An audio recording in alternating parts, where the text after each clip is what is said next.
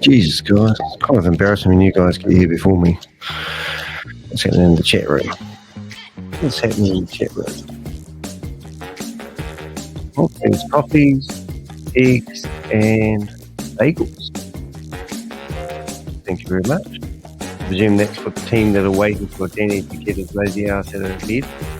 Yep, 1 minute past 7 in New Zealand, and it's Tuesday.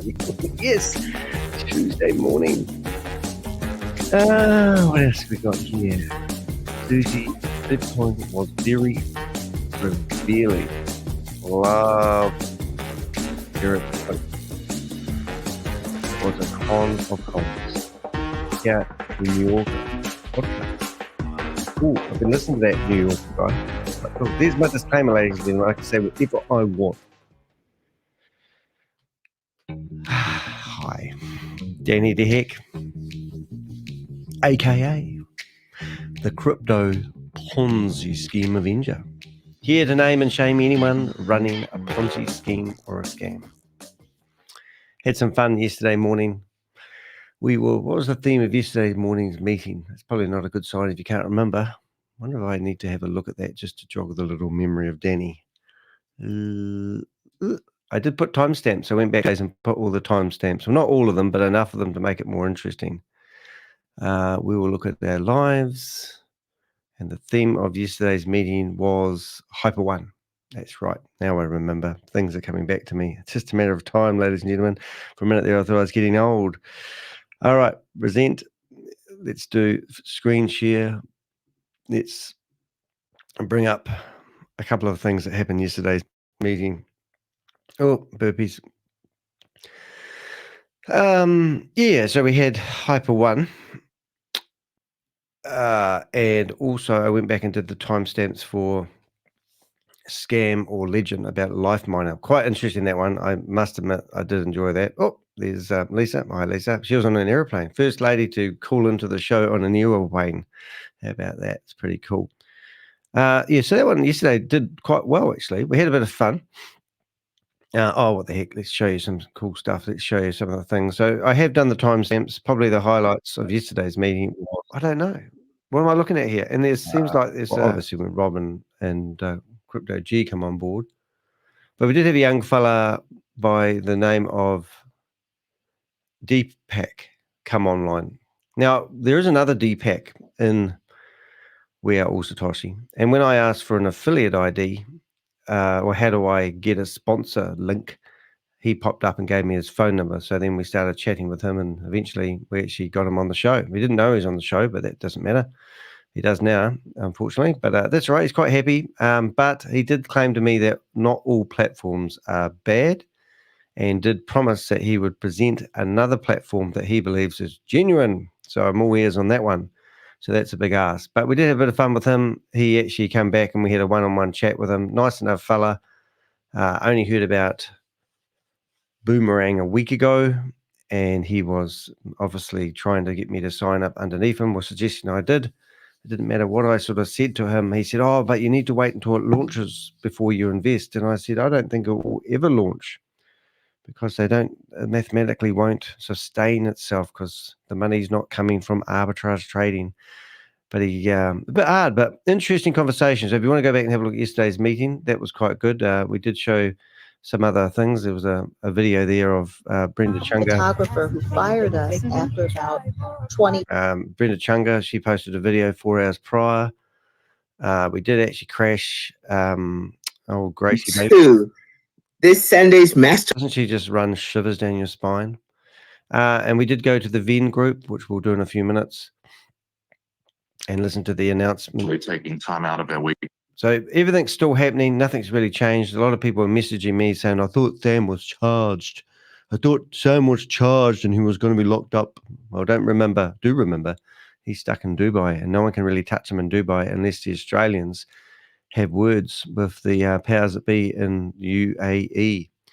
All right, so that was cool. So we had a bit of chit-chat in the chat room before I got here. Josh, yes, the scammers are scammed. Classic. Looking forward to checking out the podcast. Yeah, no, it is a really good podcast, actually. Did you post a link? Oh, you did. No, it's quite cool. And he did a really good talk about Stephen Reese Lewis, which is quite cool. I'm sure you guys have seen this one on YouTube, Crypto Queen documentary. Yep, I have seen that one. That was pretty cool as well. That's one of the people I was going to say we should go hunting for. And then we've got good morning, Danny. Hey, Danny. Hey, it's me. Here I am. And what have we got? What's the meeting link? Oh, you're good. Well, why don't we get stuck in and doing that one first? So what I'm going to do is get you peasants. Don't call people peasants, Danny. Note to self. We're going to go 8. Now, I might have found a new place to live. It means that I'll have to practice being a bit quieter in the morning, but we've got to fill out the paperwork and prove that we're wealthy enough to afford to pay the rent. But there, so that was quite good. So we don't know if that's certain yet. All right, so now I've got this link here. What you need to do is follow me as you must. So if you're going to help us report this one, it would be awesome. So you need to go to zoom.us/trust-form, and you'll get a form that looks just like this one here. And in the meantime, I'll actually open up a screen in the background, which you guys can't see. And I will, where is it?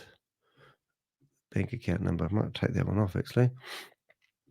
Yeah, there it is. So we have the Zoom link. Oh, I can't do it. So it's a pain. We can't highlight account. Just put this. I'm just doing something in the background so I can cut and paste my normal speech. 14. If we do this early enough, we may actually be able to get it cut off before it happens. But they have to do an investigation. Their systems are so archaic, it does my head in. All right, so we're all good to go. Right, so back to the form. The form. First of all, your name, I'm sure you guys know that much. Your email address, I'm sure you guys know that much. We're going to report fraud. Are you a Zoom holder? Well, I was, but I'll put yes anyway because I know that they're tracking my email address with comments, which is great. Are you reporting fraudulent charges? No, you're not. And then we have a standard, while I've prepared, and maybe you could do one as well, a standard sort of, I don't know how to explain it really, a standard blurb about We Are All Satoshi. And I give the Zoom link ID in there, and then I tell them I'm not a robot. I also attach a couple of PDFs that I've got on my desktop. I don't keep much on my desktop, but I keep enough to find the PDF about Grace, who's normally running the meeting. All we need to do is open that there, and you'll see this lady is a disgrace to the planet Earth. And then you go send the code. That's as easy as it is. And then what you do is you go to your email, and you hope like hell that you can get this email straight away without making it boring for everyone. Let's go to the thing. Come on, you can do this. Did I send that code? Oh, maybe I need to make sure I press that first. Put that there. Send the code. Oh, look, straight away they have problems with their form. The only way they police the whole platform is this form and send code. So there you go. It doesn't work. It's just crap, isn't it? Crap on crap. You can't even report using their form. So what I'm going to do is just leave that there, and we'll go back to our other life. Actually, so what we're going to do just before we get started, we'll do a couple of things. What I've got is the due diligence. Susie Stealth gave me a list of the old due diligence, and I've actually forwarded that back to our reporter lady, and she said there were some interesting facts in this due diligence list. So that's our goal for today, is to go through this as much as we can before we we visit a meeting.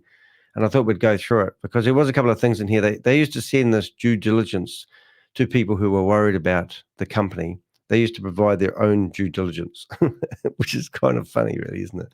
Oh, here's my due diligence about my own company, just in case you think we're a scam. Okay. But in the meantime, I want to go to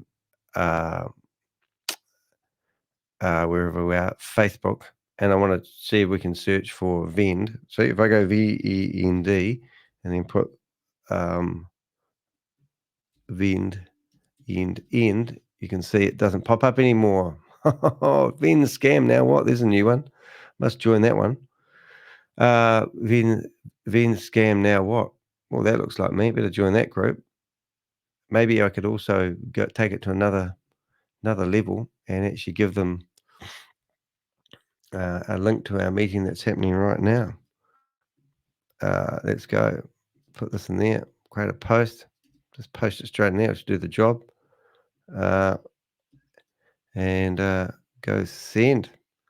Well, there you go. Didn't know there's another group. If anyone wants to join that group as well, I'll just chuck the link into our general chat room.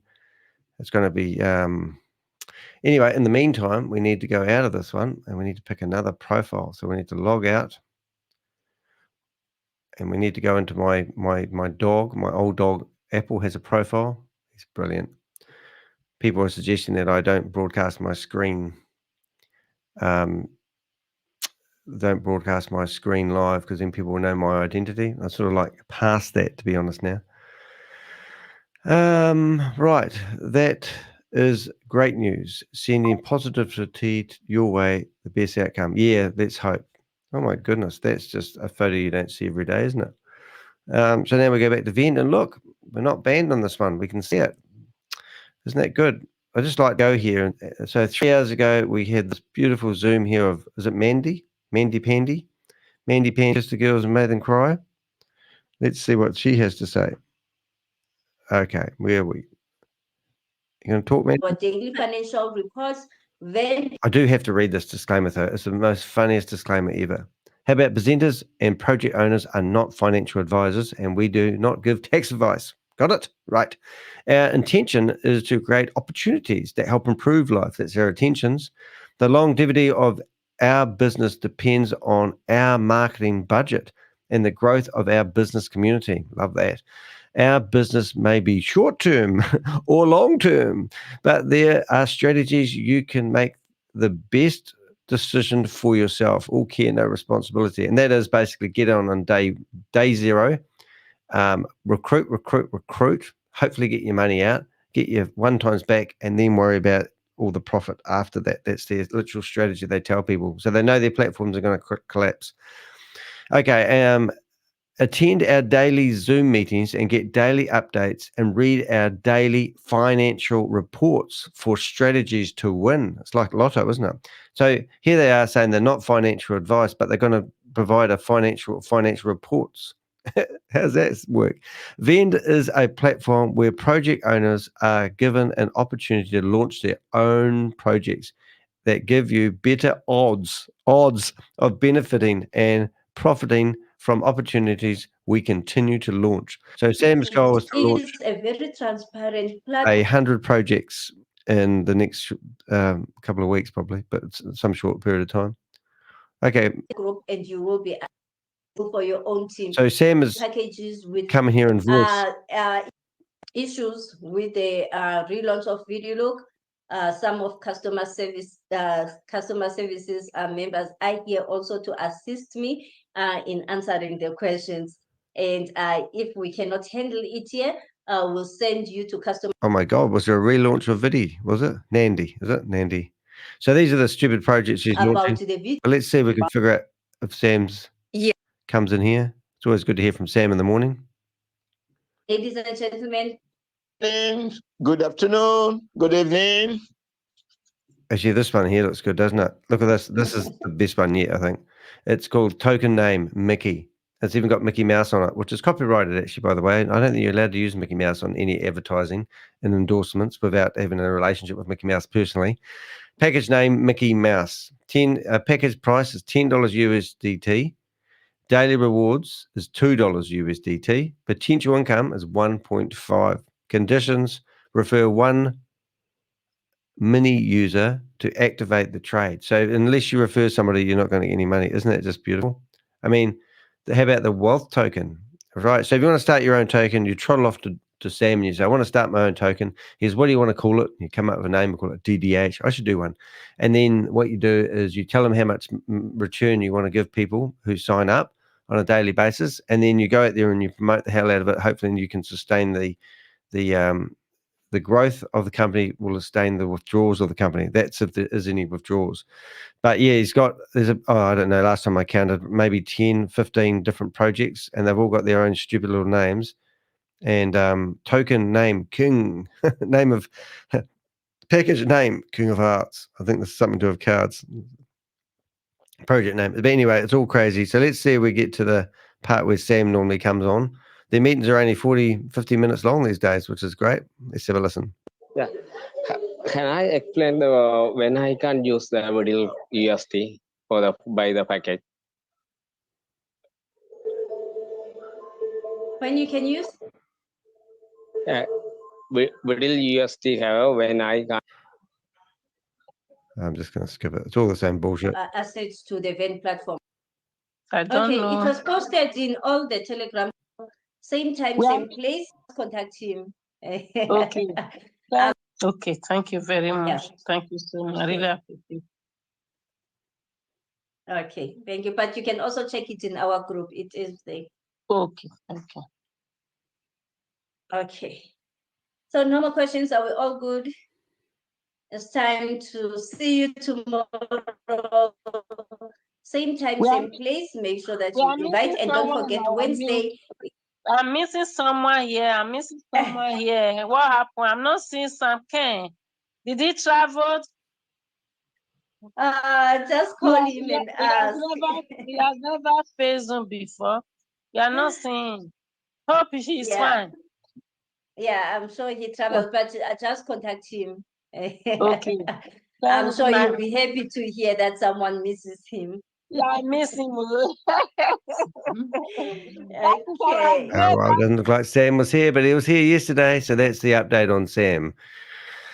Okay, kids, let's have a look at this. Now, I'm just going to rattle off. I'm just going to open a couple of links because remember, this was the links that they used to give people to proof that they were a real and genuine company. I do know a little bit about this because I've been doing it for 2 years, but I have a terrible memory, so I could get things wrong. So here's my disclaimer. Crypto, a good hello to everyone in the chat room. I must admit, is anyone going to buy me a coffee this morning? I'm dying. Hey, funny thing's going to happen. You might have noticed. That Helen came in yesterday, and we didn't have any coffee, right? No, we didn't have enough coffee for me, but she managed to get one out of the machine, which is brilliant. So we've got the wrong link here. What am I doing? Anyway, so long story short is we've got no coffee in the house at the moment. So there's going to be an uproar when she wakes up and goes to the coffee machine, goes, we've got no coffee. And she'll either try to get me to leave my show and go get coffee, or she will go down and get coffee. And then I probably won't get a coffee. But anyway, that's just the coffee sagas that we have in the morning. What have we got? Good news about lodging. Well, let's hope. Let's hope. Let's hope. I'm out to prepare for a snowstorm, but till then, check later. Here's entertaining vid about. Oh, good one. I like these entertaining vids. Well, let's just have a look at this entertaining vid. Hopefully, it's got no music in it, Josh. How do I get that window open, Danny? It's already open. Do I have it open already? Problem is, the new chat room doesn't allow me to click on links, so I have to go and open it up in the real session. So let me do that. Let's go have a look at the entertaining link on YouTube. Put that over there. Let's see what we've got. Oh, repeating myself. Let's have a look. Let's see what we did.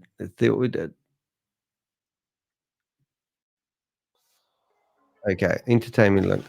What's up, guys? How you doing? This is your boy, Bitcoin Rodney, coming to you guys straight from my basement. Today is an exciting day because today what we're going to do is we're going to leave here. You're going to follow us on the journey all the way down to Baltimore. This whole week, this whole month, we'll be doing a bunch of yacht shopping. I know most times people go to the store for grocery shopping, or they go to buy bedding or linen or clothes. Today, we're going to go yacht shopping. So let's go. Check us out. Stay tuned. See you on the other side. Peace. Wow. Well, Bam. So my man just got two boxes. You already see what the boxes says. Look at this shit right here. Look at this flash shit right here. Look at that. Oh my gosh. That shit. Yo, those is so fire. all right. This might be entertainment, but it looks like it's 22 minutes long. We're going to come back to that one, Josh. It looks good, though. Well, you go prepare for the snowstorm. All right, so let's see. Right, Collinstar Capital. Collinstar Capital was actually Ryan Jew. 40% of Blockchain Global was actually owned by Collinstar Capital. And HyperTech Group, well, theoretically, we think it's Sam's, but we're not sure about that either. but that was the umbrella company that basically set up. Basically set up. So what would be better? I'm actually going to take that list, and I've actually put that whole list of all these. What am I trying to say, Danny? All these URLs, which I haven't got. Sorry, we've got to go back, don't we? All these URLs that you see here were actually quite useful. So what I'm going to do, I'm going to go to persons of interest, right? And I'm actually going to search for. What do we call this thing again? HyperVerse. And hopefully it will pop up. Here it is. And for people who don't know how it all works, what we're going to do is we're going to actually add a document. We'll just put the document here, and we will paste links. I'll call it due diligence later. I'll hold it.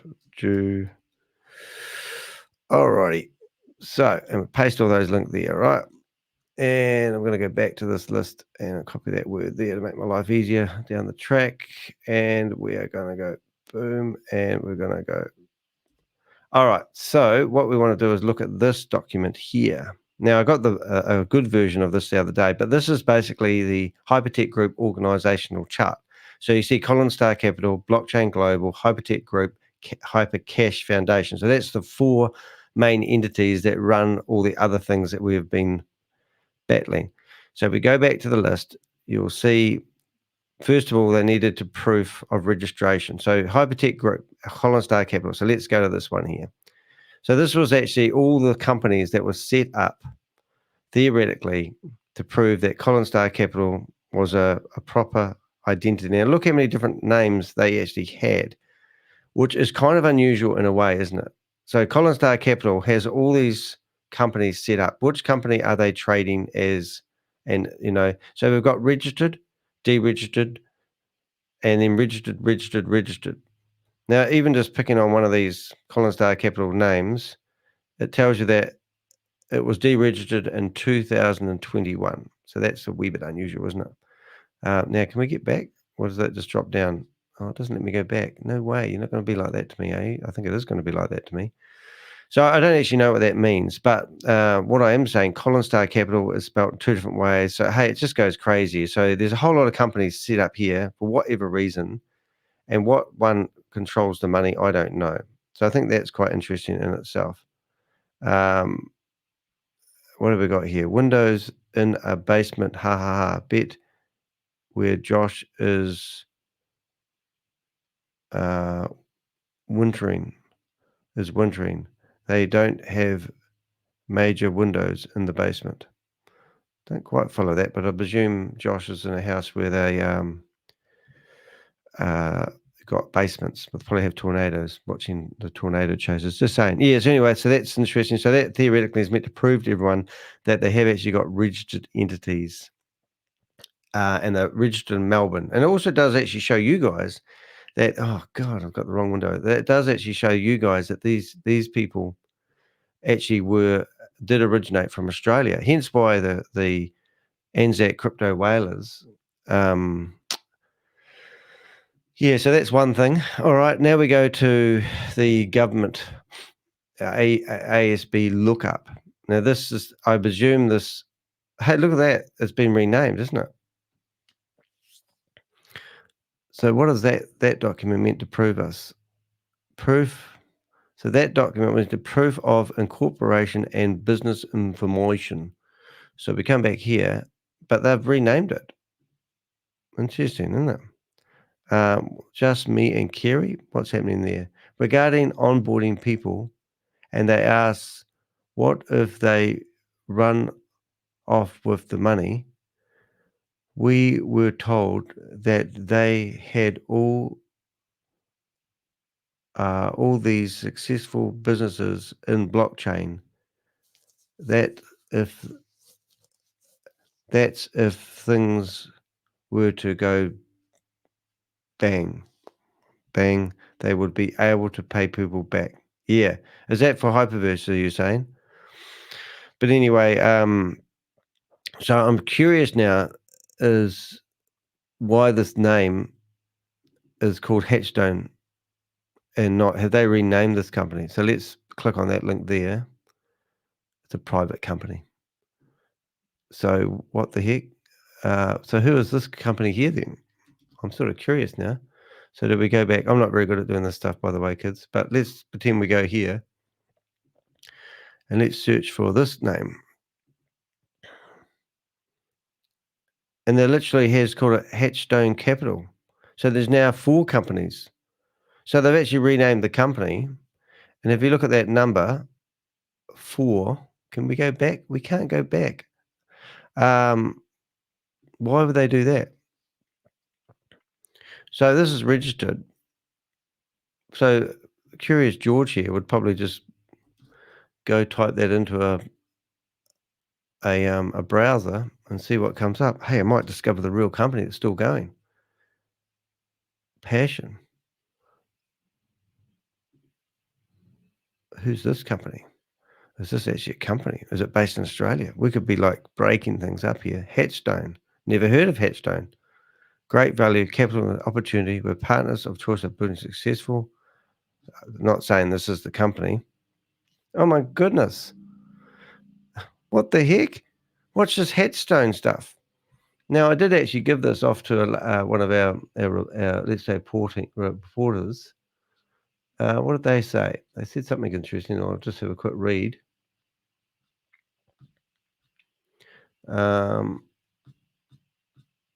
What have we got? Due diligence.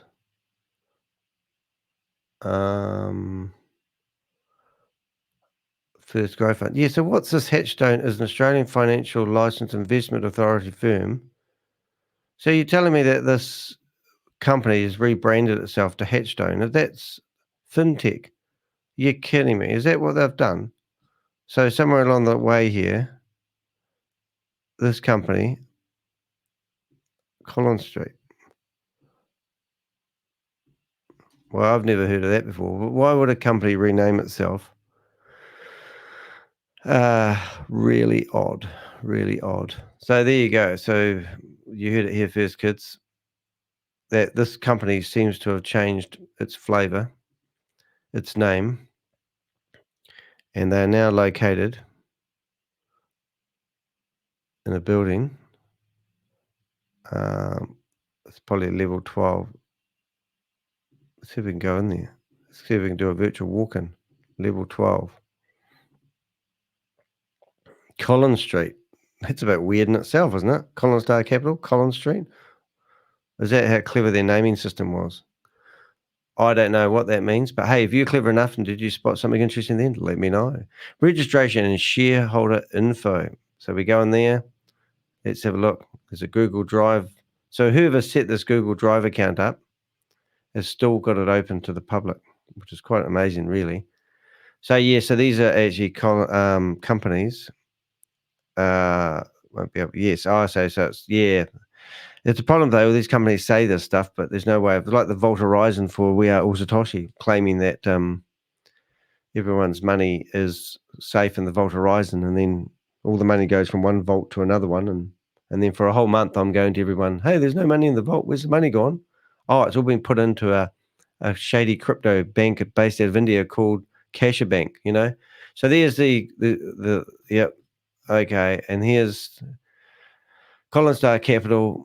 As we saw, there was many Collinstar Capitals, not just the one, but they were on Queen Street. They weren't on Collins Street as if they are now, even though they seem to have renamed. We should be able to, if we dug deep enough, probably go through and find out where they had the name change. Oh my goodness. Look at this. Principal Place, Collins Street, number 11. They're on number 12 now. So they've actually gone up a building. So they're actually on level 12, Principal Place of Business. So you're telling me there's a company there that has rebranded itself from, what do we call it? Collinstar Capital to whatever it was called, Hatchstone Capital, and is still operating out of level 12. Anyone live in Melbourne? Can somebody go knock on their door and see if they've got all the money? I mean, that would be a bit of a hard case, wouldn't it? So I think that's director. I think that there is Ryan Zhu's real name. I'm pretty sure that's him. Born in China. There's his birthday. That's quite handy. No, it's not his birthday. Got that wrong. So suppose we could go into a deep dive and start researching how many companies he's got his name on. Well, you can do that if you want. Secretary. Now that's probably Alan Wee. He was the other guy that was involved at the start. That's probably his Chinese name. I don't exactly know. Lots of China here, isn't there? Lots of China. Be a bit alarmed about that, just saying. Yep, there you go. So shareholders, 40%. So that's interesting. So Collinstar Capital had 40 shares. I don't know how to read this shit, mate. Don't ask me how to do this stuff. But there is proof that this company is a real entity. So that's why people felt like they could invest in HyperVerse, because it was a real entity. And it's just going to go on and on for pages, is it? Let's have a look. How many pages have we got? Doesn't say. But it does go through. And don't forget, all the links to this stuff is in there. I'm bored already, so I'm going to go back to that. So there you go. There's proof that Collinstar Capital was a real, genuine company. We've got 28 minutes before we try to gate crash. Okay, so now we've got Blockchain Global. Now, Blockchain Global was theoretically owned by Sam Lee. So let's have a look at that. Look at the TrueStar Marketing. Where did you see that, Susie? TrueStar Marketing. TrueStar Marketing. Did you see something I didn't see? TrueStar Marketing. Was it way back, was it? I've lost it now, haven't I? TrueStar Marketing. TrueStar Marketing. Looking for TrueStar Marketing. TrueStar Marketing. TrueStar Marketing. TrueStar Marketing. TrueStar Marketing. TrueStar Marketing. Don't make me search. TrueStar Marketing. TrueStar. Are you saying look at the TrueStar Marketing? No, I'm not very good at this. Maybe. Okay, that was the doc where you were shown off Collinstar. All right, let's go Collinstar. Collinstar. Collinstar. No, I'm lost. Collinstar. Okay, TrueStar Marketing. Can you do a search on this? Probably can. Let's have a look. Search. And we're going to go search for true. Two things. True color advertisement policy. That's one reference. Control F. I've done that. I'm a step ahead here.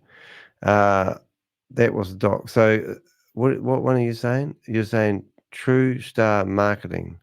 We've got True Color. Don't know. Maybe we go back and we go to connect. No. Why don't we just do this? Why don't we just go in here and see who TrueStar Marketing is? I'm going to lose people though, Susie. They're going to run away. They're going to go, I'm bored. Put in my brain. Oh, that was who you were referring to. So what was their involvement? All right, we're up to speed now. We're back. We have found it. So they had some involvement. And what was their involvement? So all these companies, I believe, need to be researched. And I think that's the point, really. So if we went to a search engine and just searched this company, we'll probably find True Color advertisements. Or maybe we just go back to here and we just search for them and see whether they still exist. Okay, so they still exist and they're still registered. And then you click on these suckers and you find out that they have been going since 2012. See, this is why there's a bunny rabbit.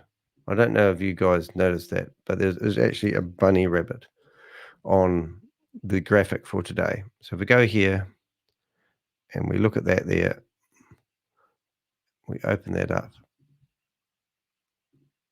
and we go to this here, and you actually see there's a friggin' bunny. They own shares. Okay, yeah, I got that. Everyone else wouldn't have got that, but I got that, yeah. So if we go to here and look at today's picture, you can see there is a bunny rabbit. See the bunny rabbit? There he is. Bunny rabbit. There he is. Hello, bunny rabbit. I move him over here. He's a bunny rabbit. That is because when you start going into these things, it just goes down into a rabbit warren. See what I did with that? Pretty clever. All right, yes, so there's lots of other entities that could be explored if they really want to, and I assume that liquidators that have spent 1,500 hours of their time hoping to get paid have actually investigated this. So let's go to the next Blockchain Global, and let's have a look at that. Thank you very much for that, Susie. Right, now we're going to go into Blockchain Global, pretty much the same deal. There was 3 companies set up under, what's this one? Under X, that looks good. So these are Blockchain Global Holdings, and I don't know the difference, but there is a company, the PTY companies. There is a significance of that particular name. A lot of people set their companies up in Australia with that. I haven't seen that in other countries, but in Australia, they seem to have these PTY limited companies. So maybe we could ask Google and go, what is a PTY company? And we come here. What the PT? Oh boy, Danny didn't get that right. No surprise there. I don't think I'm the right person doing this job. Obviously, PTY, P, not B. Damn, that's not good. PTY company. Here it is. Here we can read it. Have it read to you. Reading. Speak. Proprietary company, the characteristic of which is abbreviated as PTY, is a form of privately held company in Australia, Namibia and South Africa that is either limited or unlimited. However, unlike a public company, there are, depending on jurisdiction, restrictions on what it can and cannot do. So it's not a full-blown company, but it's a private company. Okay, so it must be.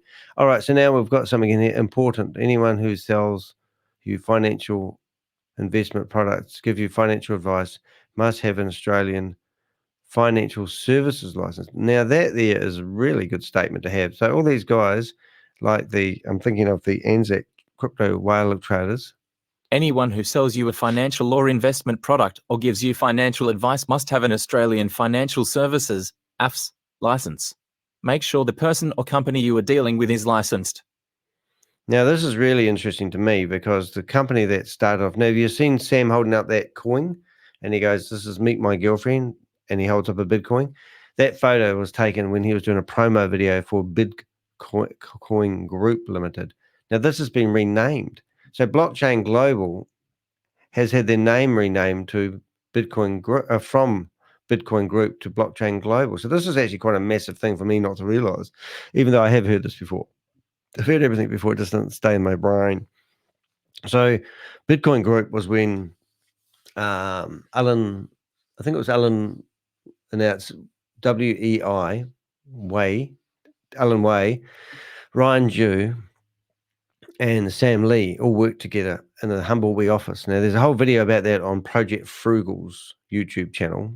And if you go to the homepage of my YouTube channel, you'll see a whole playlist dedicated to Project Frugal's videos. So you can go find out about that. So that's really interesting. So that's quite an important thing. The fact is they've just renamed a company that existed back in, I think it was 2014. I'm pretty sure it was. Yeah, I think it was even, but yeah, probably about right when they formed the company anyway. So that's really interesting. Now, that is really interesting. Now, from my knowledge, Brian Jew actually owned 40% of Blockchain Global. So that proves that they're registered. Right, that's great. Proof of registration with the Australian Securities and Commission. Well, they've now been investigated by the same company, I presume. Let's have a look at the next link. So we've got ABS lockup, and notice they've kept the same name still, and it's been active since 2014. So that's great. So we've done that. Well, we're doing all the due diligence now. I'm starting to think I should have invested in this company. Bloomberg. Oh, this is great. So this is the due diligence here on Bloomberg. I believe that Bloomberg, who is Bloomberg? Bloomberg must be like an international Blockchain Global. Blockchain Global operates as a Bitcoin company. The company offers Bitcoin mining consultation. But that's what they're actually all getting done for now. No, there's no article here. It's just been removed. That's what they're getting done for, is claiming that they do Bitcoin mining, but never actually did it. That's what these people were selling, which is really bad. So I'm going to click on another link now, and it's basically the link underneath the last link. Funny that. I'm going to shut down some of these windows. And yeah, so there's his Chinese name, otherwise known as Ryan. Is Bloomberg.com, is that some official, or is there meant to be data under here that's been removed? I'm not quite following why I've got this job this morning. But anyway, somebody threw me under the bus. So we're going back to the document, and now we're looking at blockchainglobal.com. So this is the big company behind it all, the big moment. To be honest, I can't remember if I've actually been to this website. It's trying to load. It probably won't load, and that's okay. Oh, you need a subscription. Now you tell me. Well, there you go. Need a subscription to look at that stuff. But I presume it just shows you more in depth about the company. Is that what I'm reading? Oh my goodness, Blockchain Global is no longer. So now we go to archive.org, which is our favorite website. It looks like this in any domain name that you've seen. So we did a lookup on weareallsatoshi.ai the other day, and we did actually find that company here, which I would love to show you right now, but I'm going to try to stay focused because we've only got a few minutes left. So Blockchain Global, and we're probably going back, we can go back right back to theoretically 2014, but it's not there. But we'll go to when they got lots of activity, because normally if they have lots of activity, it means lots of stuff's happening on their website and they're updating it regularly. And I think this is where I might have got my screenshot from. So the screenshot I'm talking about, kids, is this one here. And I'm assuming that when we get to this one here, it will bring up that same website. And then I'll say, oh, yes, I have been there. So this is blockchainglobal.com. And we're waiting for that to load, which hopefully is going to load now. And it's going to be a brown website. Just at a guess, a dark brown website, or maybe black to your untrained eyes. I used to be a painter and a decorator for 10 years. That's why I'm so highly qualified. Oh, look, I've got a... now I'm going to just, while that's loading, I'm going to get myself ready for the meeting, the Zoom meeting. Let's open up Zoom, just in case there is one. Always like to tune in. I'm going to have to change my name today because I got busted. I'm going to call myself, okay, everything blockchain. Is that it? Must be still loading. I'm going to call my last name. I know what I'm going to call it. Block. Horizon. Horizon. Copy. And use your name. Paste.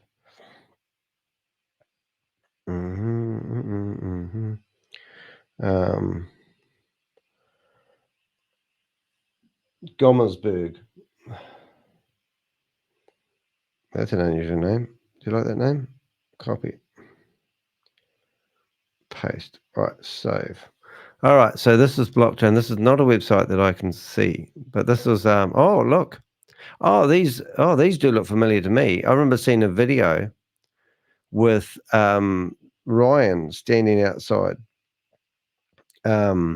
claiming they had to move their mining operations. I wonder if that's actually his team management. Learn more. And these are all the companies that they were theoretically touting that they were. Oh, Shape Capital, all these capital companies. I want to know the significance of using the word company. Oh, there he is. Here's Sam on TV, 2017. This is interesting because I didn't think I was going there. Then contact us information. So New York. So they did move their offices to New York.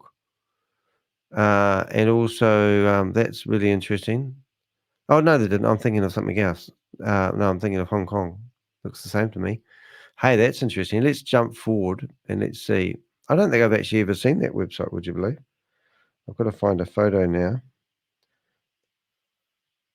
I'm looking for a photo so I can...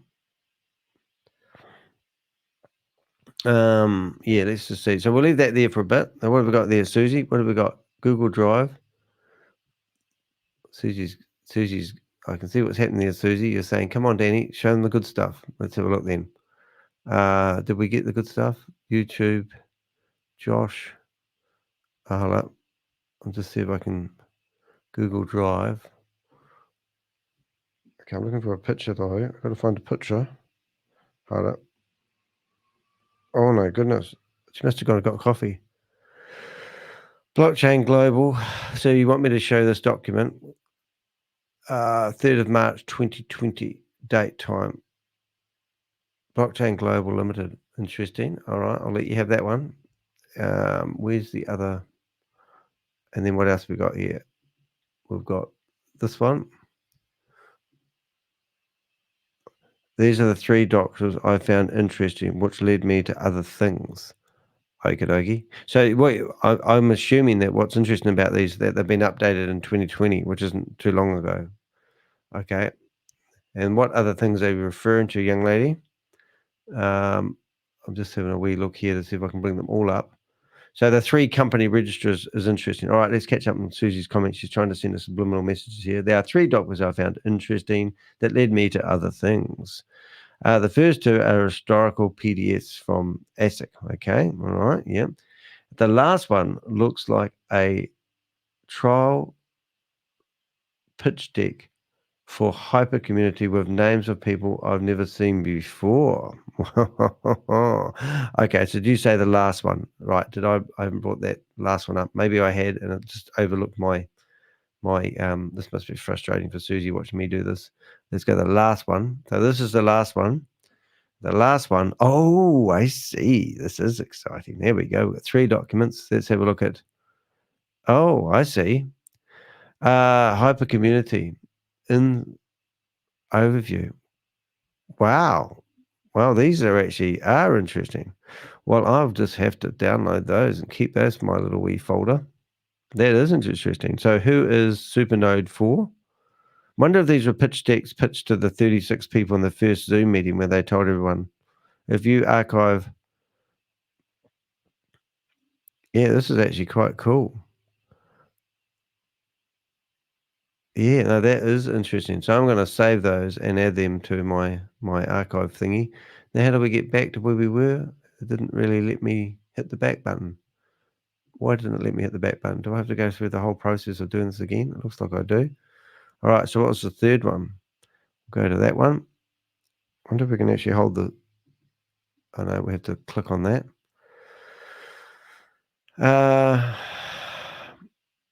Supernode presentation. So these are obviously 3 different presentations for 3 different levels of people.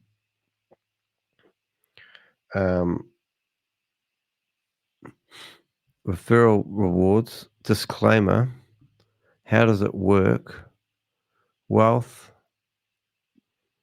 community awards, accelerated system. Yeah, this is actually pretty clean, ready to rock and roll pitch decks, isn't it? What was the coin that they were using to actually move the money? I'm going to download that one as well. Oh, I love this stuff. Reward potential. My reporter lady, I won't say who, I hadn't heard of First Growth Funds. That was interesting to her. And then last but not least, project overview, disclaimer, a crypto community founded by crypto industry giants. Oh, yes, everything's big. Yeah, these are actually unseen. I have not seen these. So what time period? Now, this is really good. Amazon, Microsoft, Taxman. Oh, my goodness. So who's that guy? The Chief Intelligence Officer. Didn't they? That is really cool. This is gold, ladies and gentlemen. This is just showing you that this company has been well thought out. And look, it's strictly private and confidential. Not anymore. Not now. It's on the Crypto Ponzi Scheme Avengers YouTube stream. It's public information now. Will be shared and mass copied around the world. Yeah, that's probably just about a presentation all in itself. Equity. Yeah. Actually, to be honest, it kind of saddens me a little bit because it's kind of like, all these, this is a ploy to fool people out of their money, which is just shocking, really, isn't it? Right, I've got my Russian name set up. I've got a Russian identity today, ready for the meeting that's going to happen in 10 minutes' time. And I'll go through and find the right link to click on. Yeah, but this is actually quite big stuff, really. So to be honest, I kind of, when I get stuff like this, I kind of want to go to my big vault here, and I want to kind of get the PDF files, and I kind of want to save them all. That's just what I do. So if I'm going to put these anywhere, I'll probably put them there, and boom, boom, boom. That's how I get my data, guys. Look, there it is, uploading. Is there a word such as uploading? And now I'll have all those pitch decks on my server forever and a day. It's taking a wee while for them to go through, though, isn't it? Yeah, no, very interesting. Good one, Susie. Good spotting. Susie doesn't miss much. She did have a spelling error yesterday, which we're still trying to get over, but we'll get over that. Don't you worry, Susie. It's only a matter of time. All right, so that's good. So that's Bloomberg. We've got the registration of, I think we've already been there, but I'll just have another look at that. We've got lots of comments coming in. Is that document you see shared owners? Is that document you can see the shared owners? Not sure, actually. Look at that super node, and it was 30. It was 30,000, very close to was. Yeah, the similarities is actually stupid, isn't it? I mean, I think that's what I'm getting when I look at this stuff. I see the same company regurgitating the same stuff, which tells us, go to the one titled project. Did you see all the people? Oh, Susie, I have to go back now. What title? So let's go back to here. Susie, where are you? So what one were you talking about? And Alpha's on there. Oh, yeah. So what one did you say? Did you see all the people? You should be on here. Did you see all the people? Go to the one titled project. Okay, yep. So we have gone there. Yep. And now we're going down, and I think I know what you mean. I'll get there, I promise. This amazes me, though. I want to find out who this guy is and what's he doing now. And I think we've seen him. Definitely seen that guy. One of these guys got removed from it, and he said the deal was he wanted his identity cleaned up, and they removed a whole lot of advertising material trying to get rid of his name off the internet. So you're talking down here. Elf? No. I think I know the one you mean, but we just have to get there first. So Elf, wow, that's in their portfolio. Yeah, that's pretty big, actually. Binance is a bit of a joke. Claimed that he owned, I think, 17% or 7% of Binance at one stage. That's Ryan Jew. No, nothing. Tron, I think Tron Scan. Yeah. So Elf is part of HyperTech Group. That might explain why Tammy and Gobi are promoting it. All right. Well done, Susie. Now, well, just before we get there, oh my goodness, is there an error already? Got that meeting. They are working on setting a new one. Oh, brilliant. Oh, that means we can keep doing that. So there you go, guys. I'm going to actually show you that because that is good. So we've got an error. Let's hear the news. Oh, I do love those sound effects I have. But let's make it more exciting than that. Now, back to the latest news headlines with DDH. There has been an error on the We Are All Satoshi Zoom meeting. It is error, let's look it up, 1001, which normally means that their meeting has been reported for fraudulent activities.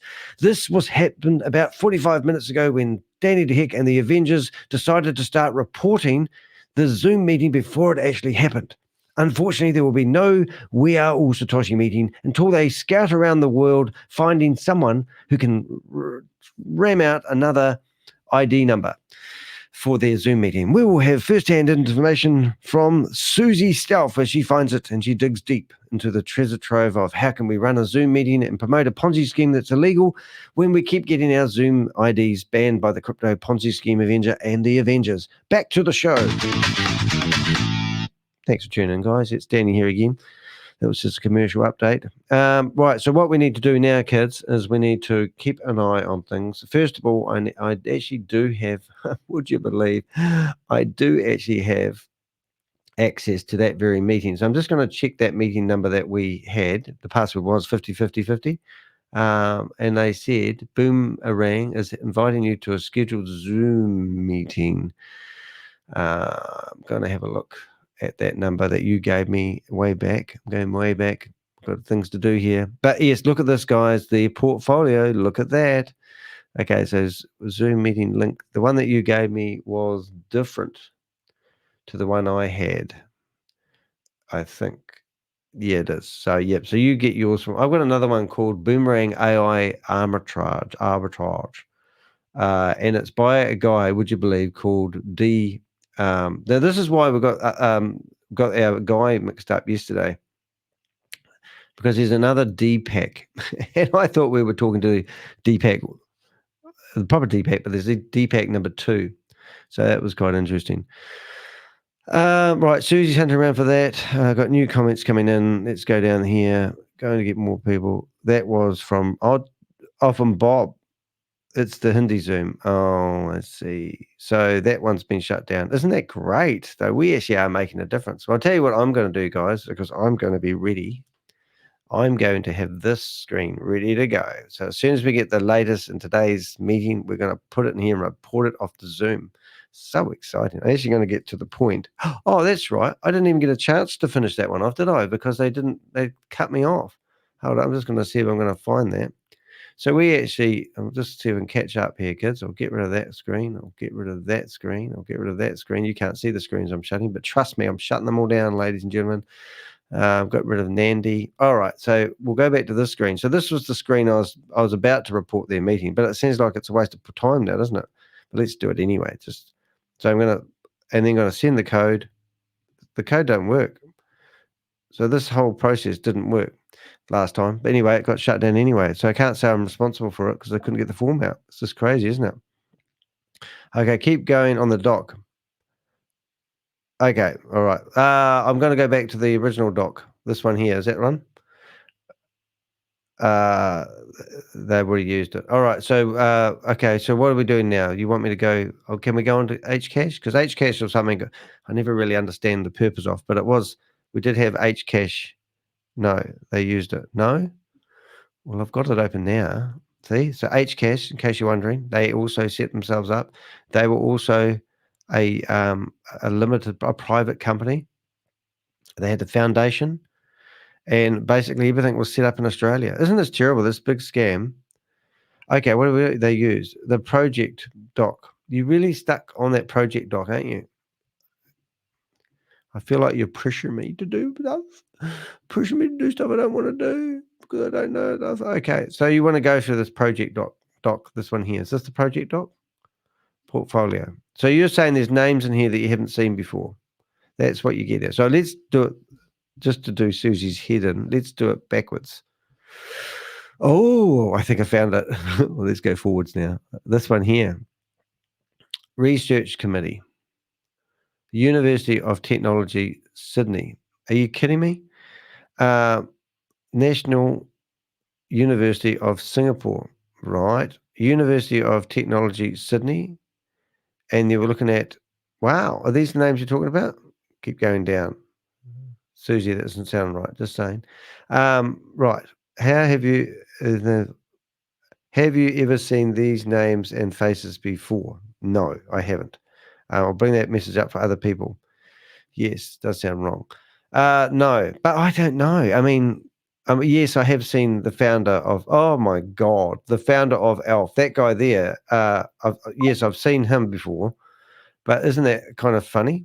So if we took his name and did a searchy perchy poos, share this tab. Oh, it didn't come up. I want to see if we can actually highlight that name and do a search. Oh yeah, it does work. Just out of curiosity. Oh, look. And look. And so here we go here. There he is there. Now, interesting enough, I'm pretty good on these LinkedIn profiles. That guy there is that guy there, and he's Alf. I thought the guys that run Alf. Oh no, that was another company. I was thinking of. There's a couple of kids running Alf. So he started that back in 2017, 6 years ago, and he lives in Beijing, China. That just gives me a lot of faith right there. But activity, he doesn't really use his LinkedIn, does he? Does he? 5 years ago. Yeah. Yep. 5 years ago, his team. So this team here would be interesting. Oh my God, who's that? No, it's not who I think it is. He's on TV as well. He'll be living the dream. So that is fascinating. Okay, well, let's just stay focused on this then. So he's the founder of Alf. He's Hash. So he was on Hash, whatever. What do they call it? HCash. That's quite interesting. So what about this guy here then? Because I never really knew anything about BC. This is the other one that I got suckered into because I never really knew anything about. Well, funny enough, I actually sent HyperBC through to, let's just say, our friend in the media, and I'm going to show you what part I sent through. Okay, so have a look at, let's see if we can go here. Now have a look at this. This is cringe material, ladies and gentlemen. This is me when I was doing my... You're going to tell me, Danny, that the Who Exchange and CoinW doesn't exist. You're also going to say that HyperBC, which is connected to a regulated bank... Another Hyper! Oh, no. HyperBC, but it's regulated. There's a bank behind it. Danny, do your research. There's a... Yeah, so we are doing our research. Thanks, Keith. Hope the cancer's treating you well, just saying. What the hell? Why aren't these... Oh, yeah, there they are. Yeah, so that wasn't very nice, was it, Danny? I mean, it shouldn't wish cancer on anybody, really, should you? No. However, he has been hiding money, so I've been told. Trying to get back to where we are here. Where did we go to a pitch deck? Yeah, really interesting. Oh, we've got a new Zoom link. Okay. Right. All right. Well, better get in there. 1 minute, please, caller. First of all, I need to find the meeting. So we're going to leave that there for a second. We'll get rid of Keith. We'll get rid of that. We're going to find a window. Right. So what I need to do first is copy that link into my notes. Oh, redirects. Oh, that will do it. Redirects. Go to my notes. Okay. All right, a few things need to happen, so you just need to wait, kids. We've got important stuff happening here. We're going to get there. I think Helen's that one there.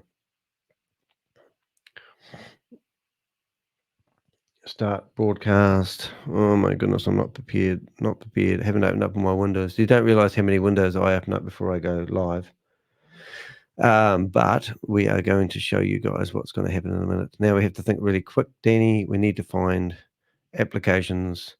We need to find a monitor. The monitor opens. We now need to go to that. We need to open that there. We need to get this monitor, and we need to screen capture that. And then we're going to go to site.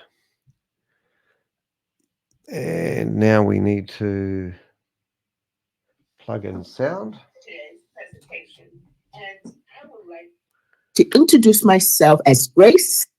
I have the privilege of being your host this afternoon. Thank you all for being here. Morning. Now, I'd like to see if there are any newcomers. Of course you do. Please, if you are new, this is the first time that you're visiting with us on UK Prime, please raise your hand, your virtual hand, so that I may recognize you and properly welcome you. Any new person here, go ahead and raise. If you can't raise your virtual hand, you can go ahead and raise your human hand. How about that? And I see that we have a few new people here. Isabel, thank you for being here. Over. And please make sure that after you see today's presentation, that you go right back to whoever invited you and thank them and ask them, what's the next step? And same here. And Avinash, thank you all both for being here. And it is such a pleasure to have both of you here today.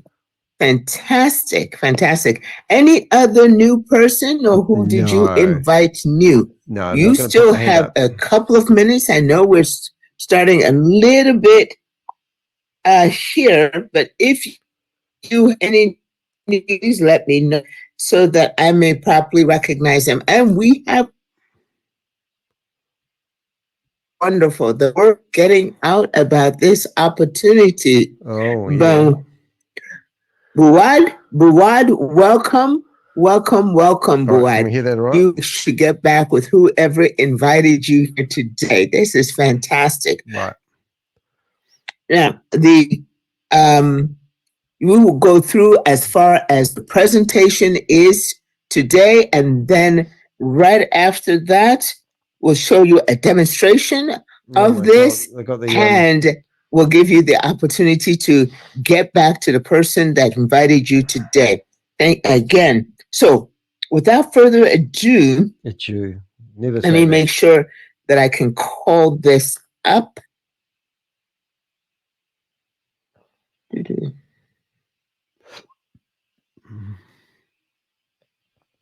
Okay. Give me just 2 seconds. Just 2 seconds here. Thank you. Danny's broadcasting live. He's in the meeting, and there's only 100 people. Surely you can find him. Kick him out. Your success depends on you. Give me 2 seconds. Any professional company like this needs 2 seconds. How do that lady? She's got the wind in her hair. She's living the dream. Oh, it's a man. No offense to the men. Look at that. Love that shirt, mate. That's pretty classy. If you're looking at the pitch deck on the left, you'll see. Okay, Crypto G, what are you doing in here, mate? It's a bit early for you. You had your dinner, have you? You would have had your dinner. We're about to have your dinner. Where you gone, Grace? Come back. Stop looking for me. You're scaring me. Let's see if the chat room's open. Let's see what happened in the chat room. She shut that down. 155 people now. Okay. Our presenter today was able to provide me a presentation. Unfortunately, he had an emergency. No, and so, but however, she wouldn't have an emergency. That means their ID got banned. Presentation so that we'll be able to go ahead and not disappoint your guests. So the person who is presenting is no stranger to the stage. He has made the rank of Sheba. He is very accomplished in this industry, and it is his pleasure and my pleasure to be able to go ahead and make this presentation for you. So give me a second. Let me go ahead and make sure that I get all of that queued up for you, and we will get started. I can't believe this lady's a judge, eh? Isn't it amazing? I'm going to report this meeting in real time as we go. So if you want to report the meeting, I'll give you the link. So which one of those executives was Mr. H? Good question. Yeah. But yeah, no, it's crazy, isn't it? I think she's actually hunting I think she's flustered today. So we'll see what happens. Let's just find the meeting ID. So I'm reporting this meeting in real time, and I'm going to ask you guys if you wouldn't mind doing the same. I know it's not very exciting reporting all day long, but many hands make, and obviously there's no such thing as an emergency. That means that their account that we're going to use, it might have been Joe's account, has been banned for promoting Ponzi schemes and scams. So it's quite cool. I'm pretty sure Zoom must have some way of figuring out who's in the meeting and banning. If they just banned everybody in this meeting, including myself, it would save a lot of grief for people who are losing money right now. Anyway, point being, we are reporting fraudulent charges. No, I'm not. And now I'm going to attach a couple of the documents because in case I meet somebody in the support staff who surely Zoom must know us firsthand by now, you'd think. So we are also the 2 documents. I'm just doing this in the background. That's why you can't hear me. And I'm going to ask it to send me the code. And this time it worked. So that's relief. And here's my new code. All right, that's good. So we're at 13.9519. So in case you are new here, I will stop Gracie Baby for a second, and we'll go into presenting. We'll share a screen, and we will go report. So this is me reporting the Zoom meeting for today, and you can see in here. You go to this address, which I'm going to give you guys. Hello and welcome to this presentation of the Boomerang Zero Loss Trading Platform. My name's Joe, and I'm a key trainer for the We're All Associate and Boomerang ecosystem. And tonight I'm going to be giving you a detailed explanation of how Boomerang works. I'll show you that in a second. And how you can benefit. Anyway, so what I'm getting at here, guys, that's the link and the PDF you could attach. And I'm going to run through this. I think I've just timed out. So here's my name, fraudulent, Danny. Here's my standard letter. So here's my attached documents. And I think I need to send a new code. You to this presentation. Ask them all your questions. Get the answers that you want. But most importantly, and then you have to wait for an email to come. How can I get started? Because believe me, this is an opportunity that you really do not want to miss. Okay, so let's begin. What is actually happening right now is a big crack up. Share my screen. I'm going to show it in a second. Helen's going out to get coffee. I can hear the garage door going up. It's all right, Pac, you'll get us copy. So that's how you report the meeting. So now we'll go back to the shambles that they've got going on at the moment. Boomerang, share screen. Zero collateral AI arbitrage protocol. Now, what's really funny about this seems like a recording that they are playing. It is a recording. Brilliant. So Boomerang is a fascinating concept that combines elements of artificial intelligence. So now we've just reported this link as well. And arbitrage trading. So the chances of... There's nothing particularly unique about any of these things. These 3 things have been around for a long time. So how many people have we got in the room? 197. We've all heard of artificial intelligence. It's rife in all industries at the moment. But we are probably most commonly aware of artificial intelligence because of our smartphones. Although it's been around for many, many years, wonder if we can do we most commonly know it because of our smartphones. Flash loans, we probably haven't heard about. Okay, animations, whatever they call them, are open. So you can draw all over the screen if you like. But they have been predominantly only available to top traders and tech developers. Okay. But what we can do is why Joe's going on about the stupid arbitrage play. We don't need to watch this recording. We can keep going through this PDF file, which is quite exciting. It's something the but we will keep their window open as we go through. So on the right-hand side, you've got Joe. And just for those... is the first platform to bring these 3 things together. I think I might have accidentally swiped on the screen. 3 of these things readily accessible. Uh-oh, I might get kicked out of here now.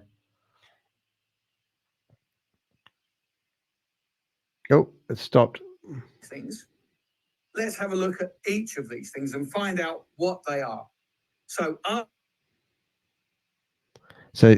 arbitrage involves exploiting price differences of the she's trying to do now is I've accidentally put those 2 red lines on the screen while I was swiping between screens. If an asset is priced lower on one exchange and higher on another, traders can buy the asset on the cheaper platform and sell it. Does make me want to do it again, though. Profiting from the price differential. Now, arbitrage opportunities are fleeting. They come and go very quickly. Sometimes they can last only a few seconds. Some will last a few minutes. But in either case, they take quick execution. They require a fast eye and fast action to be able I've crossed out Joe's face and capitalize on the price differential. Now what I'm going to do is I'm actually going to leave the meeting and go back into the meeting because I've done those annotations and she will kick me out. But if I disappear and just change my name quickly to Fred, that would be enough. She's not that clever. Fred, save, and I'll just go through and grab another photo. This is how I get my photos, guys. I'll just go down until I find some random person. Do pixel, that wouldn't be very good though, would it? All right, now I just hopefully got to find somebody that looks random. Random Steve. Yeah, this guy's always been pretty good. And that's it. Beautiful. Look at that. And then I'll go back. And now I need to go back to this and go to site. And then hopefully I'll be back in the meeting and she won't recognize me enough to get me banned. And of course, you've got to be able to sell that asset. And all of that, through all of that process, you're thinking about what you may lose. Look at Joe's because face. At any moment in that process, it's possible that that trade could become a losing trade. By the time you finish and finalize crosses on his face. that transaction, you could have lost thousands of dollars. Anyway, we're going to let him go quiet. But annotations are open, ladies and gentlemen. And that lady in the top left-hand corner, she looks like she's really impressed. I am curious, though. Swap it for something else, then move it to the final stage. Oh, she removed me from the meeting. She found me. Oh, my goodness. Oh, well, there we go. Some good entertainment there for a while. Poor Joe's probably still got crossovers over his face, though, isn't he? Yeah, so let's stay on target. Well, that's not a bad thing. We don't need that meeting. We didn't want that meeting anyway. So we were having a good look at this meeting here. So if I do presentation, stop. I was too tempted. I shouldn't have scratched all over his face. So share screen. And we just got a text in from someone.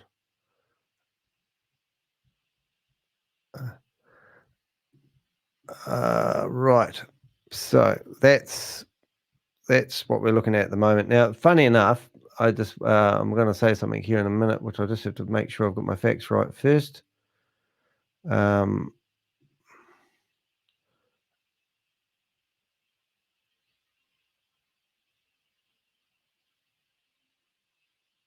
So Roy Kanacha has been telling everyone that he is going to do a class action lawsuit against Sam for how long? How long have you heard Roy saying that? So now I've pointed out to him that you can't do class action lawsuits in Dubai. He's now coming back saying, when I say legal proceedings, not reference Sam, local, the other matter I spoke of about you. I mean, what the hell does that make? So I've asked Roy to come in here and answer 10 questions. I've even given him 10 questions. They had nothing to do with a lawsuit, just to sort of understand why he's chosen to be a multi-level marketer guru for the rest of his life. He said, yes, he would be happy to come in here on the 27th or the 28th of February and answer my questions. I mean, the whole world's going to change shape by that time, I said to him. So I basically just ignoring him. But he must be in here now watching what we're doing and sending me messages. He alleges that he's so incredibly busy, he hasn't got time, but he's always in here chatting. So he's just full of shit. She can't figure out how to remove it. She got me removed, though. So that was quite funny. So that was quite cool. So I'm going to show you guys that. So I don't know if you guys need to see that, but then again, I think you do. So let's just do it. I'll show you something funny. Oh, and he sent me a text as well. You're thorough, Roy. So this is the meeting today, and I managed to cross him out. I put a cross on him. So that was the We Are All Satoshi meeting. Such a laugh. So Roy, what have you got? Not sure about Gobi. Gobi and Tammy promoting ELF. So it seems links back to Collinstar. Well, why don't you come in here, Roy, and help us? Instead of come and explain these guys. You've been in this game longer than us. Rather than pretending that I don't know what you're doing, mate. But look, if you really want to help us, don't sit there in the audience, sending me texts and WhatsApp messages, be a man, come in here and answer some of the questions. I mean, if you're looking at this document, and like this pitch deck here is actually pretty amazing. This is 2022, and this was never presented to anyone. So this was going to be the pitch deck for the hyper community. So what is the hyper community? A crypto community founded by crypto industry giants. So there you go. So you were there, Rory. Come in here, Rory. Come in here. I've given you a link. I know you're a busy man. I'm sure you've got time to come in here. In any industry and any company, you are only as good as your team. So we made sure our team had the brightest minds in the industry and proven track record. So that's good. Now, if you're not keeping up with current events, people, this document was the document that we were going through. All the links are in here. This is the due diligence document that they would give people to prove that Collinstar Capital and Blockchain Capital were registered proper entities and also foundations. Now, some of the information that is in here today hasn't actually been scrutinized for a while, so we thought we'd have another look at it. But Susie Stealth has already had a good look at it, and she's pointed us to this pitch deck that was created in 2022. Now, Roy, I know you're in here, so why don't you come in here and follow the link? It's not rocket science. I've sent it to you. All you need to do is click the link. Oops, a daisy, not that link. Present the link. Share the screen, Danny. Get your shit together. Oh, my goodness. Invite people. There's a link. Anyone can come join us on the stage right now. And we normally do have a get-together afterwards. Right, so let's go through it. So these are the next pitch deck. I'm going to go through the whole lot. Now we've been kicked out of the meeting, we can stay focused, which I shouldn't have got distracted by a silly Grace, but I love Grace. I really do. What can the hyper community do for you? Well, they can take all your money by leveraging the power of the crypto community along with the deep industry connections. The hyper community is able to put your digital assets to work and generate daily rewards and give you incredible passive opportunities. Well, it wasn't really that passive, was it? There was, at one stage, we've got Bitcoin Rodney telling people that there's 1.5 million people who are passively involved, and there's 400,000 people on top of that who are actively involved in promoting this and pushing this down your throat. Oh, you've disappeared now, Roy. Are you coming on? Come on, in you come. All right, HyperTech Group. HyperTech Group, theoretically, I believe, is the big mastermind umbrella company behind the whole lot. Still think it exists. It did look like when we looked through the company register, there seems to be a whole lot of Chinese names involved in that. So let's just look deep dive. HCash, right? So HCash. Now remember, is there a word like that? If we look at, I'm going to just download this document here, download. So we've got this document here, right? I'm just going to download it so we can make it bigger. Boom, boom, boom. Did download? I did download. So we're just going to go to downloads and we're going to go to organizational chart. Is that going to let me do that? No, of course it's not going to let me do that. Let's do it there. Organization chart. Boom. Right, there we go. There's a bigger version for us kids. So this was Collinstar Capital, Blockchain Global, HyperTech Group, and H Foundation. They are the four entities behind this company. And if you go back to this document here, you can see the first thing that anyone was going to do to prove due diligence was go through those four companies and show you that Collinstar Capital, Blockchain Global, HCash Foundation. Okay, there's only three there. Let's go back to here. What are we missing? HCash, HyperTech Group, Blockchain Global. Did we miss that? Blockchain Global. At least it's Collinstar Capital. So the first one that we were theoretically looking at was Collinstar Capital, and then we go back here. Blockchain Global. Okay, so we've got Blockchain Global, and now we go back to here, and we've got HCash HyperTech Group. Okay, so everything is a HyperTech Group. Now, what we did find out, there was a company called Bitcoin Group, and they got renamed to HyperTech. Is that right? No, Bitcoin Group got renamed to Blockchain Global.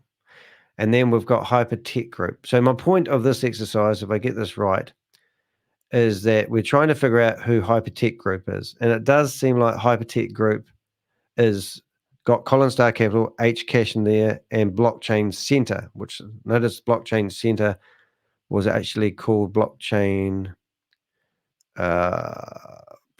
Global. So Blockchain Center and Blockchain Global, they must have changed their name. And I remember seeing that actually happening at one point.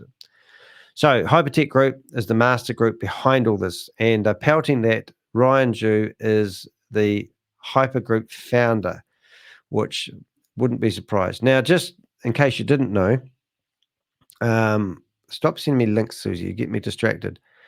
That link there. Now, Ryan Zhu proposed to buy Blockchain Global from Sam Lee. He said he was going to pay, this is what the liquidators have said, he was paying 400 Bitcoin and $1.7 million worth in cash. He got the ownership of the company, I believe, this is my opinion, and then took off with 58 million plus still counting and shafted Ryan Zhu.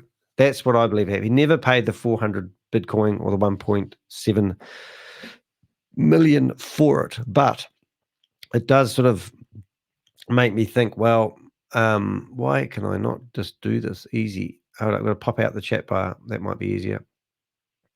Unpin message. No, that's not what I want to do. 1 minute, please, caller. Danny's trying to make his life easier. Unpin messages. Why can I not unpin? Oh, top chat. Sorry, 1 minute, 1 minute. Live chat.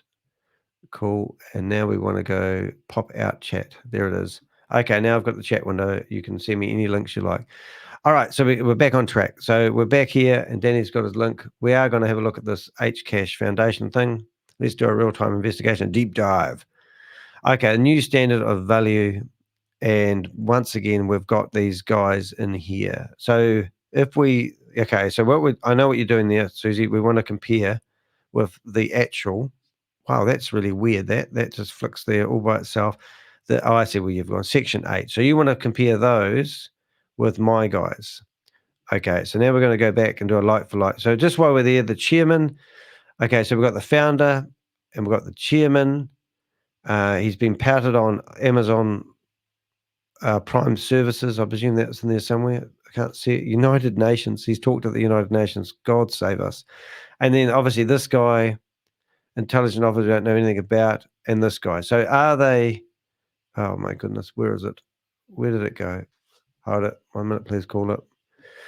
Okay, so are they, so we've got hold on, okay. So now we're going to find these guys on this pitch deck. So that guy there, he's not on here at all, wasn't he? Couldn't see him, no. All right, so let's keep going. But I know we've got to go down. I get it. Okay, and then we go down here. I was going through this one at a time, you know that, Susie. Okay, lots of media coverage. Alf. So I don't know why you give us information for Rory and then don't come in here. It sort of doesn't seem really, I'm just looking at our messages again. He set his notifications to silence. Brilliant. Love it. Good on you, mate. And then you come down to here and we're looking at those men.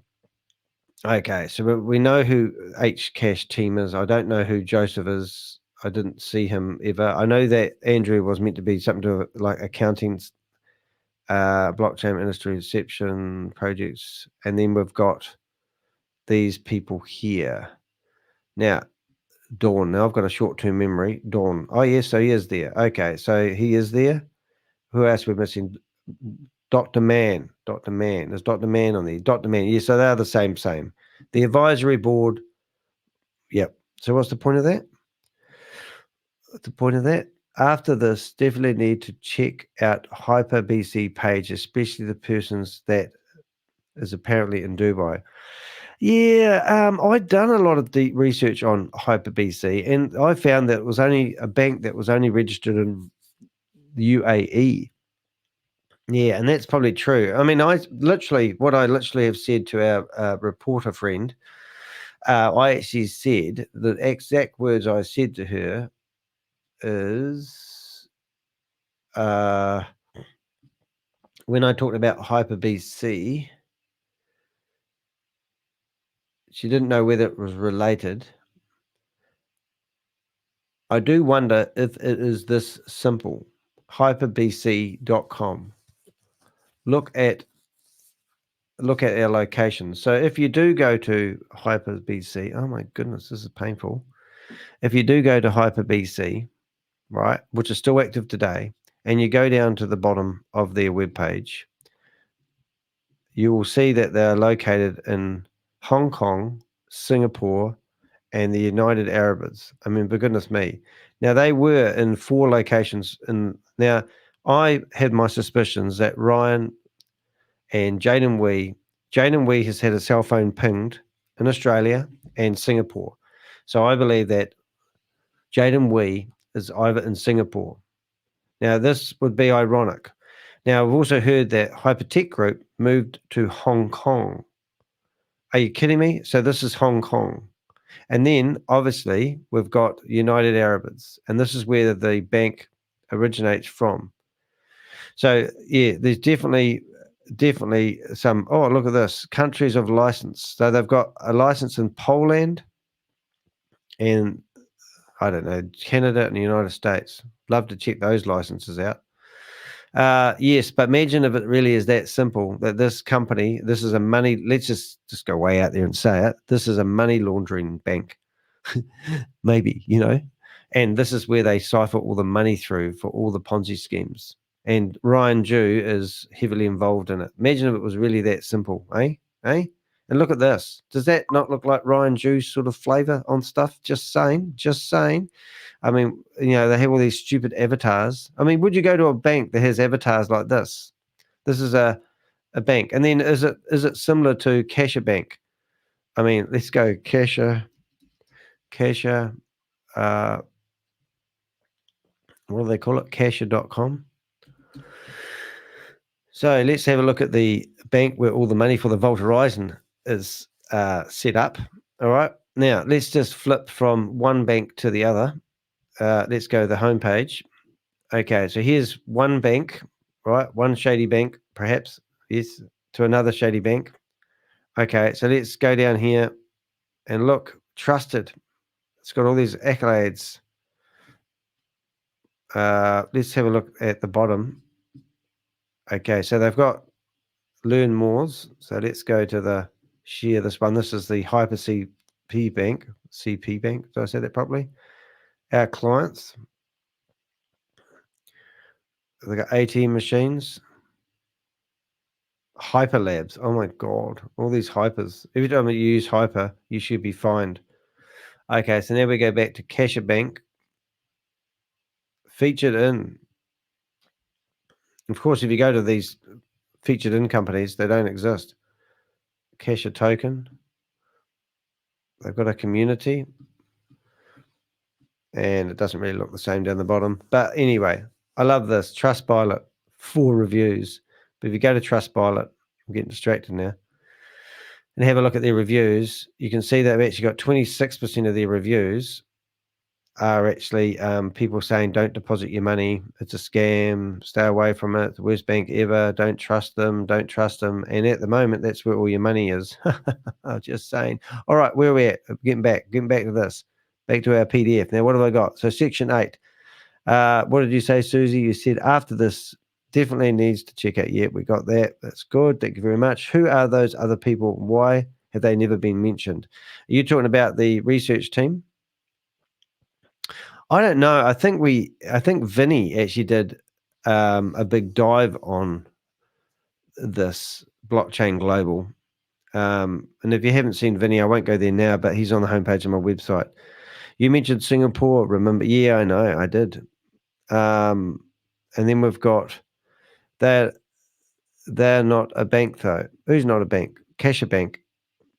No, they must be a bank. They've got bank in the title. But HyperBC is meant to be HCash isn't a bank, you mean? I think I'm following it now. Okay.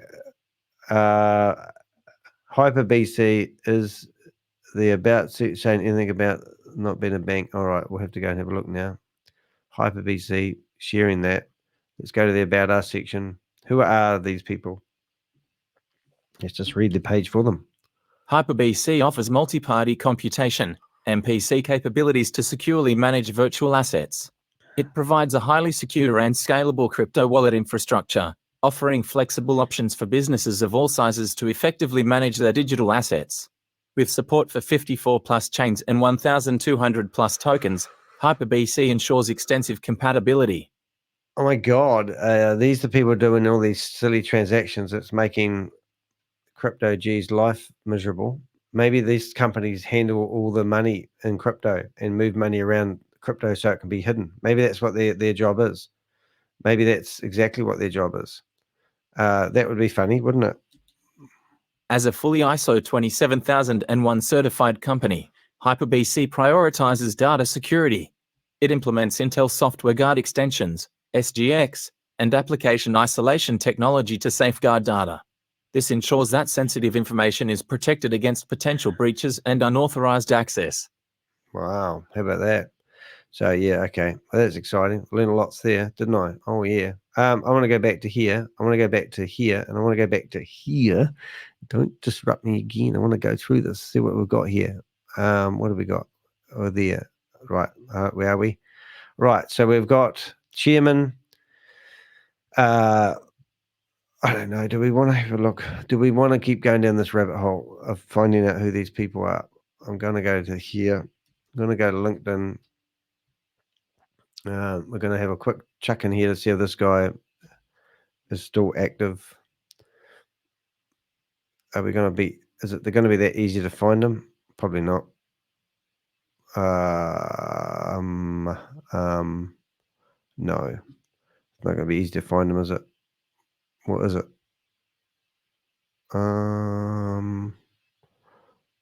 That's not him, is it? Is that the same? Is that the same skinny white guy? Oh, look, where did we go, Danny? That guy there? Is that? No, that's not the same guy, is it? They all look the same. They all look the same. Same haircut? That guy? No. Don't think same guy, is it? No. Maybe. Maybe not. It's got long hair, ponytail. Has he got long hair, ponytail, or has he got short haircut? Hiring? No.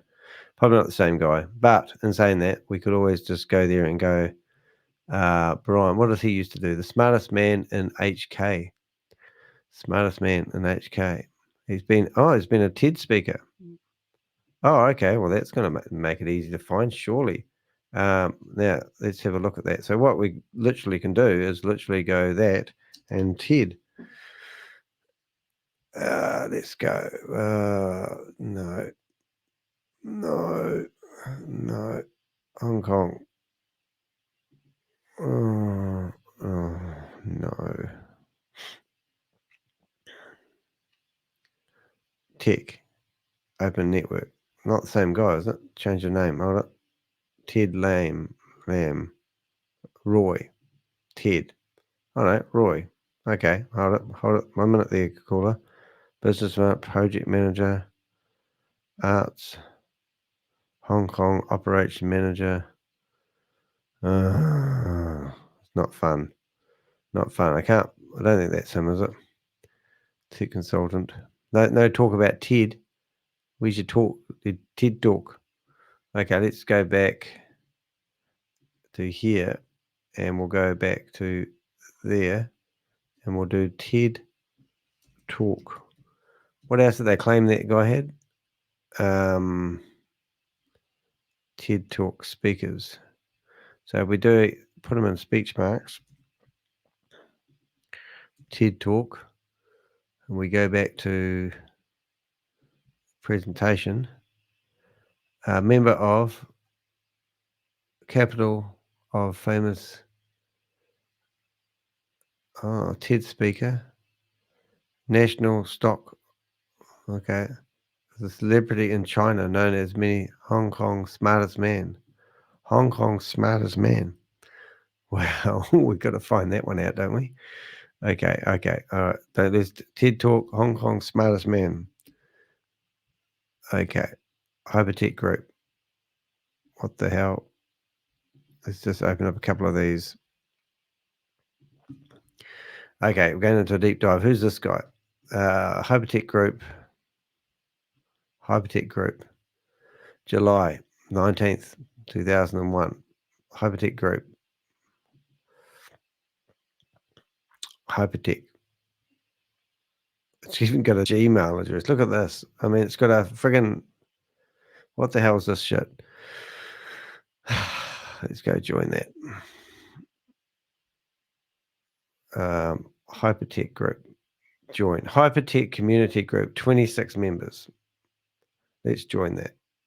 Oh my God, I'll just join that group. So if you want to join that group, 26 members, join it. Here's the link. I'll just chuck it in the chat room. Copy link address. Bit of a shambles today. How do I get this without it? One review. Copy link address. Is it going to let me do it? No. It's going to give me a great big long hoo-ha. 1 minute, please call it. I'll see if I can make it shorter. Oh my God, really? Hold it. Oh, can I just go copy? Crypto Ponzi Scheme Avenger. It's quite interesting. Members, 27 members. Edit, back. All right, I can't figure out how to do it.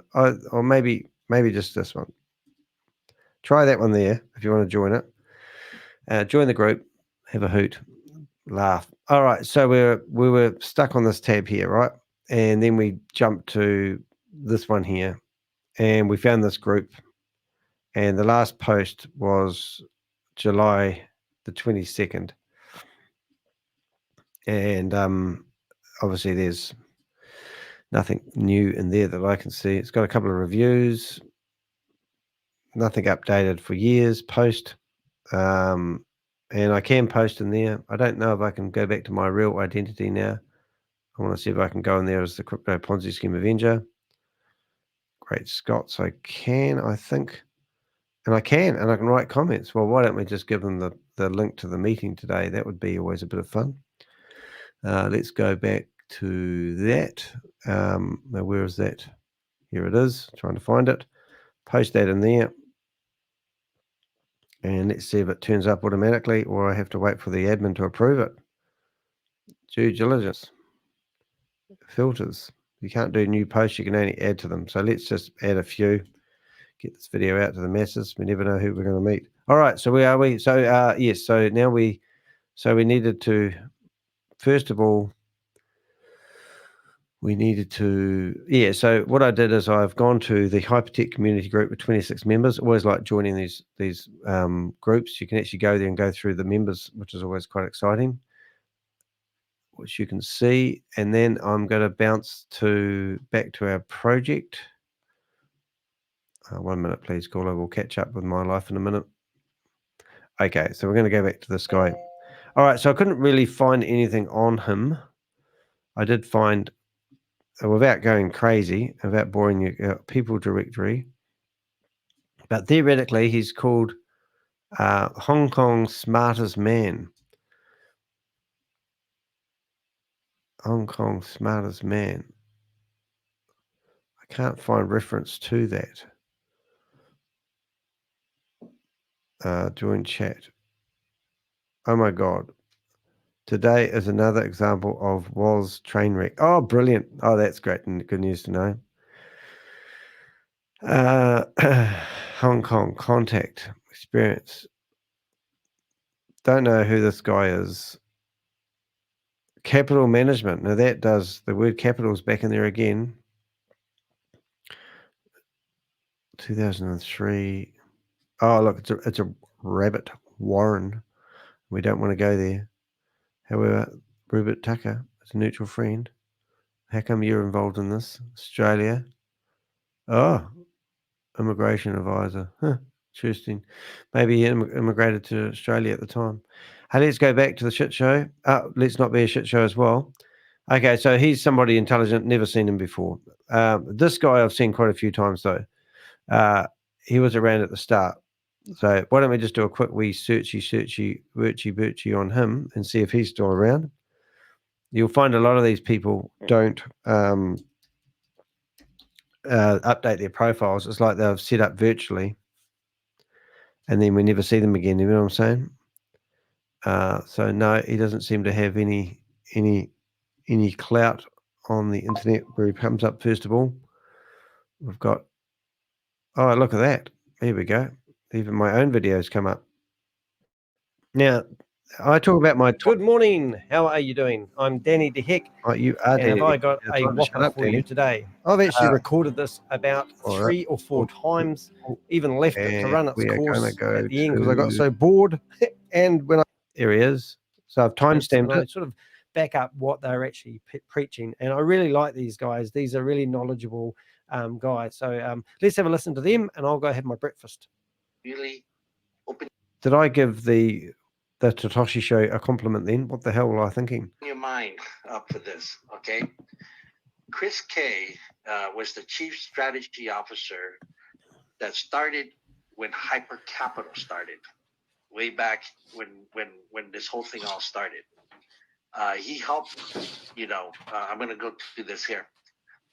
He got on stage and discussed his role as the co-founder of Hyper Capital.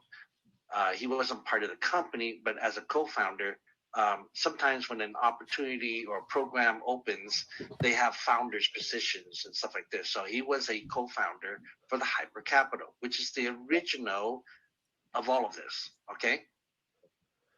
He has a diverse background in affiliate marketing and assisted in the strategies around the design of Hyper Capital compensation plan in 2019. So that's where it all started. He resigned from Hyper Capital when they were transitioning to HyperFund approximately 3 years ago. I don't know if you guys, some of you have been here long enough to know that Hyper Capital became HyperFund, okay? We came in at the tail end of that. And so amidst the COVID pandemic, the company was not able to pay him nor his team members. And this guy's got a big team. I mean, a huge team. The whole Singapore was pretty much under him. So they used the COVID pandemic and said that we're not able to pay out you or your team. So what did he do? He decided to resign from Hyper Capital and not move forward in any new projects with the company. And at that time, it was HyperFund. Okay? He has since moved on and was able to have his pictures and associations with the company removed from all publications.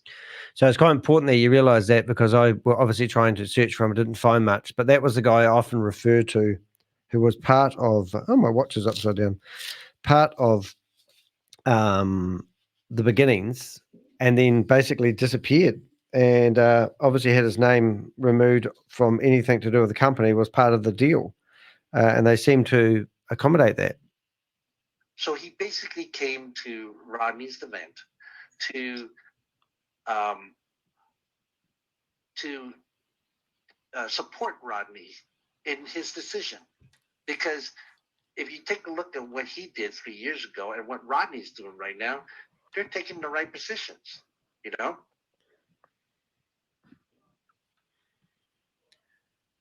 So that was interesting that it mentioned Rodney, because he must have come on and spoke to Rodney at one point.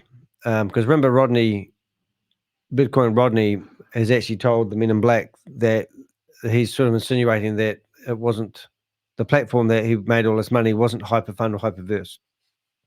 But these guys obviously have linked them in. Quite interesting. So I wanted to kind of recap this. He resigned from Hyper Capital when they were transitioning to HyperFund approximately 3 years ago. Okay, the reason why was because the Hyper Capital said that there was a COVID pandemic, and so they were not able to pay him nor his team. We found out that he kind of kept it quiet. He didn't want to make a ruckus for the company. Just like when Rodney left, he said, "Hey, I resign. I'm not going to make a ruckus. You guys do whatever you guys are going to do anyways." But I just wanted to kind of share in the Asian culture. I'm actually more Americanized, but in the Asian culture, we don't like conflict. If something happens, we're going to say, you know what, screw it. We're going to move on. And we're going to show you that we're going to do something that's better and bigger. So I want to give this Bitcoin Rodney He resigned from HyperVerse position as a supernode and decided not to move forward into any new projects, i.e. HyperNation. Okay, he requested pending payments for his team to be paid out, and this is the reason why he left. And then what happened? They said, "Oh, we got multiple account issues. We got the crypto winter, such and such." And so Rodney said, "You know what? You guys got to pay my people," and that's it. So that's why he left. All right. But let's take a look at this. Is there a pattern here? Hyper Capital to Hyper Fund. Now, HyperVerse to HyperNation. What's next? We're going to have COVID pox. HyperNation to HyperWorld. Give that another 2 to 3 years. Very funny. Yeah, so I just did a search because I noticed he had Chris K, Vice President of Young Entrepreneur. I think we need to put Singapore. And I can't find any reference to that so far. So I'm just trying to figure out where that claim actually came from. However, that guy there might look like him.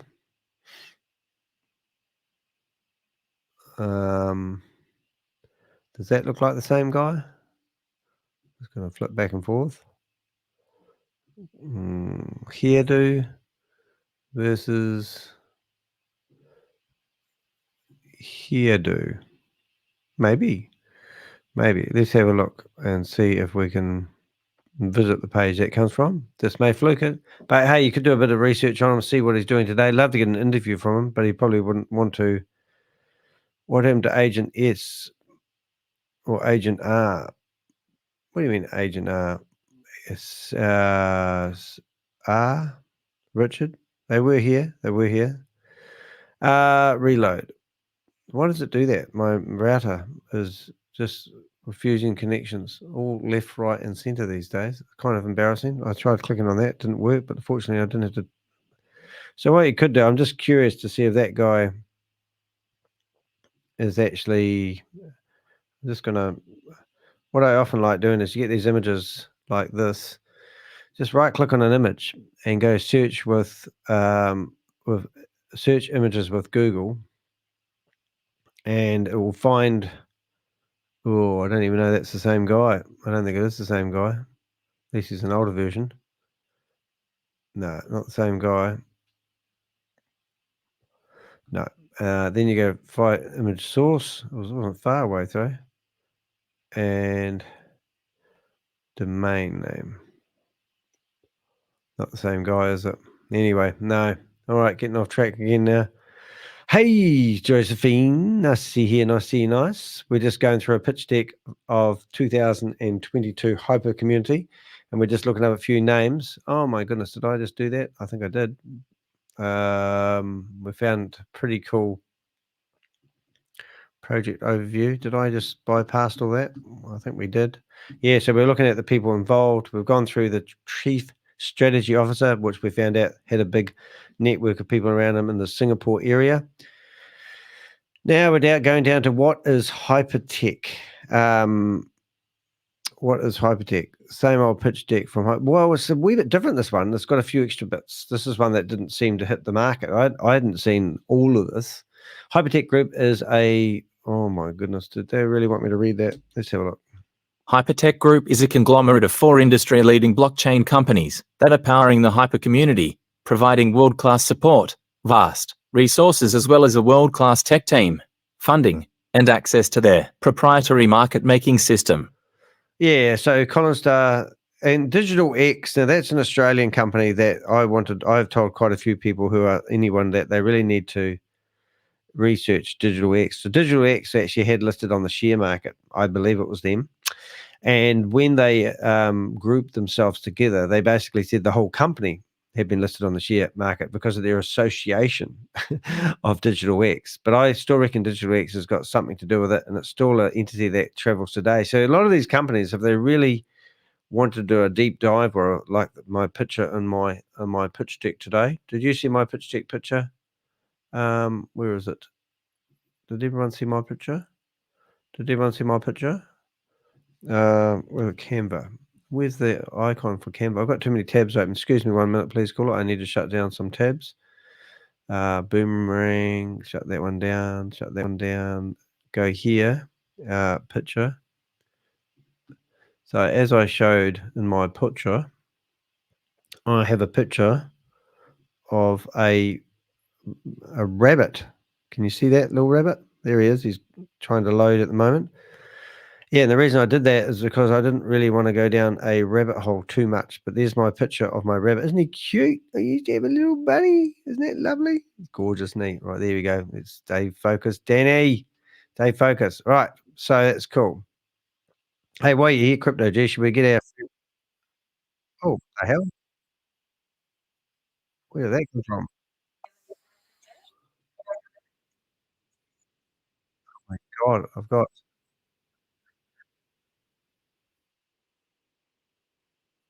I need to shut her up. You won't be able to hear that. Yeah, point though in being is rabbit, and we're going back to Digital X. So Digital X, yep. So Digital X, blockchain. Let's have a listen to these three. Let's see what it's all about. Blockchain and crypto asset finance company with offices in Perth, Sydney, and New York, provides industry-leading marketing solutions as well as media and listing services, publicly listed on the Australian Stock Exchange ASX, DCC. Oh, they took words right out of my mouth. So this is alarm bells for me. Why doesn't this company get investigated, or have they already been investigated? What was the involvement of Digital X? Once again, Perth, Sydney, New York. Now, these companies are massive. So what's happened? So this is the one featured in. This always pisses me off when these companies say this. So Digital X, notice the subtleties. Now, people not looking at this would go, Digital X, who the hell's Digital X? We've just been sprung on them. There's no other hoo-ha about anything to do with Digital X. And then they go straight into this. Digital X, as featured in Sky News,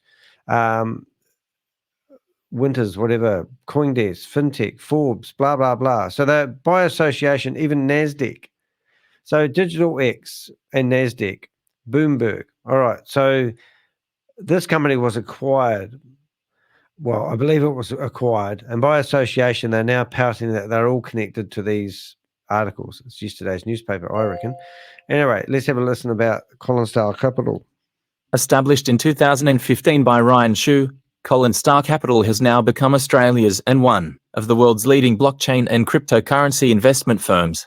Specializes in fintech, private equity, investment banking and corporate advisory, covers all stages of investment from pre-ICO planning to exit opportunities, has direct support from the Australian and Chinese governments, since the end of 2016.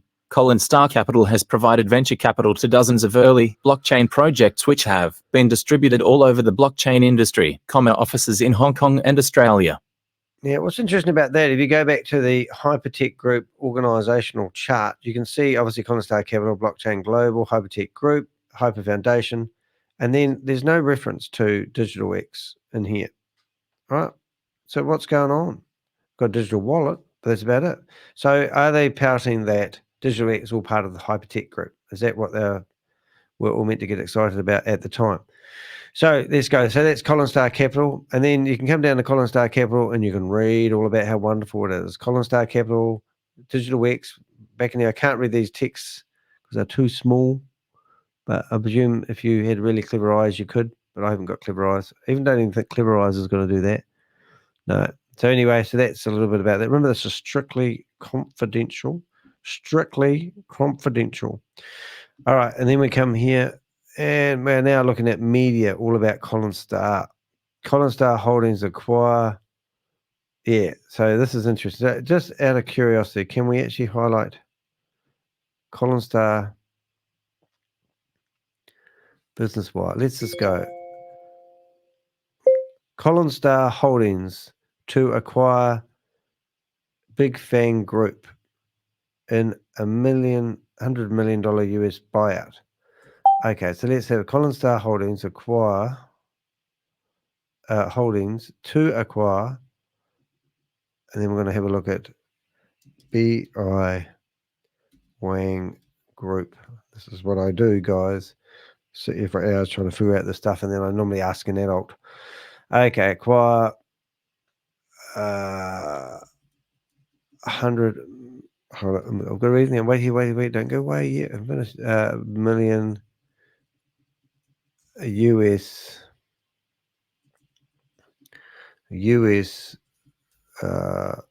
dollars. All right. So now what we've done, you haven't seen this, but I've typed it up in a browser window. I might leave that open, and we're going to go searching. So we're going to search, and then we find that article that they're talking about. And this was published in 2017. So it does exist. But I'm sure, like I say, Business Wire, Melbourne Business Wire, on December 2000, Collinstar Holdings paid $100 million to acquire Bidwang Group, including BW.com. Hold on, let's have a wee listen to this. Let's read some of this so we get a gist of what it's all about. Bidwang Group Limited, BWG, was founded in August 2014. BWG's core business includes mining chip R&D, production of mining chips, and the operation of a massive-scale blockchain cloud data center with tens of thousands superpower cloud servers. Early investors of BWG include one of the world's largest blockchain mining leader Long Kuan Group, LKG. With a total revenue of more than 10 billion RMB, LKG serves customers globally and is well-regarded as the blockchain technology pioneer. LKG also owns a cloud computing supercenter dubbed as the home of the superhash power, Jua.com, and the world's first digital asset-backed P2P lending platform, ATA.com. Right, so I just chucked in BW.com and bit lost really, to be honest. Could make up stories, but I don't even have. Served 5 million users in 6 years. 6 years safe operation. One-stop platform. Professional. Wonder if they do Ponzi schemes as well. It's in that one-stop. Don't know who they are. Don't know what the association is there, but I am curious. I'm going to go back to here and look at another website address I saw. You guys probably know who these guys are because you've been in this game longer than me, but I'm just the apprentice. So now we're going back and we've gone to jua.com. Oh, that site was down. Let's just chuck it into archive.org. Might be one of those sites that disappeared that holds the glue together. Have you ever glued a jigsaw puzzle together? Well, that's what we're doing right now, guys. So the bits don't move. Okay, so what's Digital X? What are you saying there? Digital X disassociated themselves. Oh, did they? Oh, all right. Well, there goes my lead. All my moment of glory there. Yeah. Strictly confidential. It was reported in Sarah's. I should read her articles more, shouldn't I? Whoops. Sorry, Sarah. There's nothing happening here, guys. It's just not loading. It's going, I'm not loading this. I'm not happy about this. Oh, hold it. Something did load. Got there. Oh, my goodness. So it goes back to its heyday. So it looks like it started in 2002 and then died and then revitalized itself. Let's see if we can find something here. We might find the key to the enigma here. Strictly confidential. Oops, I don't know if I meant to say that. Stamp was part of the marketing ploy. I remember looking through it back on HyperTech. Oh, aren't you just smarty pants then? Well, we're reading yesterday's newspaper to you. Wait for that to load. While that's waiting to load, let's go back and see what else we can glean from this PowerPoint presentation. What have we got? Invite. Where's Rob? Rob out of bed yet? Come on, Rob. I know you're listening. So that's the link you need to. Yeah, so obviously we just find some articles. Now, this was the interesting part that we found. And this is where Rory Kanacha, who's too busy to come in here and talk to us, decided that he would send me a message telling me that, what did you send me a message for, Roy? I don't even know why I'm reading your comments. What have we got? I need to change the Genius Ergo style. I need to engage with you. Okay, right. That's good. I've got some work to do today. That's good. All right. So where did we go to here? Where did we go to here, Danny? We're going to messages. So Roy sent me a text basically saying, Gobi and Tammy promoting ALF. So seems links back to Collinstar and the original crew. I don't know what you said there, Roy. Hayobamara and Company. Haramara and Company. What the hell? Not sure if Gobi and Tammy knows. Oh my God. Why don't they know? I mean, you know, come on, this is stupid stuff. Look at these companies here. So what about all the other ones? You got, is any of these other companies still going? You know, we just looked at BW, didn't we? Just all bullshit anyway. Let's carry on. Let's read the words. That's more exciting.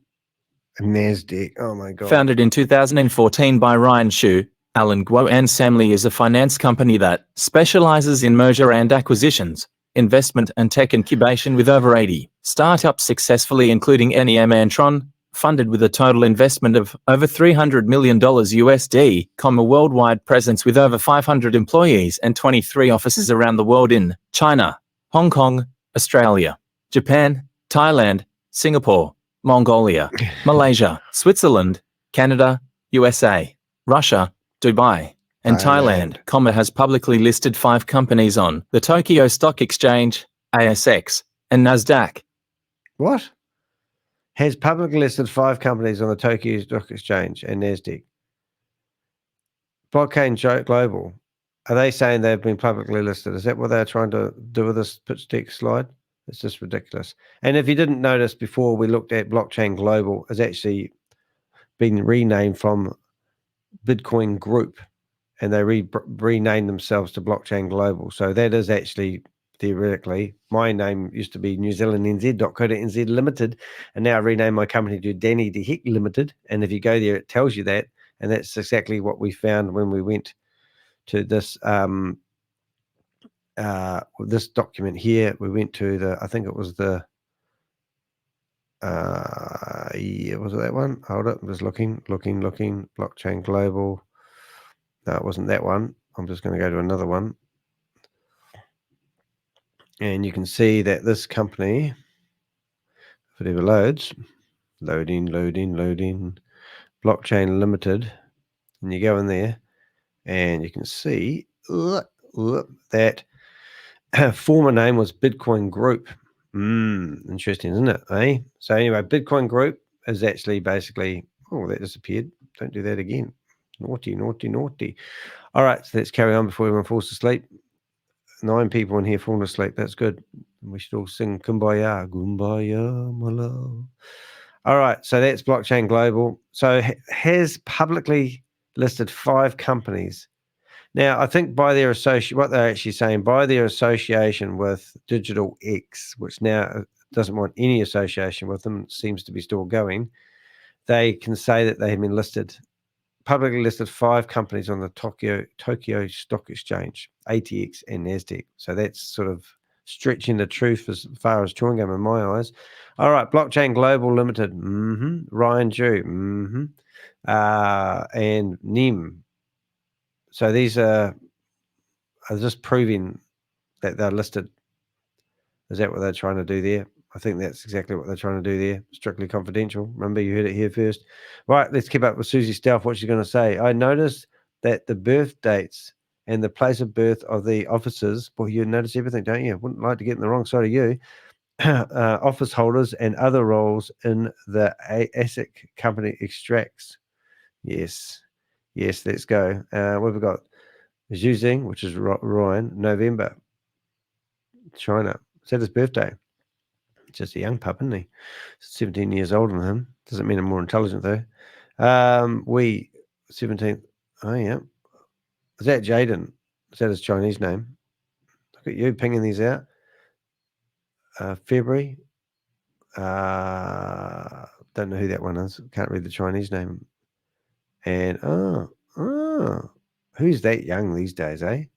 Crypto Jesus to the stage. Hold up. We need a sound effect for that. Didn't see you sitting there. Wait a minute. Don't say anything.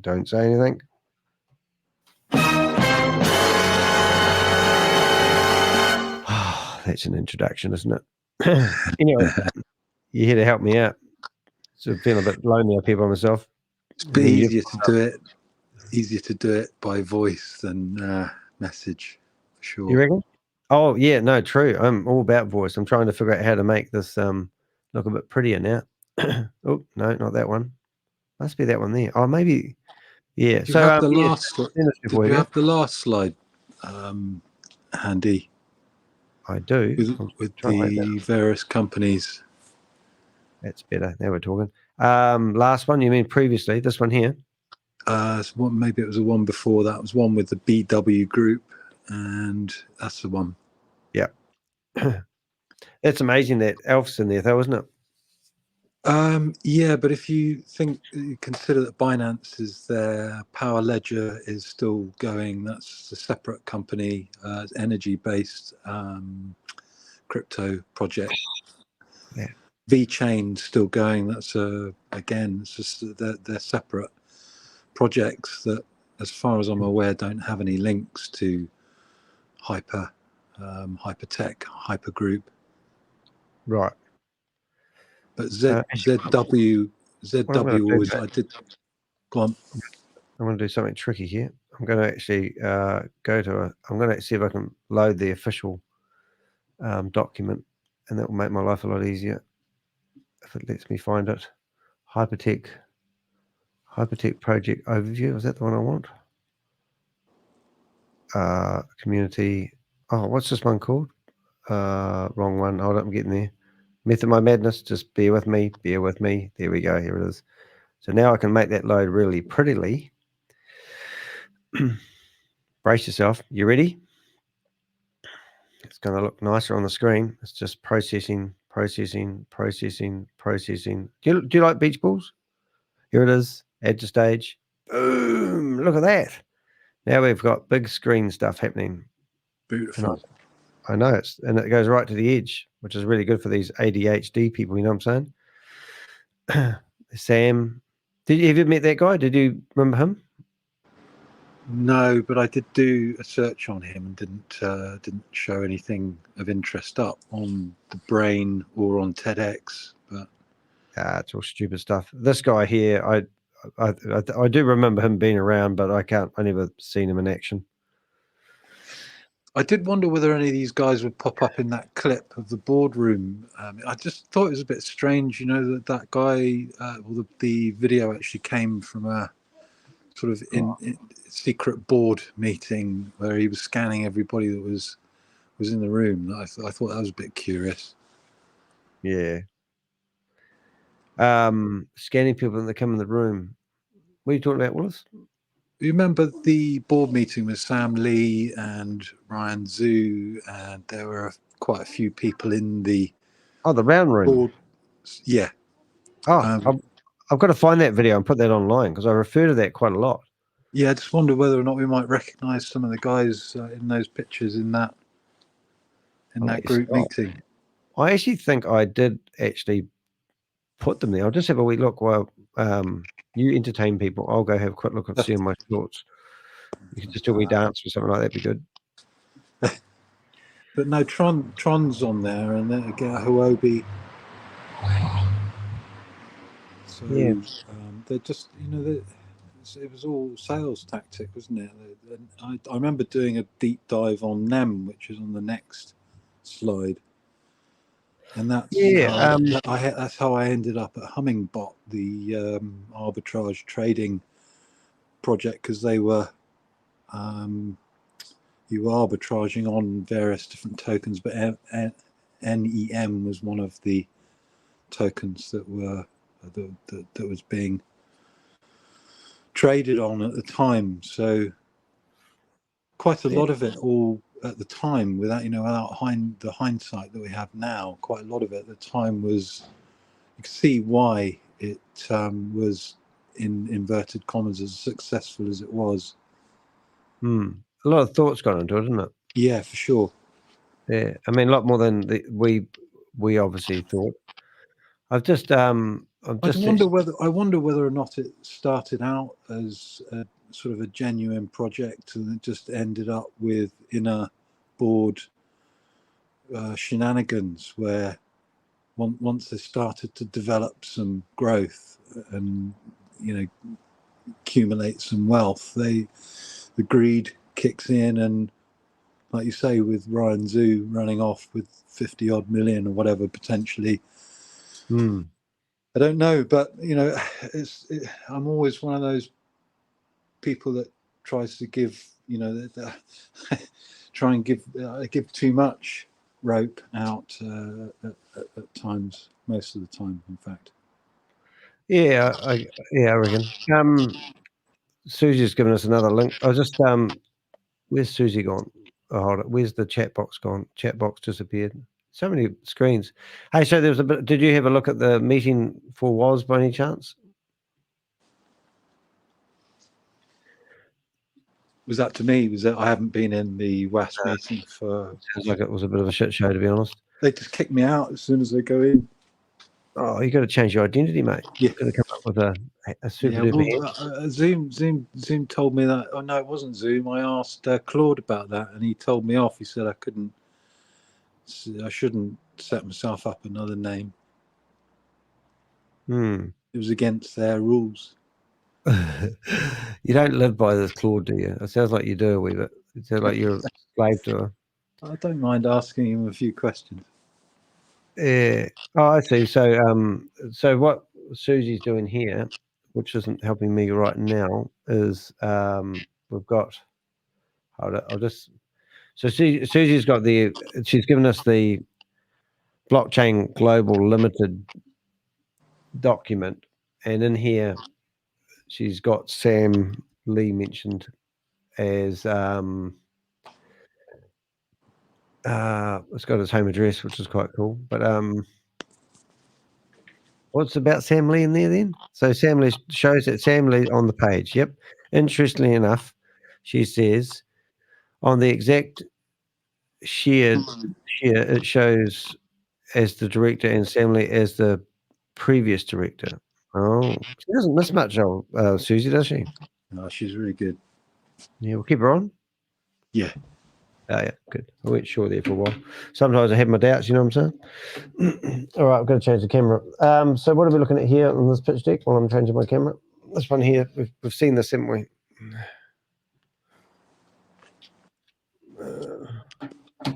Wish I had a coffee. The ran out of coffee at home. It's like, what's the world coming to? Which roast do you go for, Danny? Say it again. Which roast? Oh, dark. I like dark roast. That's my favourite. So yes, look at that one. So now we're into this is them showing off their stuff. Basically, that was them showing off and proving that they are who the co-founder of the company is, and because the documents that we're theoretically looking at is giving everyone due diligence. Yeah, so blockchain works with some. What are we going on there? NEM were a top 10 crypto at the time. I think certainly in the top 10 to 15. Is that what they reckon they were? The largest government organization and multi-corporations in the world. Blockchain Global works with some of the largest government organizations and multinational corporations in the world. So that's them. So they work with Microsoft. FinTech Australia. United Nations. Now that I presume that Sam might have spoke once at the United Nations event, but I don't know if that would deem them saying they worked with the United Nations. Yeah, but it's quite common for these projects to promote loose partnerships. Yeah, very loose. More looser than Lucy. Right, let's go on to the next one. What have we got? So why are they?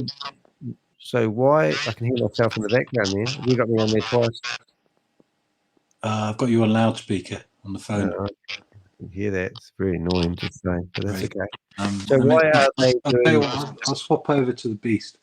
Oh, you're going to the Beast? Get the smoke coming out the back of it. Yeah. I'll get my flag ready. Hang on. Coffee's just turned up. Is that the coffee lady? Might get a coffee if I say things nice. Your hair looks nice. Honey. think coffee's tuned up. Is that the coffee lady?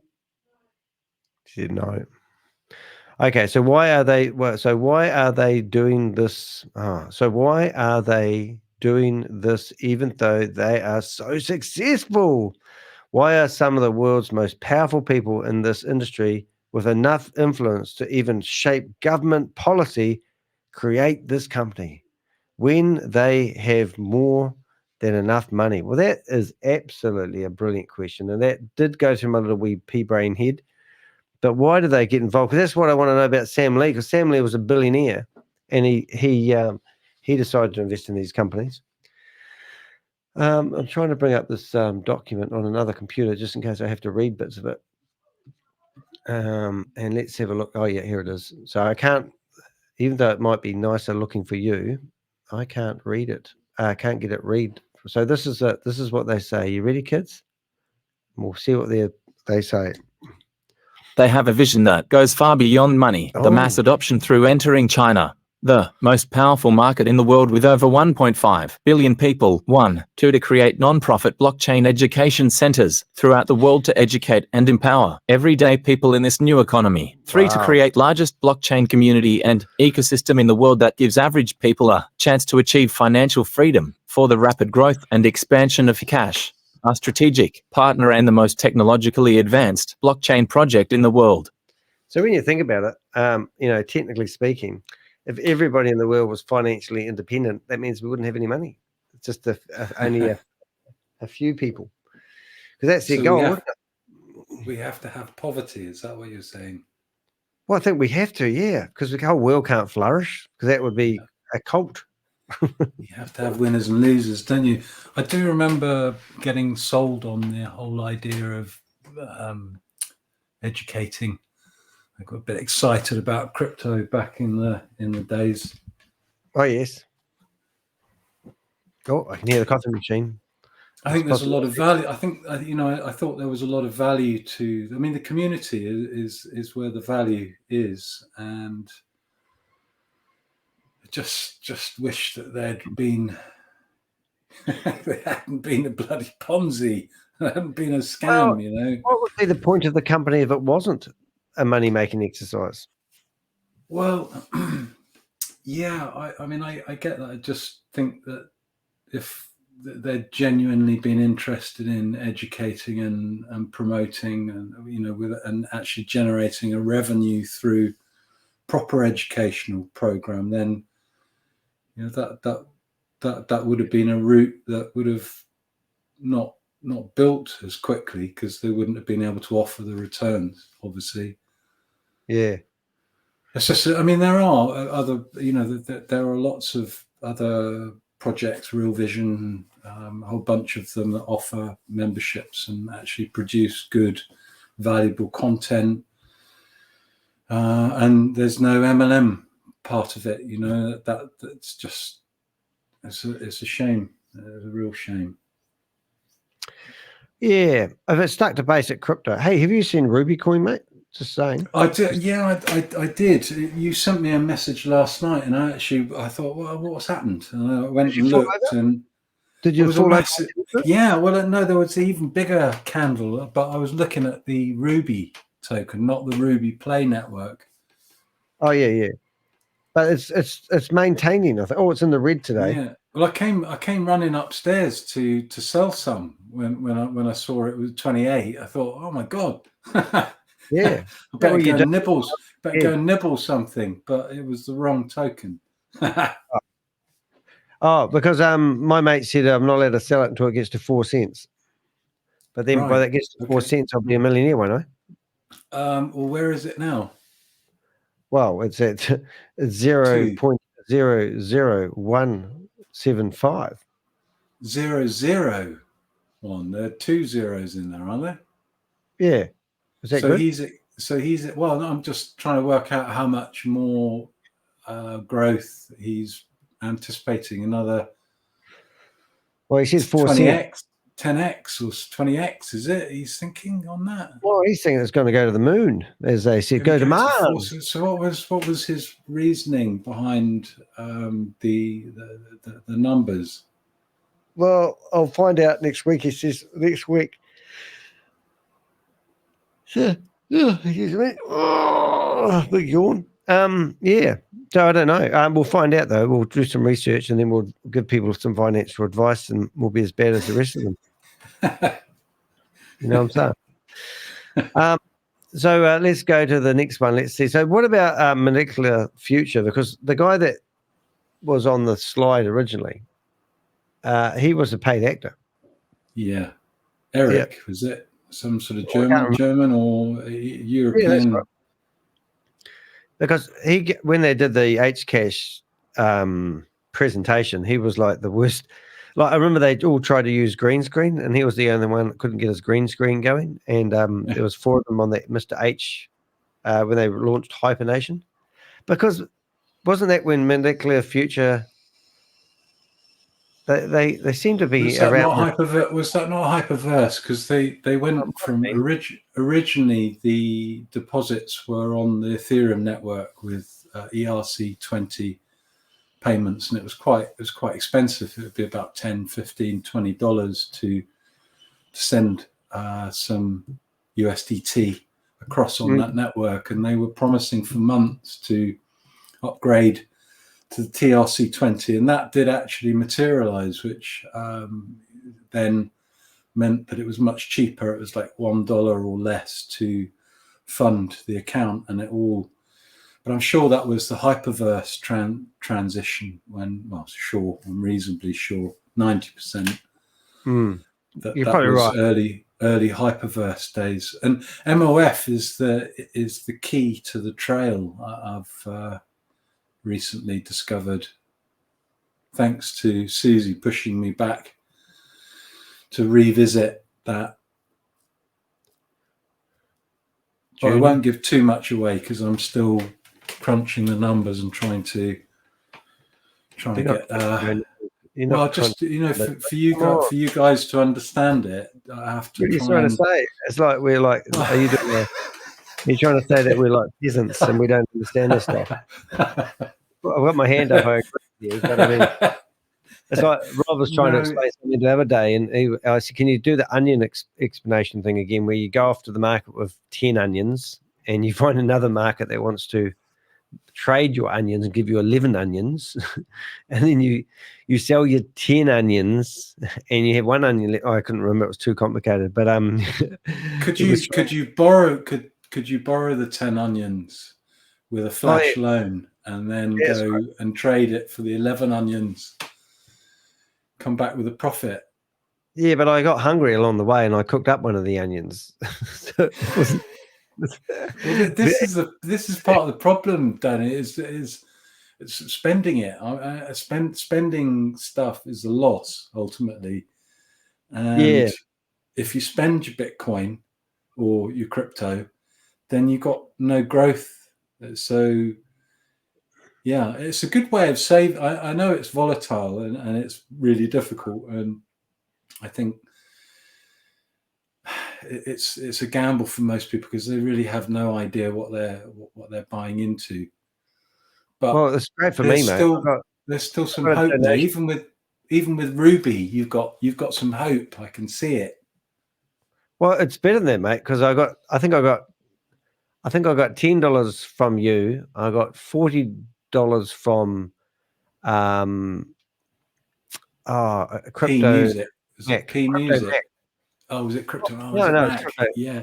And then I got $100 from Jim, the guy that's running the show, who's working in the company, and so $155 invested. And to date, I now have $728. So I've actually made more than 10x, mate, because I ain't put no money in. People just donated me. Yeah. They love me. Yeah. Oh, P Music. Oh, look, P Music's here. No, P Music didn't give me any Ruby coin money. He's in Brisbane. No. Oh, you're in Brisbane. I don't like Brisbane much, I must say. He did a few donations, though, if I remember, quite generous donations. He's been very generous, actually. So it's good. It's nice. So we have got a nice big community here, and Rob's hopefully going to pop up on stage in a minute. And we did invite our friend from yesterday, Deepak. Oh yeah. Have you heard back from him? Well, I have. He's going to ask his leaders, but then he said, "Oh well, maybe that project's no good. I can encourage." He said he's got another one that is good, and I went, "No, mate." and then he realised I gave him the 10 questions that we were going to ask Shavis a wee while ago, and I said to him that he seems like a nice enough fella. We don't really want to, and we're hoping he'd become an Avenger. But he was a bit shocked when he found out that he was on the interweb. And he said, "Yeah." So, did you tell him that live? I didn't. We did about probably 100 messages, and I said, "Have you watched, Crypto G's video?" And he goes, "Oh yeah." And then he goes back into 2 ways that you can see this. With basically, he goes back into sales pitch mode. So I go, "You haven't watched the video, have you?" I said, "Go watch the video." So this is the reply I got from him. If you can hear it. Check this. 2 ways we can see it this. With $500, we can make $800, $900 earnings within day with 1 cycle even, and $500, $700 profits with 2 cycles. If you want to take risk and start, you can start with $500 or just ignore it. There are other opportunities also there in market. So can you hear that? Yeah. He was saying a little bit of that in the passages I watched last night. But then how can you say that when here's a video that fully exposes Boomerang as a sham or a scam or and then he comes back and says, "Oh well, here's the strategy around it. Just chuck in $500." And it's like, oh. Yeah, they're working on the basis that they can nip in and out and take a profit, and it's just a different risk profile that doesn't. I guess, we've spoken about this, the desperation that I guess living in some parts of the world that maybe they don't care so much about people they don't know, their family, but there's more. There's this. There is one more project I am doing. Registration will start today. PLZHSEC this details. Coin will have usability and on exchange from day 1. Right. HC Gold Network is a powerful, decentralized, ultra-hybrid smart contract developed by Innovation Factory and verified by Certic and Hacken. So this is a video he sent me. Well, I mean, Certic are one of the top audit agencies. So I wonder if I can actually save that somehow. How do I save that? Add a message. But I think you've highlighted, if it comes with the MLM side of it, then and it's promising 200+% return, it's just the maths just doesn't work. Well, it's just I'm actually going to see if so this is the was that the one? What's that? Nice. Oh yeah. So this is. I'll just see if I can turn the sound. Work is a powerful So this is the opportunity that he sent to me. So I don't want to have the sound because the sound's. Earn via IC Gold tokens. With just turn the sound off and on. If I don't do it for more than the burst of 3 seconds, I'm fine. $50 and actively trade on numerous exchanges. Download the Big Gold Network app and. Have you seen this one before? Look, shall we? No. Yeah, sign up today. Available on 10 exchanges. But he says he's into crypto, but then I say I'm just not into these platforms, mate. So I'm not interested in your shady platforms, just to be frank. But this might be crypto. Gold Rewards. Oh, there's a red flag right there, mate. Yeah, I know. Sign up rewards, staking rewards. Oh, hang on. Staking rewards not an issue. I think it's the first one. POS rewards. Direct. Yeah, level. Once you get to the 4 and 5, you start. I think the first 3 sign up. First one's red flag. Second one's not so much of an issue. Third one, not so much, and then 4 and 5. So yeah, it gets shadier, does it? But I mean, obviously, staking's a normal part of the crypto sphere where you take your asset instead of just holding them in your wallet. I don't know whether Ruby do a staking program. I haven't. I should go and have a little look. But you can put your assets somewhere, and you might be able to get 4, 5, 8, 10%. All this might stuff is freaking the shit out of me. Just saying, I'm just going to grab my coffee and play this for another 10. You will get the percentage staking rewards, but the risk is that the token might go down whilst you're staking. So you don't necessarily get the value that you think. I mean, it might go up if you're timing it right and you're staking. You're getting it's a double win, then, isn't it? You profit on the asset increase and also the state. It's all because they have to. The airdrops that they do are to encourage people to use their protocol, so you can see why they're incentivizing people that way. And then obviously they don't want people just running through the shop and going out the back door and going to the next shop. They want you to stay in for a while, so they offer staking options where you can hold your tokens and earn a staking reward. So you could see the rationale behind why they're offering those.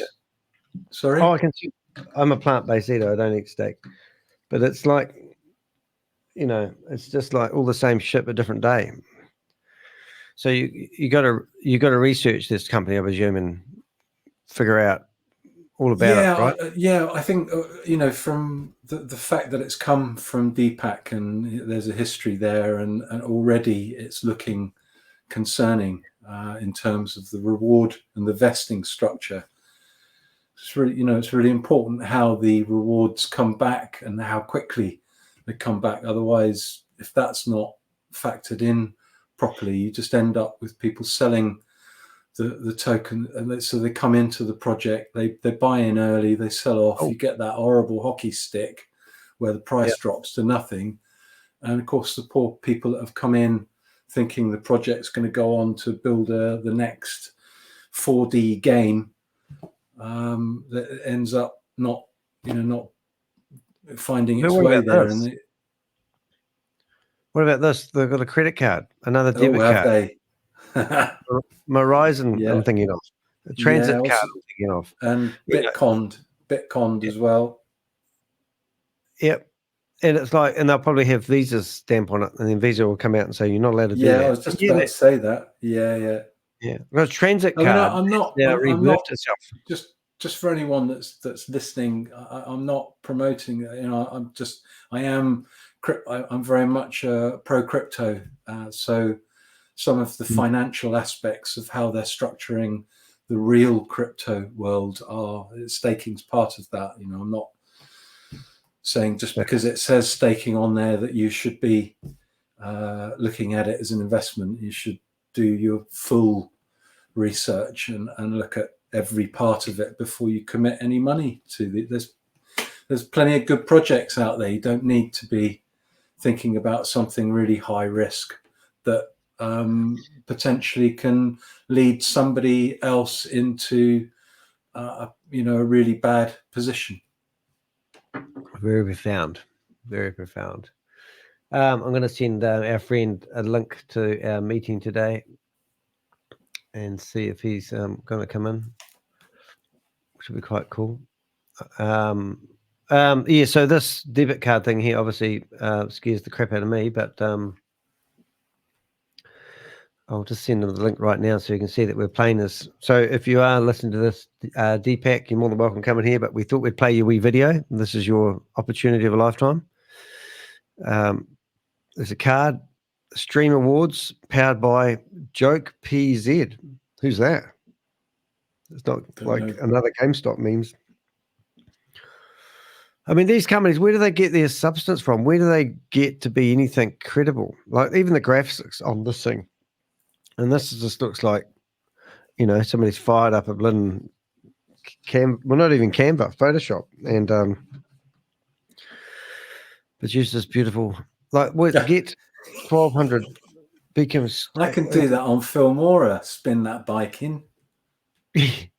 Yeah. Suzuki, so you're going to get a bike, win $20,000. This is just brilliant.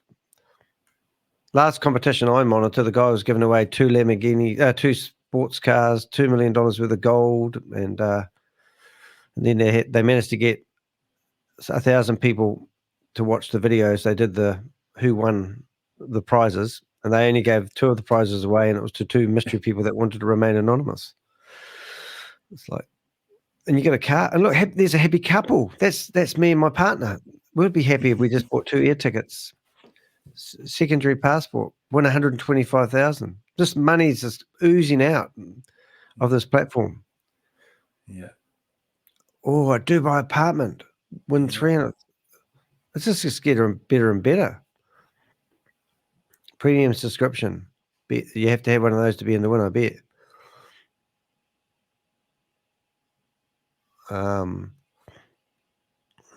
Okay, is that it?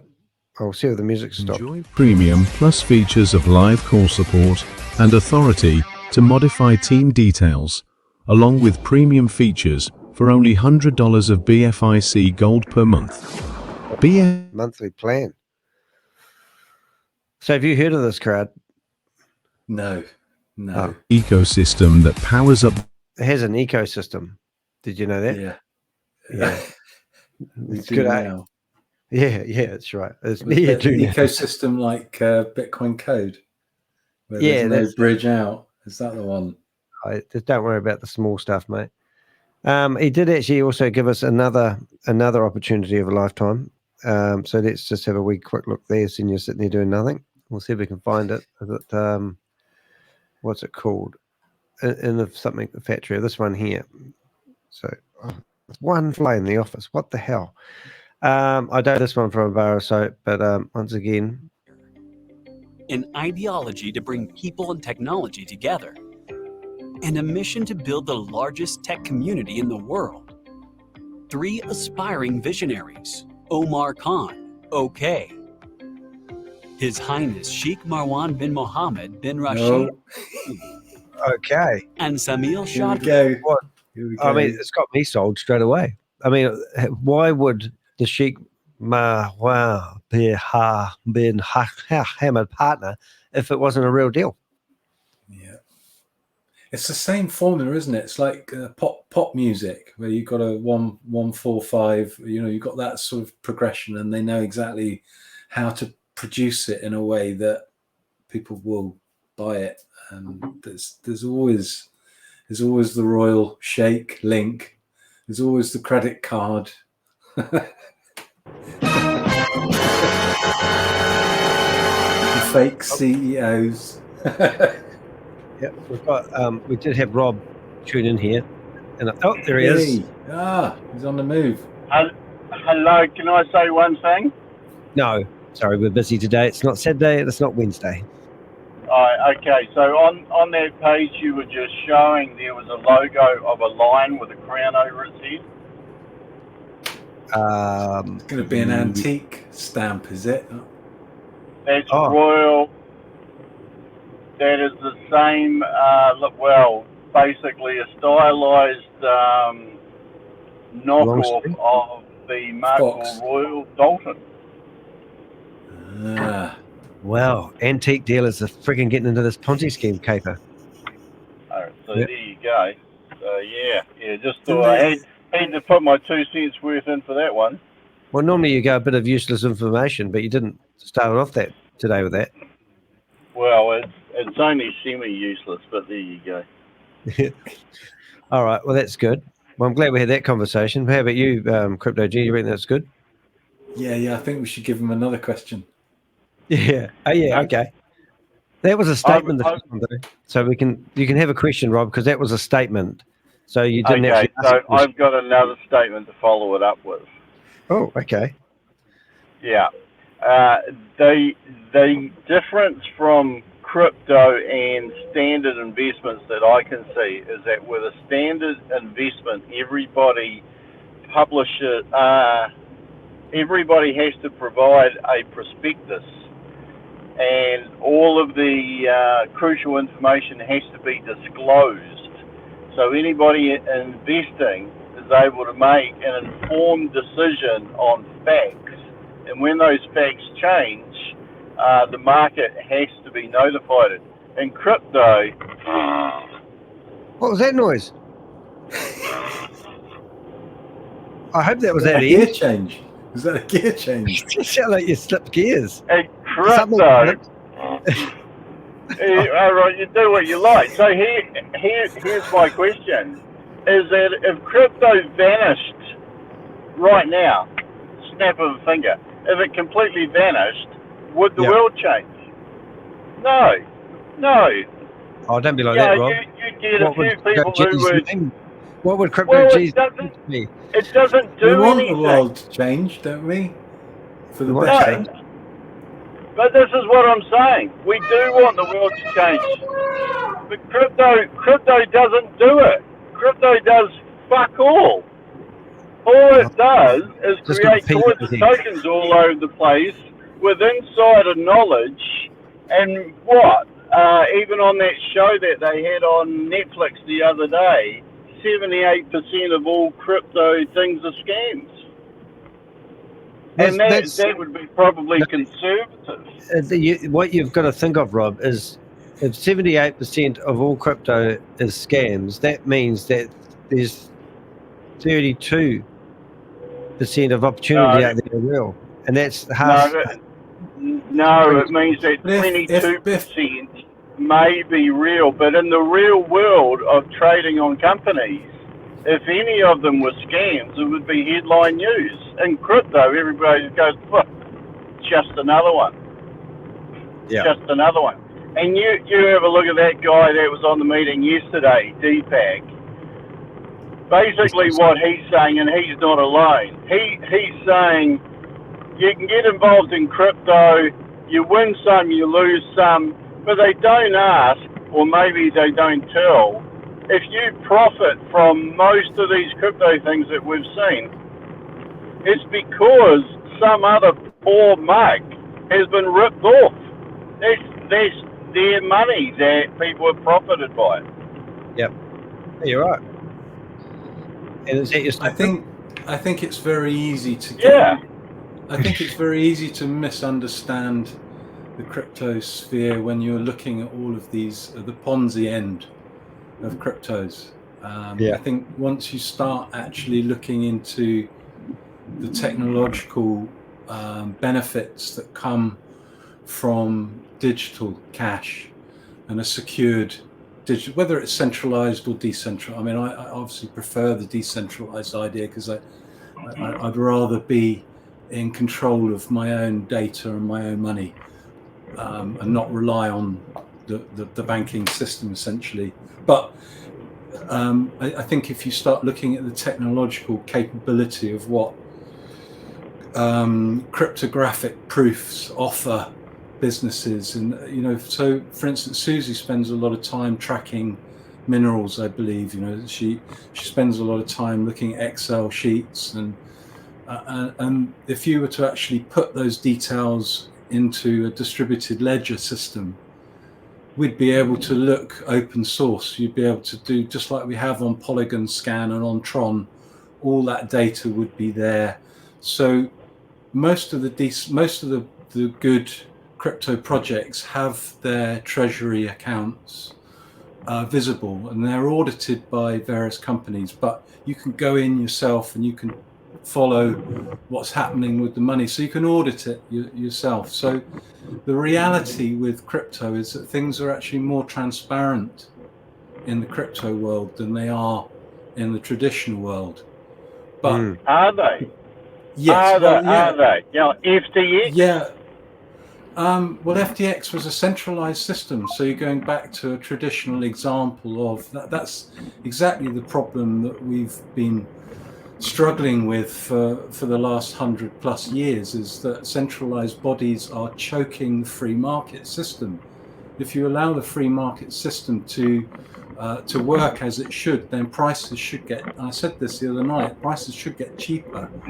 But because the government is inflating the economy, they're essentially they're negating that price improvement that we should all be seeing. So I am a firm believer in actually not removing centralized bodies, because we need them, but actually reducing the sort of the size of them and how much impact that they can have on a free market system where things fail. If they're no good, they'll fail. So somebody comes up with a Ponzi, it fails quickly, you know, or somebody comes up with that's not a very good example, but somebody comes up with a good project and it's got good backing and it's got good ideas, it's got development, then it will generate an efficiency in the system because it's offering a solution to a problem. And that, a lot of this, though, is all based on the work of Adam Smith, and it's all supposedly around, if you leave the market alone, the market, will become efficient and everybody is able to win. But it's like, who provides the roads? It's like all the businesses all rely on roads, but none of them have to supply the roads. None of them would supply the roads. You need the government. And then when they ask for the money to supply all the roads, everyone goes, oh, but you want all my money, you leave me alone. You need centralized government. I think it's a different set of roads that we're dealing with now. It's the physical roads that were required for previous systems or the current financial system. If we can remove the friction that's required to send and make real-time settlements across from Japan to America, in an instant, then, and we can secure that. The reason that we have these centralized bodies is to create trust, isn't it, and to create security in the system. But if we're able to program something into a system that is immutable, it means that we don't need trust. That's why they call it trustless system. You can exchange money with someone that you don't know who speaks a different language without having the need for a central body to make sure that that transaction happens. And that's what Bitcoin does. And unfortunately, everyone's piggybacked off Bitcoin, and unfortunately, like you say, that a large majority of those projects are scam projects, or they're fake projects that don't have real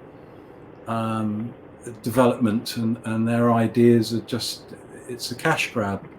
And that, of course, gives crypto a bad name, and that's a shame, because the technology itself, if you spend just a little bit of time, Rob, before you make a final judgment on crypto, just start. I'm going to send you the next two. Have you watched the first one in the series yet? How long ago was it? I sent you a video last week, a medieval video about Bitcoin explained. Yeah, well, that's why I haven't sent you the second one, because I kind of thought that might be the case. I would ask, though, because if you have a look at everything that's actually happened, a lot of people talk about decentralized, etc. But what we've proven at the moment is that if you have the wallet address, then anybody can look at all of your transactions. Yes. So how does everybody win there? I don't want everybody to look at mine. And even if I used, a private wallet, is that able to be scanned?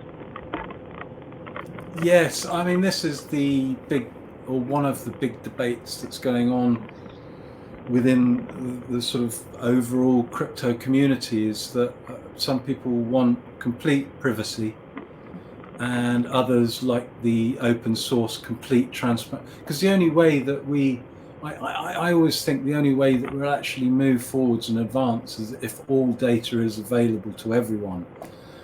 But the reality of that actually happening is perhaps a little too utopian, and unrealistic.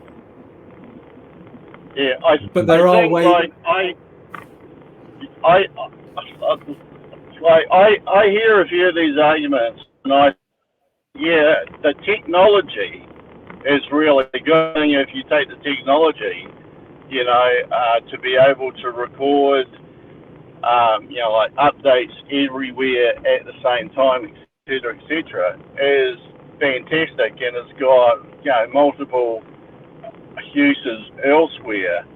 But that's not necessarily the argument for crypto itself, because eventually, for any crypto to work, it has to be the only one. Is that right or not?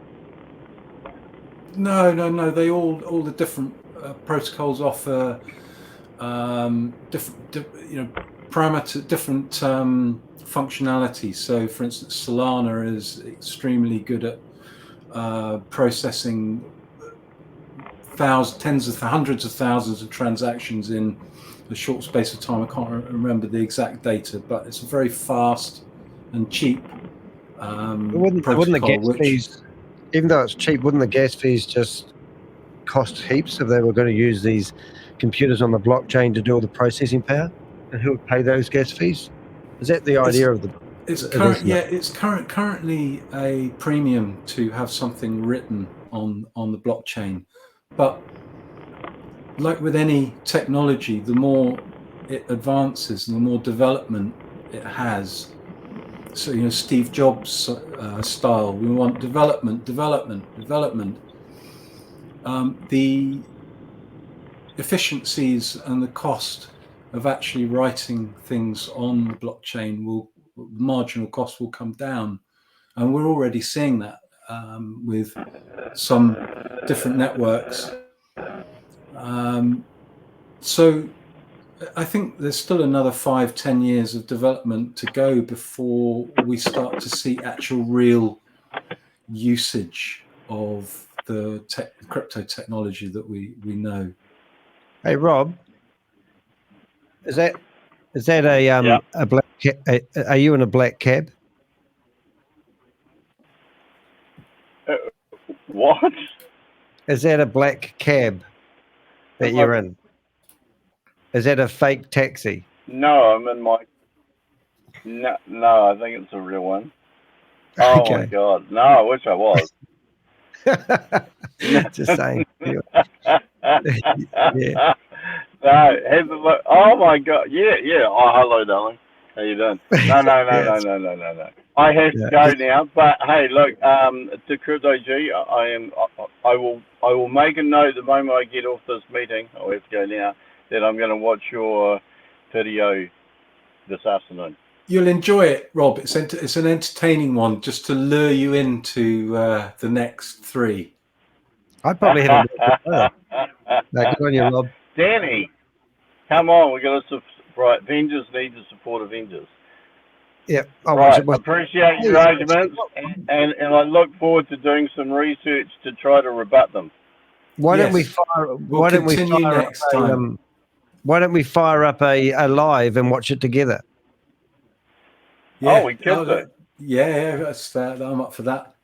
Yeah. All right. Let's go though. Right. All right. Bye. See you, just while Rob was there, we'll just welcome Peter Mitchell. He posted comments ages ago.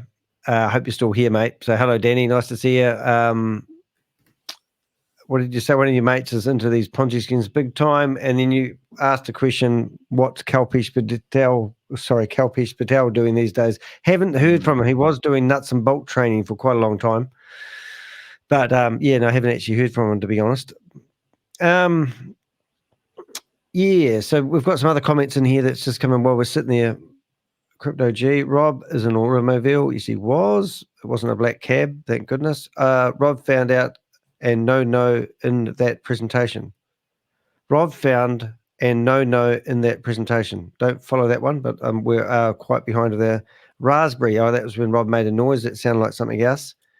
Susie Stuff, all the crypto does is if star can all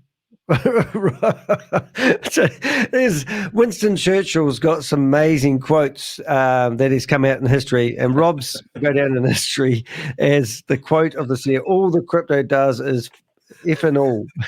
It's quite funny, really.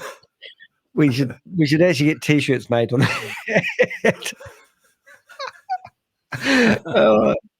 Look, I'm not really a big fan of crypto either, but I do like looking at that money I could exchange into USDT and pay the rent when I need to pay my first rent. So it does make money. I tell you what, though, Crypto G, is what about, let's say if you didn't follow all these Ponzi schemes, and I was on the exchange and I did find MOF, and I did find it as a token or a coin, I can't remember what it was, and I decided to buy it and sit on it because it was trending upwards. And then later on, I researched about NOF and its association with HyperVerse and HyperFund and all that sort of carry on.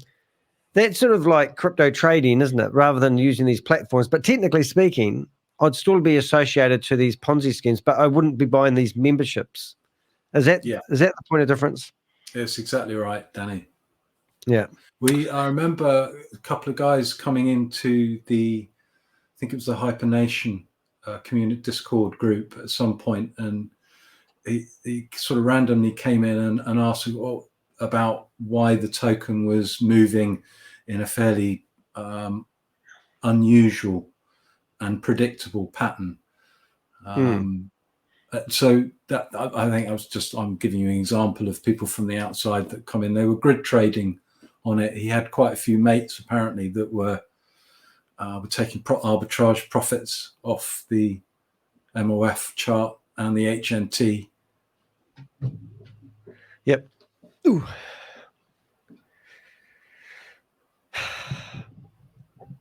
Now, we've got a message up here on the screen. I'm just trying to catch up with these messages before we carry on having a look at something funny. I invested $1,000 in HyperVerse. The website has been removed. Is there any way I can get my money back? Really? Oh.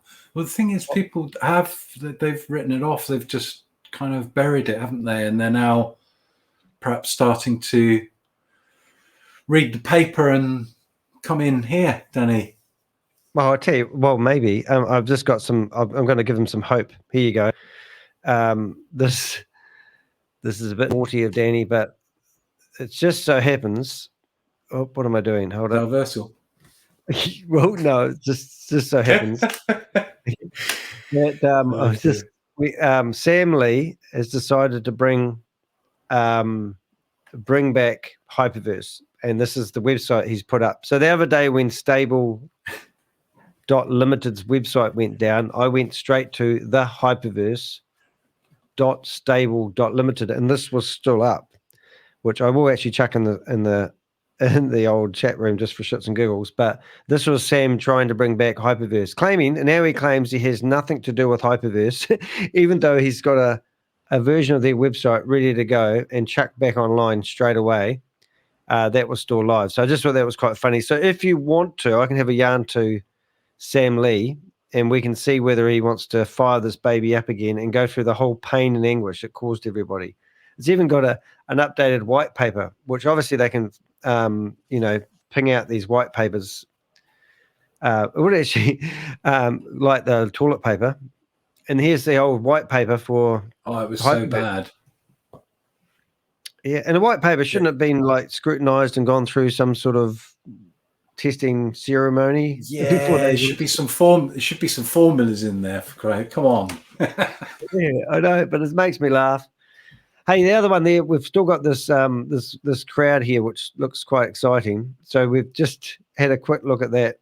And so this is a project that our friend from yesterday, which I was hoping would come back on here. I'm pretty sure he's watching this as we speak. But they were insinuating that all these men were associated with this new opportunity. Embarked on the mission with only 4 planned projects and a small team, with 2020 and 2021 being the years of planning and achieving initial milestones. Wow. Innovation Factory grew exponentially during 2022-2023, and the ecosystem expanded to 28 projects. Does that excite you?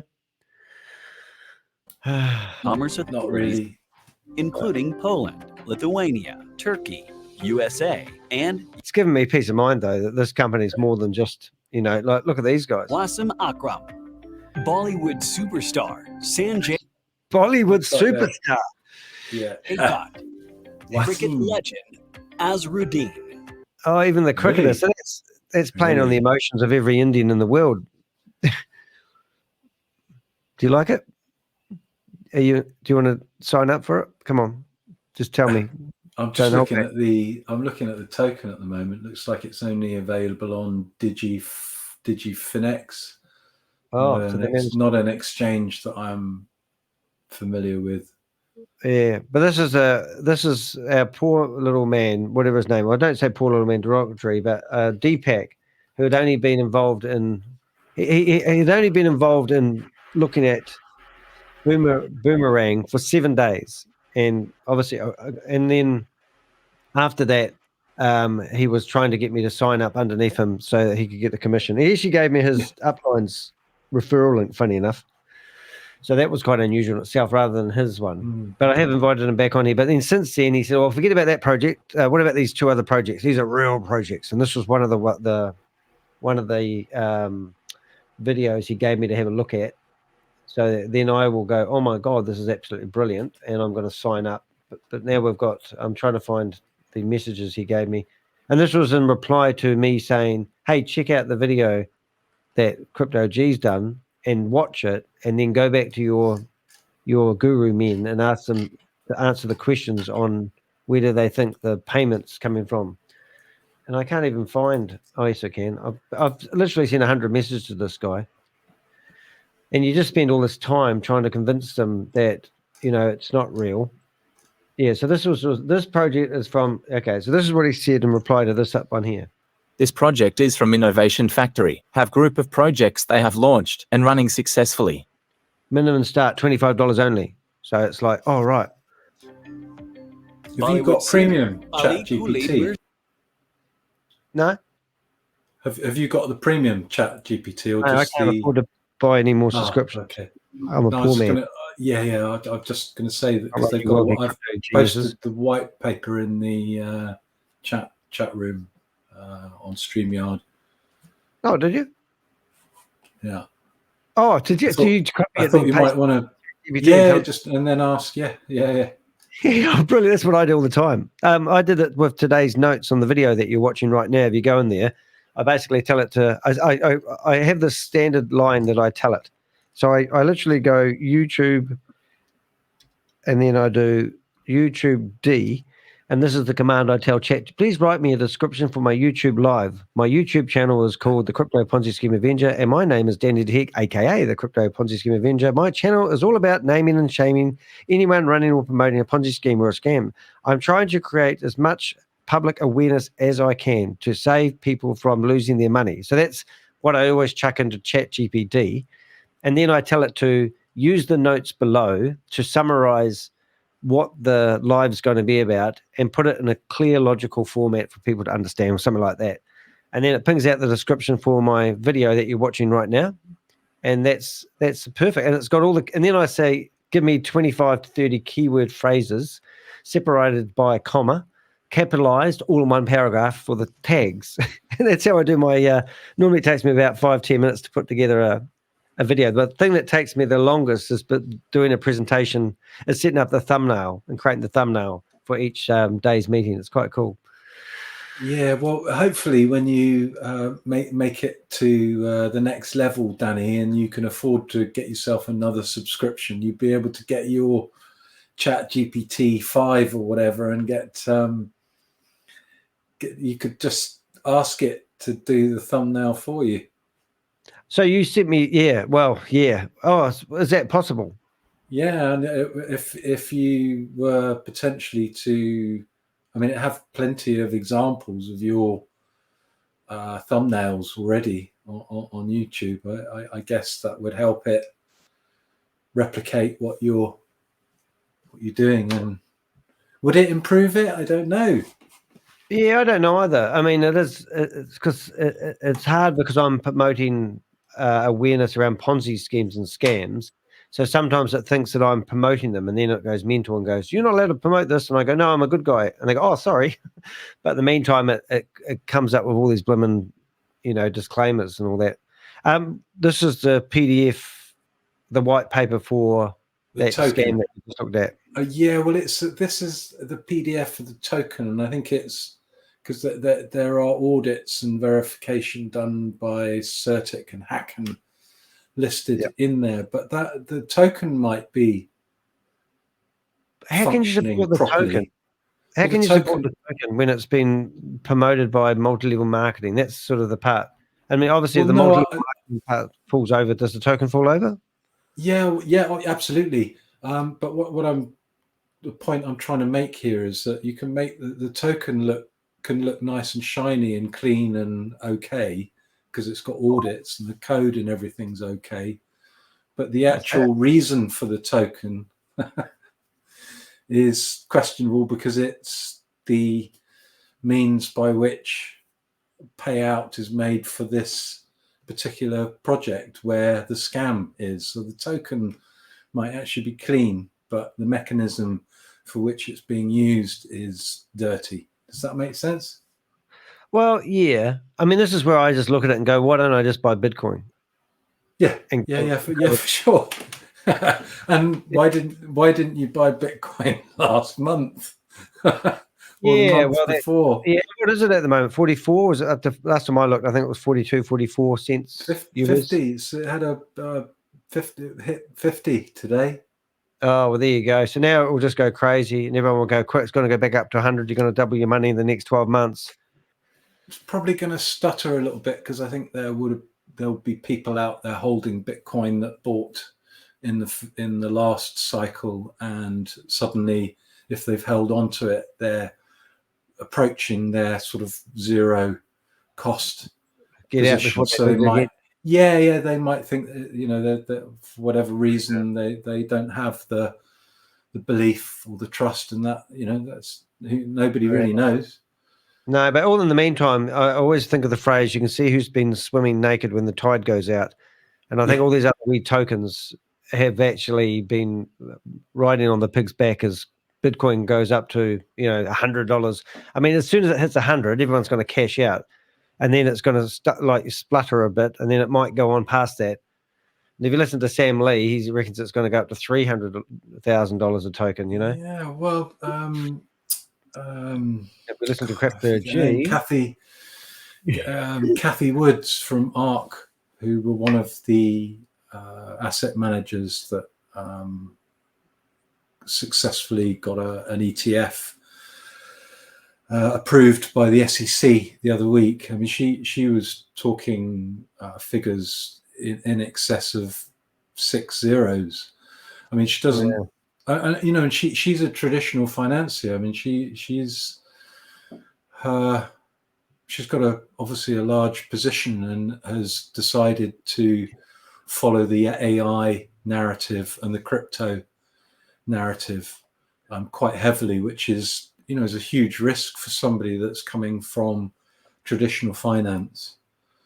Because they often will devalue the business. They did that with Tesla when Elon Musk got some Bitcoin on their books at Tesla, and the same with MicroStrategy. They knocked them down from a AAA or whatever, the rating for their company.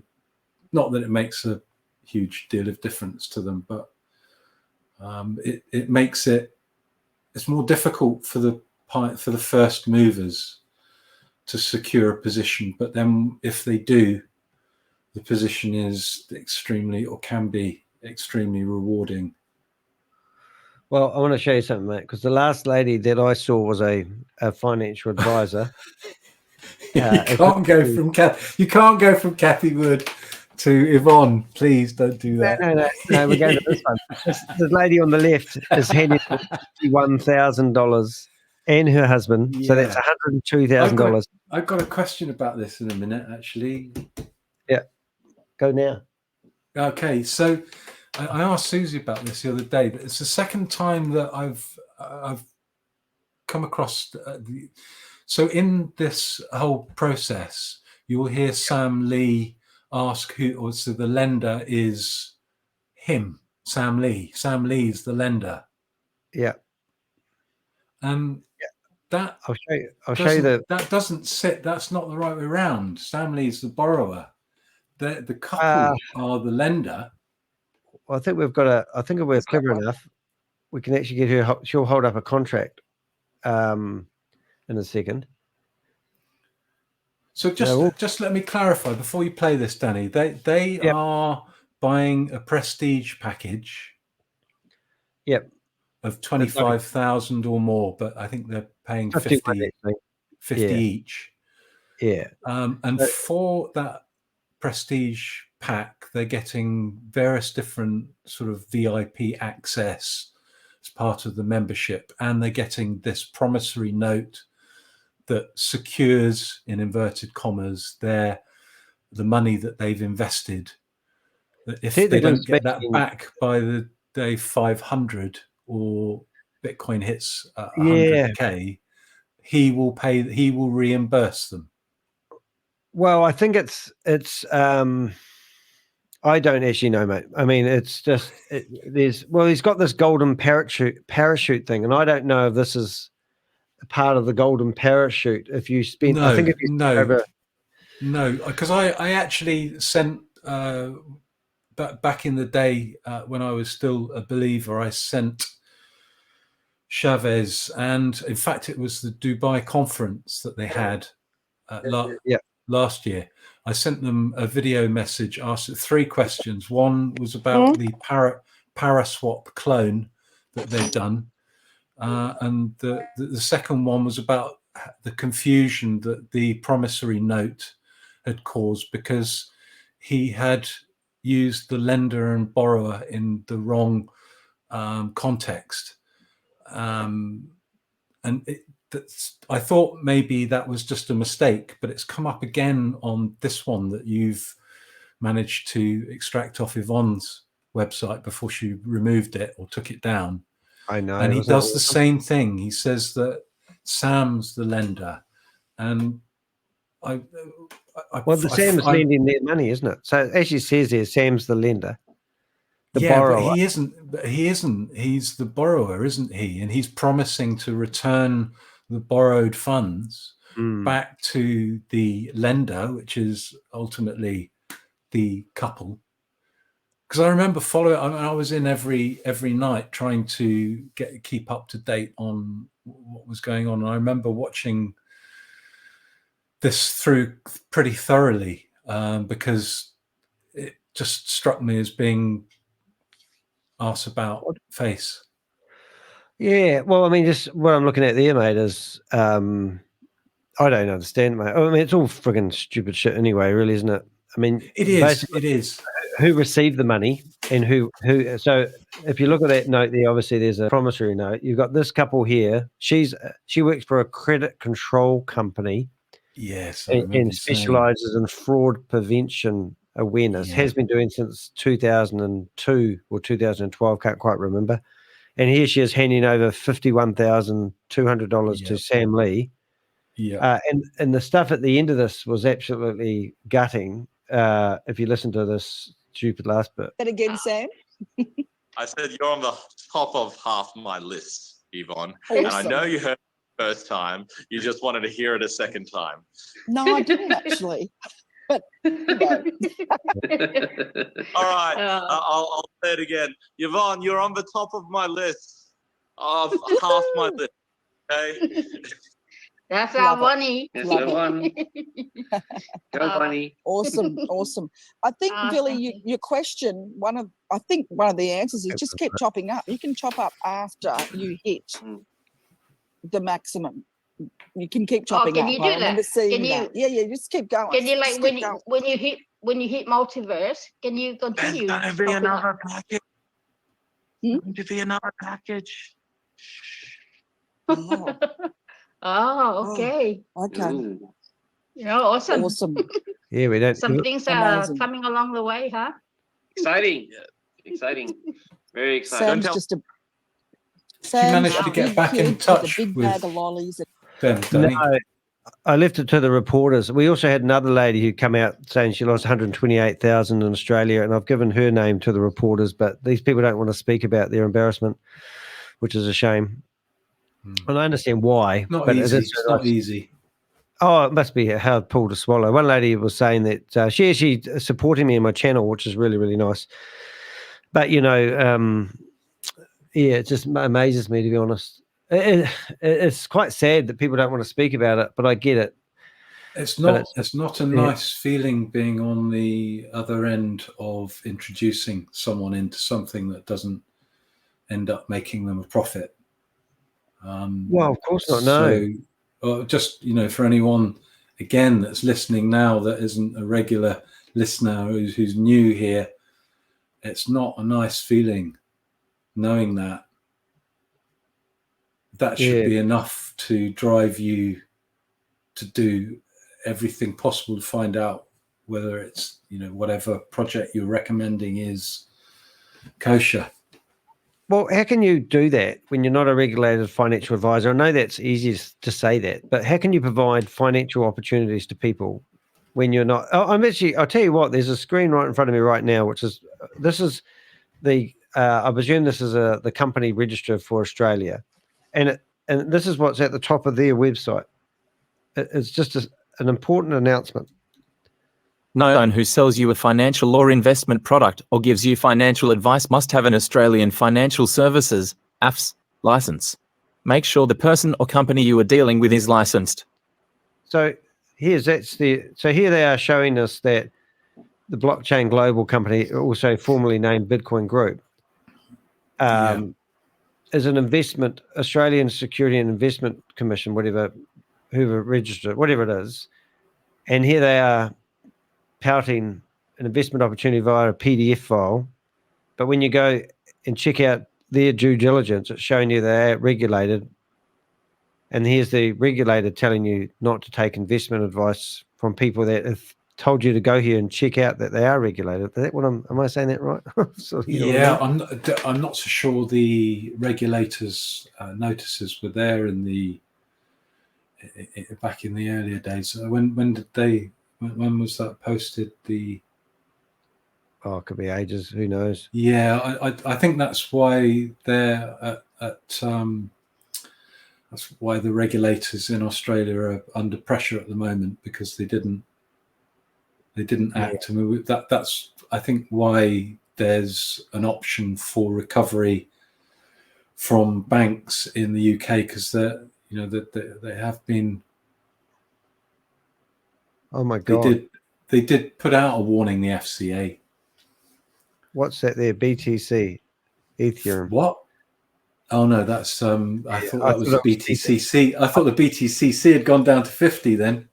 Oh, so did I, and that's why I picked it up, because I'm thinking, oh my God. Yeah. So Susie Stealth is basically saying, why does ASIC let these companies renew, and why aren't they struck off the company register? I think that's a very valid reason. Yeah. Sort of. I'm just going to flip back just for a second at these ones here, because that guy with a microphone, I'm sure I've seen him with long dreadlocks once doing an opening somewhere, but could. Journalist and TV anchor, always Mangavala. Not that we're promoting this in any which way or form, but I am looking at lots of similarities. As they pass off these great names, they basically insinuate they're all the same, that everyone's and their dog is involved in it. They're global. Well, they had listed tokens just then. These ones, the different exchange, the exchanges that the tokens were.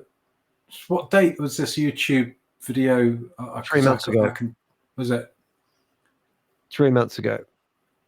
No, actually, what I'll do is I'll just chuck it into the chat room just for people who want to have a few shits and giggles. Don't look at it as we're not promoting it. Just remember that, kids. Don't go out and do it. There it is. There is that it? No. Projects. No, it claimed which exchanges the token was either being listed on. Is that at 50? Were listed on. Developers. Oops. I'll probably come back up. I'll just play it through for a second. Yeah, it doesn't really matter. Associate partners. We've strategically partnered with top global associations, combining diverse expertise for mutual. So let's go to GoDaddy and say, are you associated with the Zoom? Innovation? Try Zoom. Oh my God. How did you get in touch with Zoom? For God's sake. I mean, really? And Slack. I mean, so they partnered. Yeah. Why would they, it's just these unsubstantiated claims. And this is my mate who's telling me that he wasn't trying to scam me and get my commissions. In fact, he was providing me good financial advice, not been, and I love this one. This is all the proof of the photos. Projects to the audience. Burj Khalifa Armani event. A grand corporate event was conducted at the Armani Ballroom, Burj Khalifa, Dubai. The event hosted some of the... Hello, who's these people? Let's go back some. So there's the guy walking out with his gorgeous girlfriend. Conducted at the Armani Ballroom. Oh no, sorry, girlfriends. Burj. So you'd love to do an image lookup on this to see who Khalifa, Dubai. Oh. The event hosted. Do you recognize any of those girls? Hey? Some of the biggest names. Oh, look at this. And prominent figures from various industries in the presence of international media. So is this the guy that's involved in it? This is the real deal. Innovation Factory signed Mr. Wasim Akram as a... What's his name? Brand ambassador. Yeah. Oh, look. Was he the cricketer, was he? Oh, I think he's pretty good at hitting a long, short leg. During a special press conference at the Dubai head office, an agreement was signed by Mr. Omar Khan and Mr. Was. How can I deny this guy that he's somebody special? Now, what was he signing? No, he's signing a cricket ball, isn't he? I mean, that's no proof. Well, that is a signing. Technically, you got to give it to him. It is a signing, even if it's on a cricket ball. Oh, actually. Oh, did it go up? It didn't go up. It did go down. Oh, we're down under 66 now. I meant to share with you. Yeah, keep up the good work there, Susie. We'll keep you on for another week. Wasim Akram to move forward together in the interest of the company's vision and mission. After a the crypto event. Successful participation earlier, Innovation Factory revisited the Crypto Expo Dubai in 2020. That looks very similar to the same stand that was HyperBC. HyperBC. Yeah, I saw that. Did you ever follow up on that LinkedIn lead that I sent you? Mushad. When did you send that to me? Ooh, a few weeks back. Back, Admiral. I know. I probably do, and I look at it and I go, I've seen that before. I always ping off a message to them, but you just never get a reply, and it's like all day long. 3 with a right messages. Too much to follow, isn't there? Well, at the end of the day, how much? I'm like how much? Like if I handed you a glass of water and said, "Look, here's a fresh glass of water from New Zealand. I've only put a tiny little bit of poison in it, but it should be okay." How much poison do you want to put in your glass of water before you don't drink out of it? Awarded for being the fastest growing. Now look at that. So this is the expo. So this was crypto community. Grand Thailand event. Community has always been the heart of. So these events actually look. It's got all the she-men. Are they called he-men? She-men. I went to Thailand once and I watched all these ladies dance on the stage, and then they took all their tops off and ran around the audience, and they were all men, but with boobs. It was quite, and that looks like the same Innovation Factory. So they must have these events, and somebody must bankroll A them. mega seminar and celebrative event was hosted by the company in Thailand. God, that looks like another HCash event. To acknowledge and appreciate our rapidly growing community across the globe. How come I've never heard of this company? I just missed this one. It's because there's so many. Celebration of 5 million members. 5 million members, and I've never heard of it. They must have like a white label video that you do when you want to promote your Ponzi scheme, and you just go, well, look, we'll do your video for you. We did one for when Obama come to Thailand, so we'll just use the same footage and switch out all the signage. Innovation Factories Management, along with some global leaders, celebrated. Hey, let's go out to a desert. Everyone get their signs out, and we'll take a group photo. The milestone of achieving 5 million plus community members in a very short period of time. You know, that's the whole size of New Zealand, who have decided to sign up for a Ponzi scheme that I did not know anything about. Category sponsor of Pakistan Super League Season 8. Sponsor of Pakistan versus Afghanistan Cricket Series. Acquired candy team for Lanka Premier League 20. This is big stuff. 23. Title sponsor Asia Cup 2023. Joint ventures. Innovation Factory entered into a joint. Innovation Factory. So if this company is as big as it is, right, the first thing I would do is I would go have a look at their YouTube channel, right? And I would say they have got 5 million subscribers. Yeah.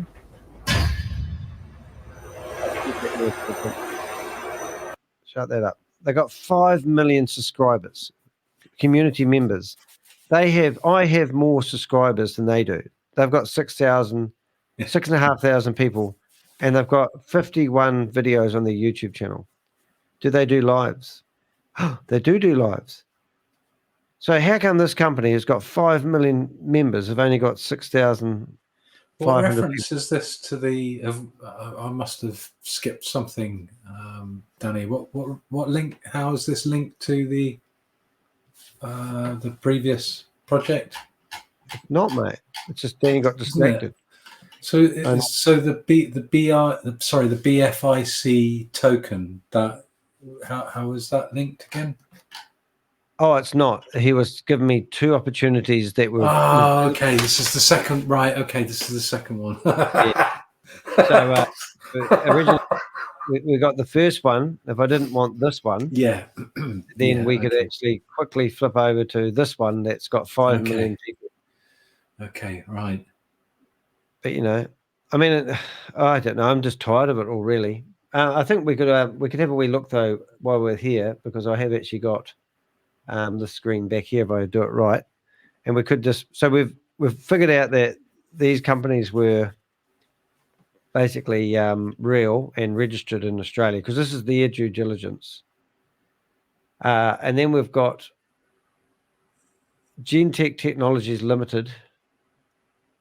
No idea what that's all about. Genetic. ASX. Oh, well, that's got SEC filings in the US, is it? Well, I don't know, but it seems like that has now gone offline. So I'm just going to see if their website goes online. And for some reason, I can't load that. Maybe it's not available in New Zealand and not internationally. So then ASICs. Oh, so ASICs, the data. Wasn't that? Accept all cookies. Do you have to accept cookies? So I don't actually understand. Once again, I don't understand what I'm looking at, and I don't know why I've got this job. I think this is on. Is this not on the stock market? Oh, is that what they're trying to say? Is that the Genetic Technology Limited? I think so. Is listed on the stock exchange. I think so. Yeah. All right. Let's go. And this is NASDAQ. First Growth Funds. Same deal, really. We're going to find it is listed. I mean, obviously, if we click on those links. But what's this annual report stuff? Have we got any more Reuters in there as well. So is this the company that does annual reports? Don't know. But anyway, if they did an annual report now and we saw that they had $5 billion, we may be slightly alarmed that we found the money. But I'm assuming. Path Corporation. So Path Corporation, I presume, bought something.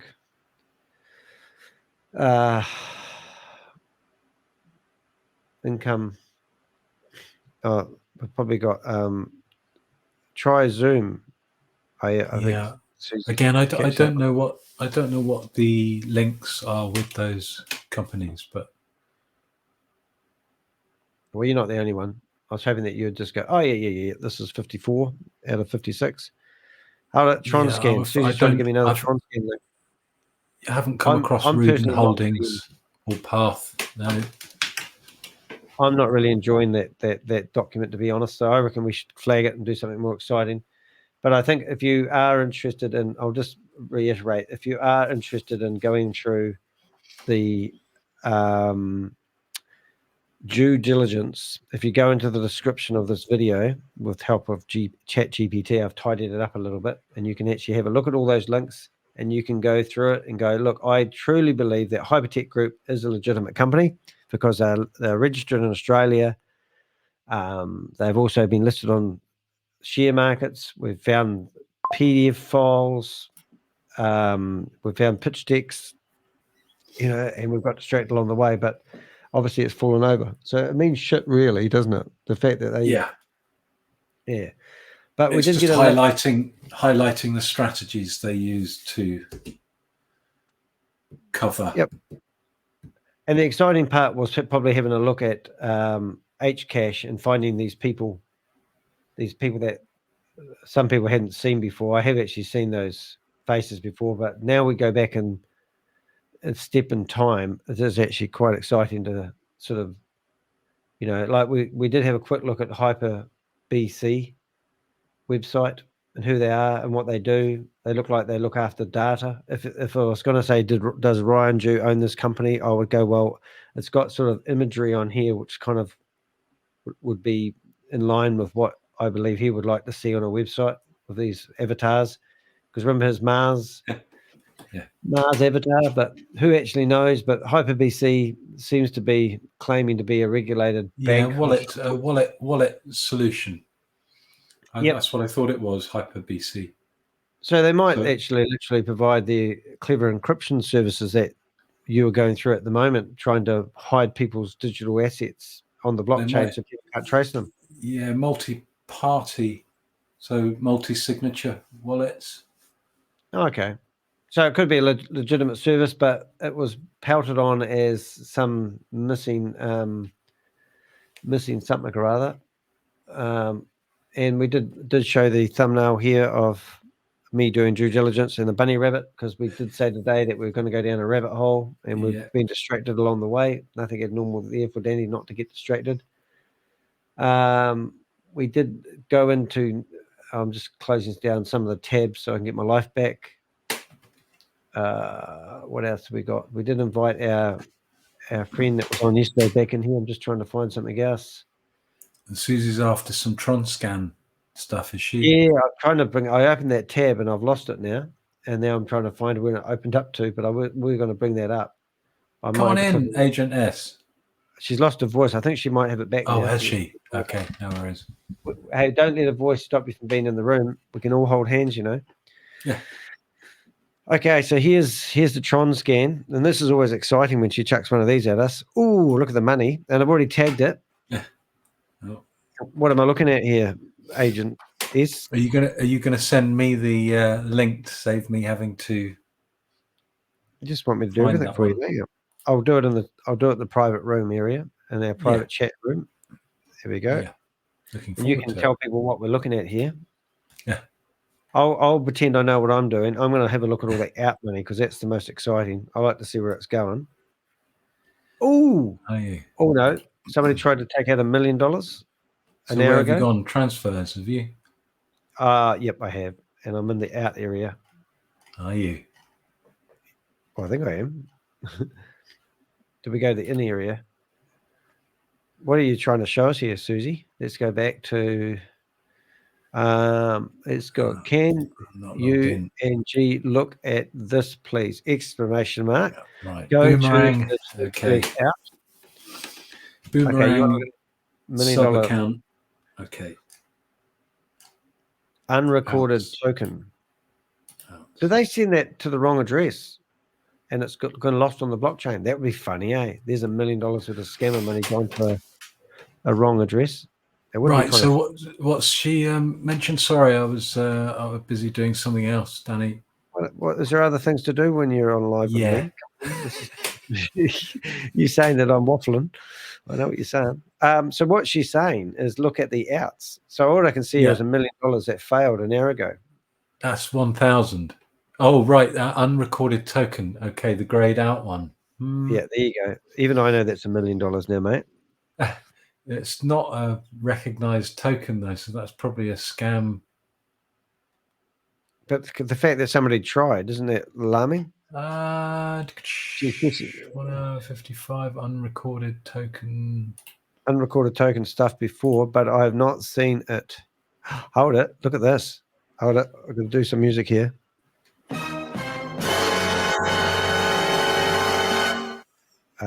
We play that music when someone special enters the stage, and we have Agent S on the stage. Hello, hello. Welcome. There we go. The music's done. And how's the voice? Well, thank you for welcoming me. Sorry, I wasn't able to join earlier. That's not good enough, but that's okay. We'll forgive you. That's fine. I know people have a life, and not everyone has 5 hours of their life to give away to me every day. I understand. What I was trying to say here was, you know, I've been tracking this wallet quite closely, and it's the first time that I've seen this type of, and I know these are typically scam tokens, right, that are trying to come in or leave. But it's the first time I've seen it here. Yeah. But there's a 5 million one as well. Yeah, that's why I said, you know, if I see it once, it's one thing. But when I see it twice in the matter of a few hours with a nominal other transfer out, right? The EIHZZ is one we recognize, but the other one is something else.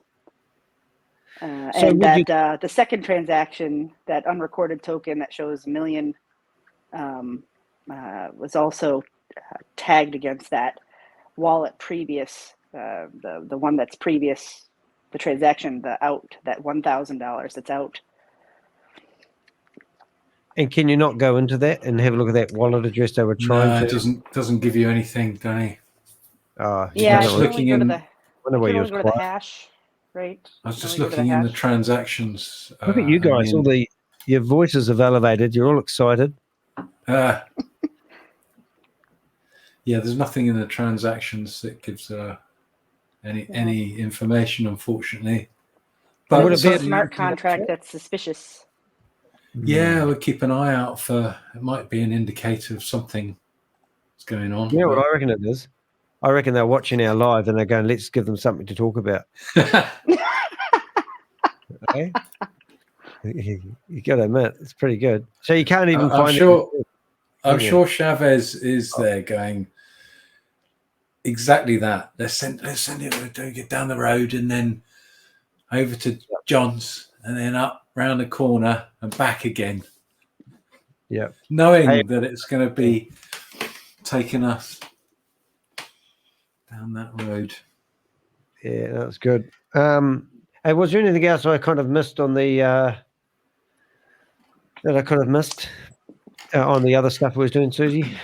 So the HyperBC, the only thing I was saying on HyperBC is that there's a person of interest that's in that listing. Everybody else seems to be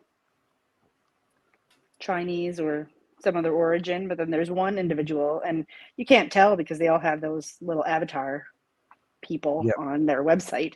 But if you click on the profile, it gives you more detail about the person. It's the only name that's on there that kind of sticks out. So let's have a look. So HyperVC. Has he got a gap in his tooth or a strange ear? That I don't know, but I see where you're going with that, guys. It's getting desperate, I think, just saying, but it's okay. I like you got it. You don't ask, you don't get. You reckon Chavez was born? Was he born back then? Was it? Yeah, okay. Where is it? It must be about us, is it? Yeah, the About Us page. Yeah, so these little avatar guys, see how they're all Chinese names? Yeah. Wang and then you get to Shankar. Oh, that's the guy. Have you looked him click up? on the plus, Danny. Click on the Is that how you plus. do it? Who designed that website? Well, oh my God, it's all like, I'm going to have to read it. Shankar, an experienced professional with 16 years of dedicated focus in information security, holds the esteemed OSCP certification. His expertise spans across various domains, including vulnerability assessment, penetration testing, and secure network design. Notably, Shankar has achieved multiple CVEs and bug bounty recognitions, further highlighting his exceptional skills in identifying and resolving security vulnerabilities. As a Udemy mentor and ISO 27001 domain expert, Shankar actively shares his knowledge and contributes to the professional development of others in the field. Additionally, he has been granted a patent by the Government of India for a web security firewall model, showcasing his innovative contributions to the industry. Ranked as the third best hacker on the 2022 Yugosha leaderboard, Shankar's exceptional abilities are recognized and acknowledged. His expertise also extends to areas such as DDoS attack mitigation and investigation, vulnerability assessment and penetration, testing, VAPT, privileged access management, PAM, and performance testing. Overall, Shankar's extensive experience and diverse skill set make him a valuable asset in the realm of information security. Okay.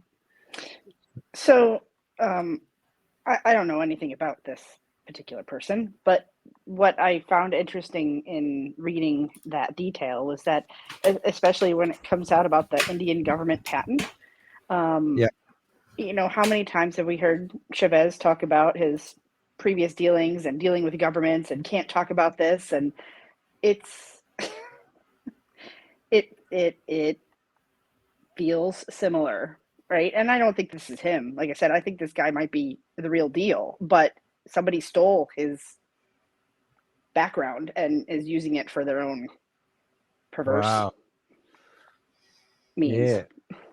Has he been active lately? Let's have a look. So this could be a much... Oh, look, it even tells you HyperBC in here. So when was the last time? 4 months ago? Last time he was active, I think 4 months ago, I think. So he's still active. But I did notice something in here that just flashed up is HyperBC full-time, information security consultant.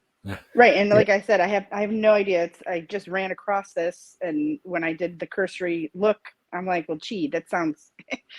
Why does this sound familiar? Why does this story sound familiar? He's got here though, and we can't see his teeth. He's not helping us. He's got another website up there, though. Did you see that? That sh4.in. Well, he's clever enough to go there. It's kind of scary, but I like scary. Where are we finding that? Where's his website? Scary. Up in his profile at the very top. I think you're good at this. sh4.in. Where are you seeing that? In the red. In the red. In the red. Look, guys, you're not helping me. Oh, that. Oh, right. Yeah. Is that a website address? Is that what they've turned into these days? Copy that and put it in the browser. We're going there immediately. And that stands for India, is it? Yeah. SH4. Can you get those special polarized glasses that help with oh my that, God. Danny? Do you notice this friggin' thing that is freaky, man. I'm going to put that on my YouTube. I've literally got a fly that's flying around my office, and there I thought he was coming on the screen, and then it started walking around like a spider. Could you get little scam bugs? They could be like our special Avengers that we can put into these scam websites. I've never seen So when it. someone opens a website, they start crawling around. Yeah, and it's got shouting, spider. Scam! So all rights reserved. GoDaddy DNS. Bizarre. So why don't we do other things like open up his LinkedIn, Twitter? We might find he's got friends. Let's have a look. Go to this one here. What's this one here? He's on. Let's see if his Zoom works. There he is. HyperPay. Security consultant at HyperPay Tech. Oh no! Now there's a HyperPay. Yeah, they've had that though. But well, is they're that all linked, aren't they? HyperPay, HyperBank. Well, it's all in that. Yeah. Or you've looked at me. You can see my messages. I've been messaging CoffeeZilla. I thought CoffeeZilla might be doing something on this when he asked me if I knew any law enforcement in America and in Australia. So HyperPay. So he's in Dubai. Oh my God, really? So he's in Dubai as well. Oh, let's follow it. So is that another profile? Well, no, I've just gone to the bottom of his website and clicked on it. That looks like another LinkedIn. Is it? No, it's Twitter. No. X, Oh, it's Twitter. Oh, yeah.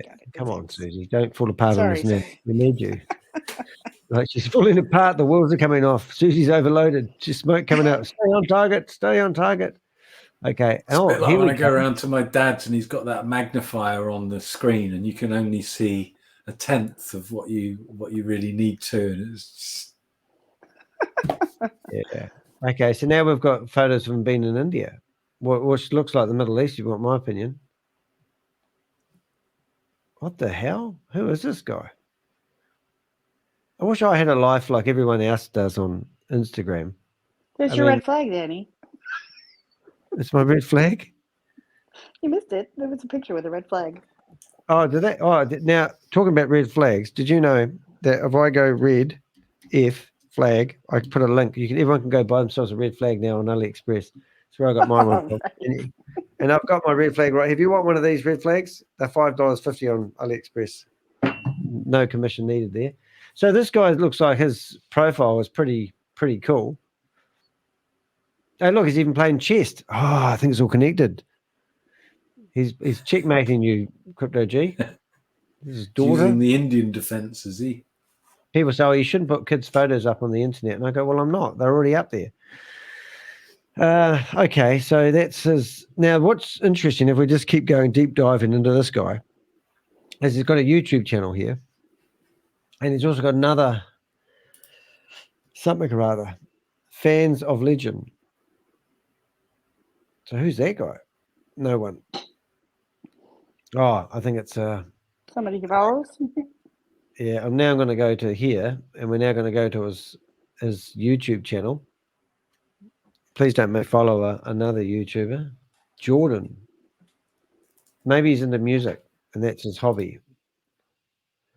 Videos. I think that looks more like a muso's. I don't know. We're getting distracted here.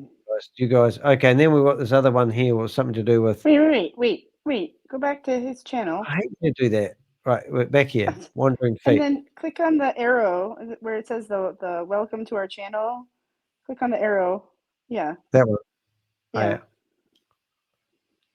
It's got 85 subscribers, more than me. More than Rob, sorry. That's funny. You see what I did with that? He had six people in his live stream. Yeah, and have all of those people been in my channel before? I think they have been. Were you two in there? You must have been. Disgusting, guys. I was on 2 devices. We should do that to him one day.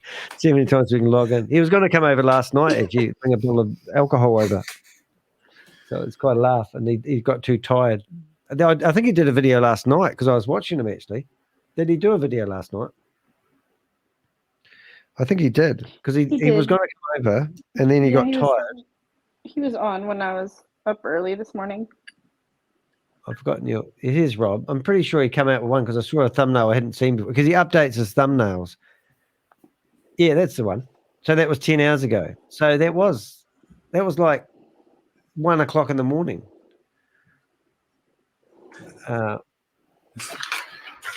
Hello, everybody.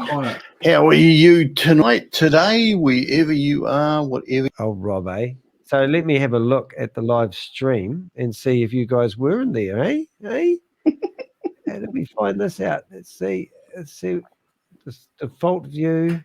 Oh, we were chatting, and if I remember, JB was in there too. Is that right? It's really embarrassing when you're doing a video and you look down and you see everyone having a chat in the chat room that's not relevant to the video I'm doing, which does happen a lot to my videos, just saying. Yeah, that's good. All right, Rob. Now we're looking at some of this other. We've got Susie. This guy is from Dubai in that list. That was an old message list from people on HyperVerse. They were desperately trying to communicate with me. And then you've got nano scammers, and we've got red flag. We've got Josh is here. Dubai is #1 place for crypto scams. And funny when you're listening to people like Garrett, he says that Dubai officials don't like the word scam, but it's where all the scam seems to be running. It's funny they don't like the word scam, but they're home a whole lot of scammers. You know what I'm saying? Weird. Anyway, back to this guy. What's that there, Thea, showing us? The public. This is GIT Hub. Is this like a Facebook page? GitHub. Maybe he wrote the code for Boomerang. It's a repository, is it? Do you say repository? I don't think so, mate. You can't show that on the internet. Click at the top. Is it? Did you want me to go back? Look at that. You guys like to study things a lot longer. I get bored. I look at that and go, oh, I'm bored. See the repository at the top next to overview? How do you find this stuff? Overview. I can't even find overview. Yep. Overview. You're right there. You're right there. Oh, down. Warmer, colder, warmer. You need to get rid of that box, though. That box is not helpful. Right. Yeah. Yay! That must have been painful for you guys. Is this people that are endorsing him, or is this stuff he's done? I think that's stuff. In other words, what am I looking at? He's deposited there. He's depositing depositories. I have no idea what this means, what this is. But hey, look, we found somebody with a motorbike who looks like they're telling everyone they're living in Dubai, and they're not.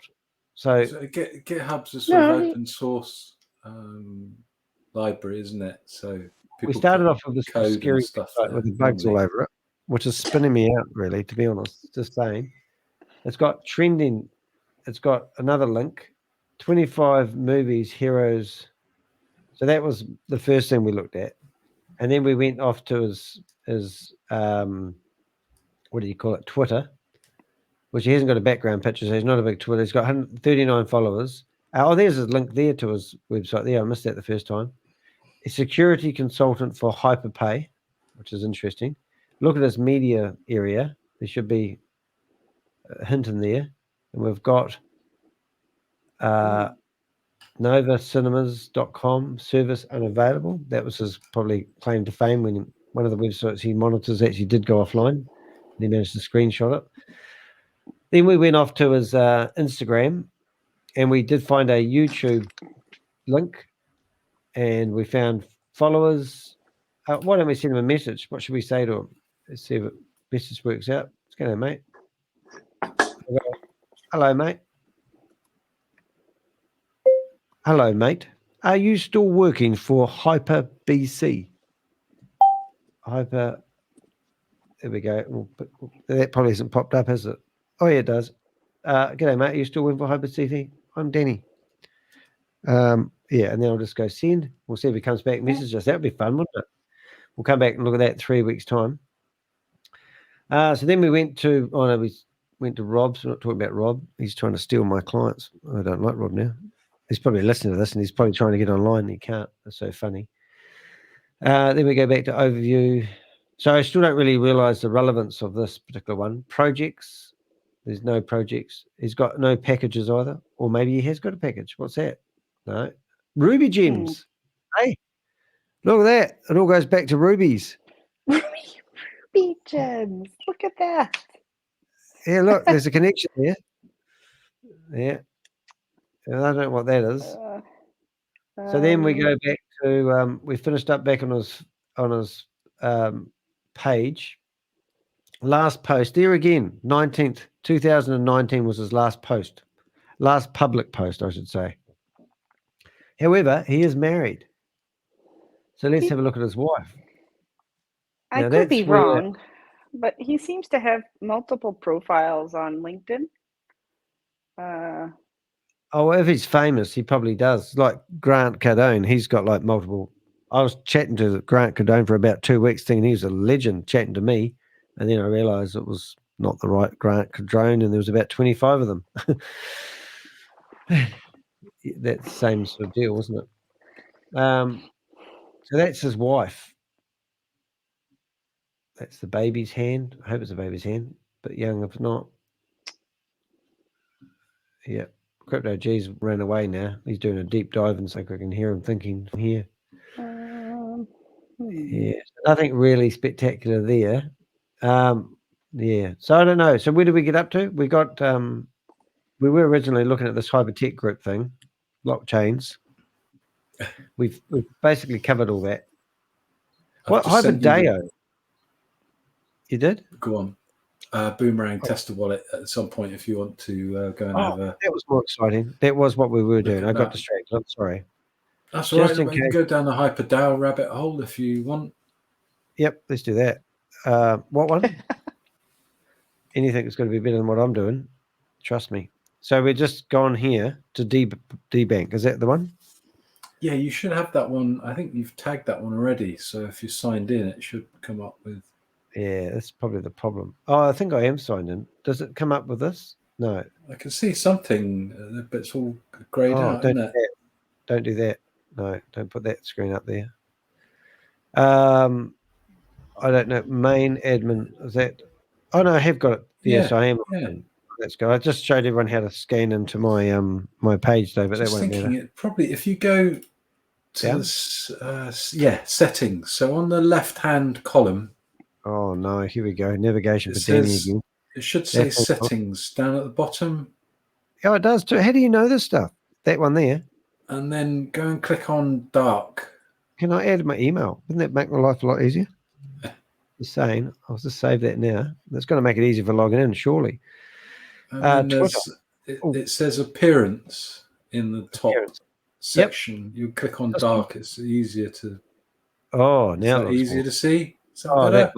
that makes it look like what am I trying to say? It kind of makes it look more sci-fi, more crypto-y, interesting. Look, you can see my money. Look, it's gone up again by $20. Did you see that? Hold it. Here we go. Look at this. All right. Look at that. I've made more bull than a cow can shit. Oh, look, it even tells you who's giving me the money. Is that right? I don't know. I need to put you on big. You got 12,000. Your net worth. Hey, I've got your stuff in here, crypto. You got me in there, lad. Look, you've got $12,000 worth of money in there. It's public knowledge. Everyone knows about it. So how does that work then? So if I go back to Ruby, what happened then? Oh no, I'm not doing this right. There. Oh, we've lost you. Yeah, I've just flipped back. Is that the right one? There. Yeah. So how does it know? How does it see my wallet in there? How does that wallet come up in there? Do you know what I'm saying? Oh, is it back? Or is that me? So that's gone? Right. I think that might. Can you hear me? Yeah, I can. Is it right? Sorry. I think I might have lost connection then. So have you clicked? Yeah. You've ended up being distracted by your own wallet. Yeah, I did actually. I'll go back. Just don't make fun of me. I am trying to go back now. I'm just going to paste that into this window so I don't lose it. And there we go now. So we should be going into a nice dark. And we are now looking at the main wallet. So what are we looking at here? So this is the main Boomerang admin, tester admin wallet. This was Chavez's wallet, wasn't it?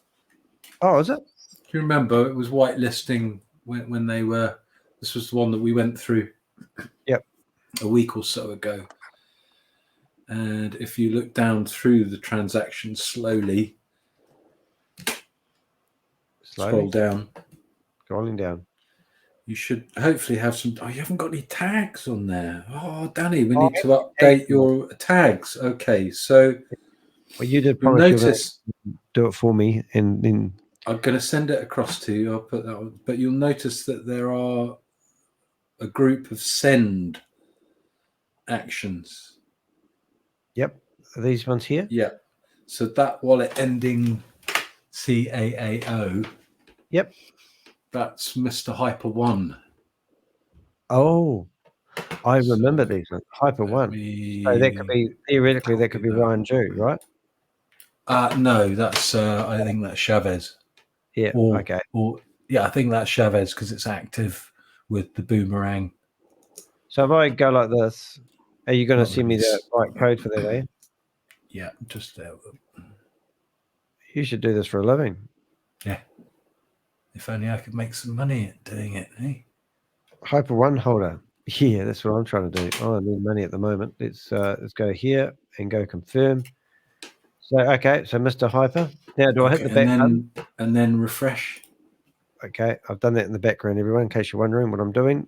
Yeah, just you want to go back to the. In fact, it should have opened a new window. So rather than going to and then I go to the previous window. Yep, and then I just refreshed it, and then I'm down here now, and I'm assuming. And so now you've got your tags there. Where do you see it?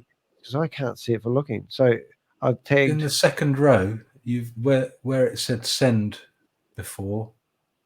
Yeah, it's now got in brackets Mr. Hyper One. Oh, holder. Right. Okay. Subtle. Sorry, mate. Bit dumb today. That's yesterday. all right. Okay. Anyway. So you've got. Certainly. Look, Susie's put her clothes on. She's. Have you noticed that? Susie has actually got her avatar in there now. She looks a lot more prettier. See? Yeah. Good on you, Susie. Good to get dressed when you come in here. Just saying. Okay. Outside voice, inside voice. I get them mixed up sometimes. So I'm just the point is you've got a reasonable amount of money going from the admin wallet, which is receiving money from the Boomerang AI liquidity or deposit so if I really wallet. wanted to, Mr. HyperVerse, you're assuming it's Chavez, but I could literally put in brackets Chavez for my own reference. If you want, yeah, absolutely. Yeah. And then that's going to just, finish them off really. So now I hit refresh on that there. Hopefully there's enough room for it all to display in one wee paragraph. And that will just help me go, oh, that's right.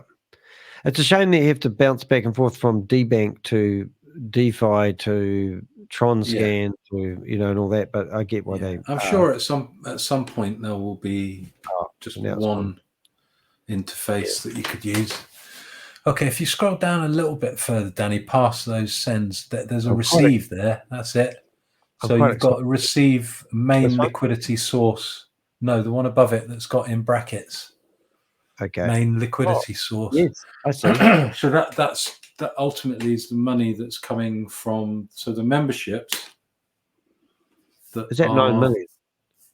9 million. The memberships that are bought. No, that's 9,000. Oh, okay. The memberships that are bought in WAS, it's on the Tron network. So that USDT is then being routed to Binance, as we've seen, and as Susie's been keeping an eye on those movements. But it goes to Binance, and then it comes out of Binance to the Polygon network into the liquidity wallet, and then that goes into the tester wallet. And then I wanted to look to see where it goes from there. All right. Or you to see where it goes from there. I love being educated. I actually have picked up some of this. My brain's pretty slow in saving the information. I think a lot of people get glazed over when they see this stuff and they just give up and trust a friend. I think there's only a couple of pages that you need to come to this tester wallet. So have that URL bookmarked. Okay, I'll do that. So this is the one I'm looking at the moment is the tester wallet and I can basically click on that sucker, grab the tester wallet, go up to my web browser, and I could go bookmarks, extensions. It says bookmark this tab. So a box pops up on my screen, and I've actually already got it listed there, and I just haven't done it. So literally I already had this bookmarked. But I probably don't realize the significance of this wallet and why I've got it bookmarked. Because when I get here, So this wallet in its transaction history has been responsible for funding the beta tester accounts with Matic. So in order to use that account, you have to have the native token in it. So on the Polygon chain, you need to have Matic to, like you had with your account. I sent you a little bit of BNB to enable you to actually do something in there, because without BNB you wouldn't. Right. So you see a trickle of money, a tiny bit of money coming in there, so it enables them to use the services. Yeah. So this account was funding the beta tester accounts, you know, when they had, what was it, 20 trainers or something right in the early days. It took a small group of 20 and spent 2 weeks training them up. So you know that this is the admin, so you know this is Chavez admin wallet, and you can see money coming in from the liquidity source, which you're just looking at. That's that 9,000. That's the one. No, you skipped off it. It was where you were. That one. One below. Sorry, mate. Oh, I see. It says receive, and in brackets, the main liquidity source. Right. So that's the money coming in from the subscriptions. Yep. Wow. And then if you go up to where it says send to Mr. Hyper One, that's money going out to what I'm fairly sure is Chavez's account, Mr. Hyper One. Do you think he bought some like lunch for the staff people? What do you call it? Office workers? I'm sure there's a few payments going out to his wallet. I'm sure he's regular making money. Sure, making sure he's taking his share. Hold it. So if you click on any one of those to go, not that column though, where it says send with Mr. Hyper One, and you go back to loading that.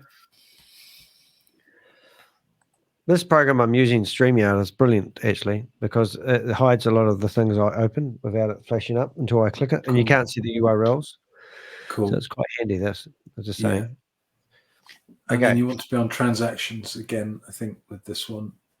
Oh dear, that one there. Yep. And this is where we'll see the real money coming back and forth, obviously, with it.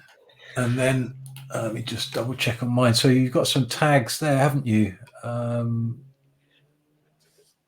Look at that at the top of your screen. 500. So there's one. It's in green. That's your this account receiving from the account that we were just looking at. For 505 USDC. Why is that? The one above it? Yeah, there's a bridge. Is sent 500 to the Boomerang Flash Loan Authority, which is in brackets in the second I didn't column. think I tagged all these, but I must have tagged enough of them. I've given you a few of these. When Rob was on, we tagged the Flash Loan Authorities. Hey, I've got to go to the loo, and I probably don't want to tell people that. So can you just keep talking for about a minute and a half? It might run out of details just on this page, but any questions? Sue, you still in here, Suze? I'm still here. I'm trying to put something in the chat, but I can't. Oh, there we go. It finally opened up. I want Danny to go to this site because it's a piece of the story, and I know people are still using this. So I'm trying to figure out why is this still here? You put it in the YouTube chat. Yeah. So can you put it in the StreamYard? Oh, maybe. Chat Let me box see if as I well can do for that. us.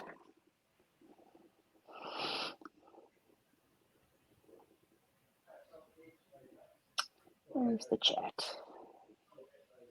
You might have to minimize the screen if you've got it on full screen.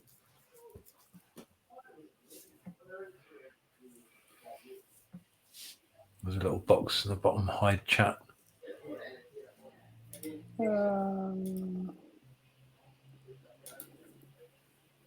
Exit full screen. If you're in full screen, you won't be able to see the chat box. Yeah, I'm not really connected to the app though. I'm connected via my phone. I think that's why. Oh, I found it. Okay, I'm here now. What are we learning, boss? Okay. Susie's got something. She's always got something. She's got something hot. Is this HyperPay Help Zendesk? Is that what we're looking at? Can you go there? Shav is his surname. I'm busy. Did I take more than a minute and a half?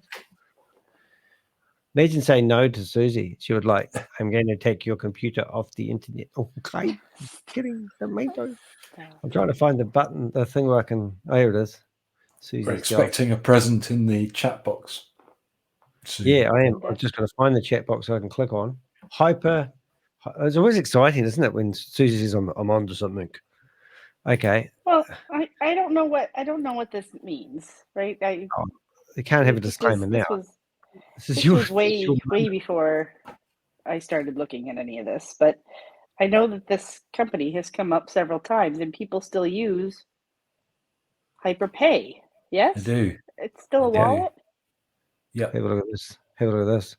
Can you put? I'm sorry, I can't put it in the chat for some reason, but yeah. So now scroll down. I just want to see if I've got royalty-free images. Collinstar on there. I'm just doing a look. Oh no. Investors, Collinstar Capital. Yeah.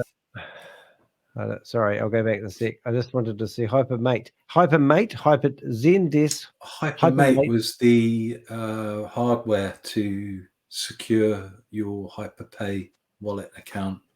They had a cold sort of digibox. Look at this. Anyway, I was got distracted by my own investigational skills. Is this the one? Am I going back? No. Sorry, where did I go? Oh, there it is. Okay, so what we're looking at here, I got distracted by doing reverse image lookups on that image. Collinstar Capital, a little bit further down, if you scroll to the bottom of the text. Oh. Investors. Crazy, isn't it? Again, it's just another confirmation that. The thing I can see is Ryan claimed he had 300 companies at one stage. Do we have to go through 300 companies until we find the one that actually works? Oh, and look at that. They moved it to Hong Kong, China. Do we need to read that? The answer is yes. HyperPay is a technology company that aims to bring inclusive financial services to the world. HyperPay was first registered in Melbourne, Australia, and launched the HyperPay Digital Wallet project in 2017. It was officially launched in February 2018. Since its launch, the number of users has increased rapidly, and its storage assets have reached billions of dollars. It provides one-stop aggregated digital financial solutions for millions of users around the world. In the spirit of security, FIS concern, enhancement, the firm destination, HyperPay is committed to integrating the personal finance field and the mainstream third-party platform payment field, and building a convenient and secure one-stop service platform for digital assets through continuous technological innovations, providing digital currency users and enterprises with financial services such as asset custody, wealth management, and consumer payment. It uses a digital wallet to solve all the problems related to digital cryptocurrency. In January 2019, HyperPay headquarters moved to Hong Kong, China. Wow. So that's just basic problems, was it? Oh, I see. So you went in there and started reading all through that, Susie. Where are you, Susie? I know you're here. I just got a welcome back from Christmas email pop up in my inbox. Did they not realize Christmas is 4 months old? Yeah, so what you're saying? Yeah, you're back. You didn't go. You were here in spirit. Yeah. I said when I pulled up their website initially, if you just go to, and again, if you click on the thing now it's just going to the Q&A part, but if you just type in HyperPay, is it HyperPay? I hit done. This is it. HyperPay.tech, because there is another HyperPay, which looks to be a bank, but that's not associated and unrelated to this. Okay. But if I went to HyperPay.tech, it's similar logo. HyperPay.tech. Yes, so this is it. And then when I scrolled all the way down to the bottom, I like going to the bottom. Page. HyperCard. Hyper. The cards actually existed. I do know a couple of people that had the cards for this. But it's more like a charge card, so you could use it a bit like crypto.com card is. Are you talking about when Kalpesh Patel was at the ATM machines and he's transferring 200? Yeah, exactly.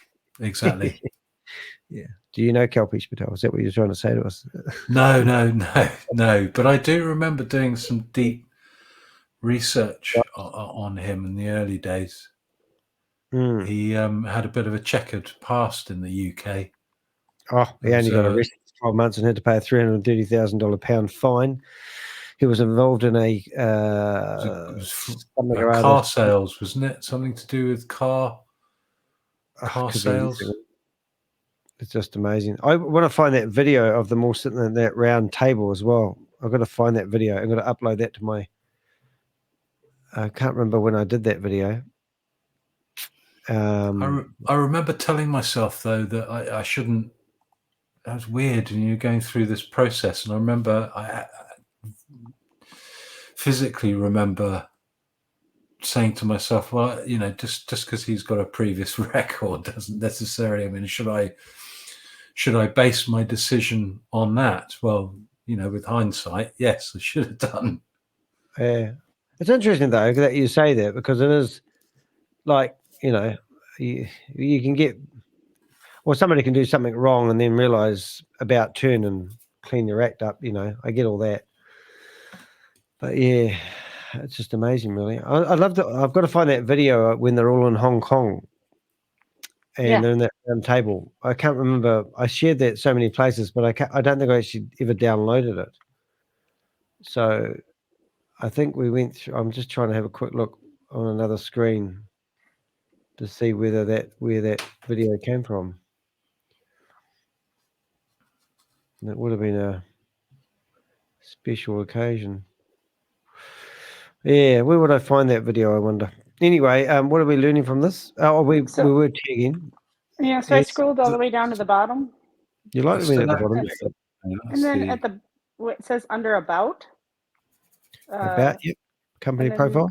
Click on company profile and it brings you to that Zendesk page. Oh, right. And it's unusual that's hosted on Zendesk.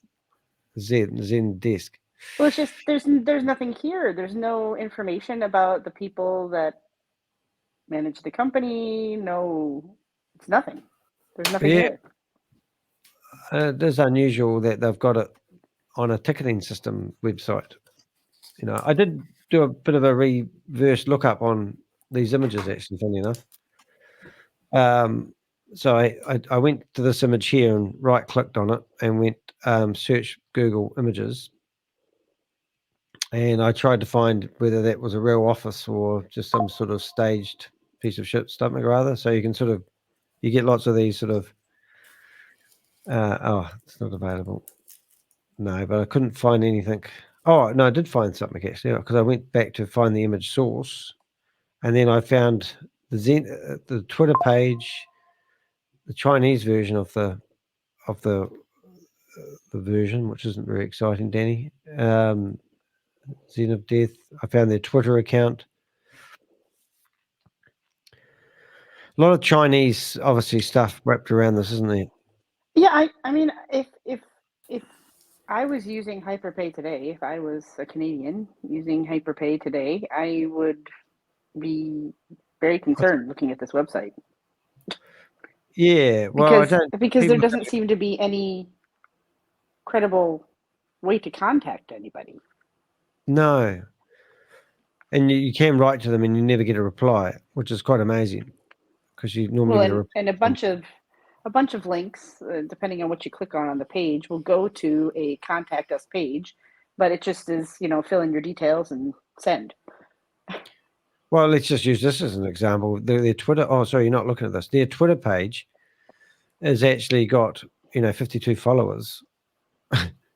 They used to have a Telegram group. I'm just trying to remember whether it was Discord. I think it was Telegram. Yeah, they still have a Telegram group too. There it is. It says that there's 118,000 members in there, which I find hard to believe, but yeah, you know. I remember they were struggling to police it in the early days. Obviously, loads of the community from Hyper came to use HyperPay, and with them being noobs, it's easy pickings for the scammers that tend to, the double scammers, so to speak. Yeah. That frequent the Telegram groups. Yeah, so that's their Telegram group theoretically there, going by, jumping off there. So if I went to this page once again and scroll to the bottom, I go, who is safe? That just keeps me in the same system. Yeah, it's not really much helpful there. If you click on partners in the HyperPay, all the way down at the bottom. Oh, this is interesting. So HyperMate, I'm on their website now. HyperMate shows that the contact us is support@hyperpay.tech, and the address is Office 3101, Media One Office, Building, Dubai. HyperMate. So the same. Oh, look, it's even got a hacker already. Hey, is that me? Yeah, it's like so. HyperMate, HyperPay, HyperBC all seem to be grouped together. It's interesting how they've moved to Dubai as well. Well, fleed is another word you could use. It's similar to move. Yeah. So I guess if anybody's listening out there that is currently holds their crypto and HyperPay or uses HyperPay, you might want to do some additional due diligence on what it is that you're doing with them. Yeah. Why would that be, Susie? Well, their assets could be being used for a nefarious purpose. Now, maybe they can still move assets around, but it's because the nefarious people have the ability to do the call on or they can send you the funds when you request it, but you don't know what's going on behind the scenes. Yeah, there's no KYC for them, is there either? Nope. Look at this. You've got HyperMate Wallet is their Twitter handle. Last post was October 31st, 2023. Yeah. So it's still kind of active, isn't it? And for what reason? From a year ago? Yeah. It's not a good sign, is it? It's not 2019, which is most of these ones seem to be that old. And then wait, there's more. Now just trying to think what that tool is for putting Twitter handles into, gives you an analysis of the Lunar Crush. So this is dig it out for you. 8 months ago, they had a post, and they're saying they're running from Dubai. But why maintain these 8 months ago? Is that when it was all like, let's keep all going? So here's a commercial. HyperMate,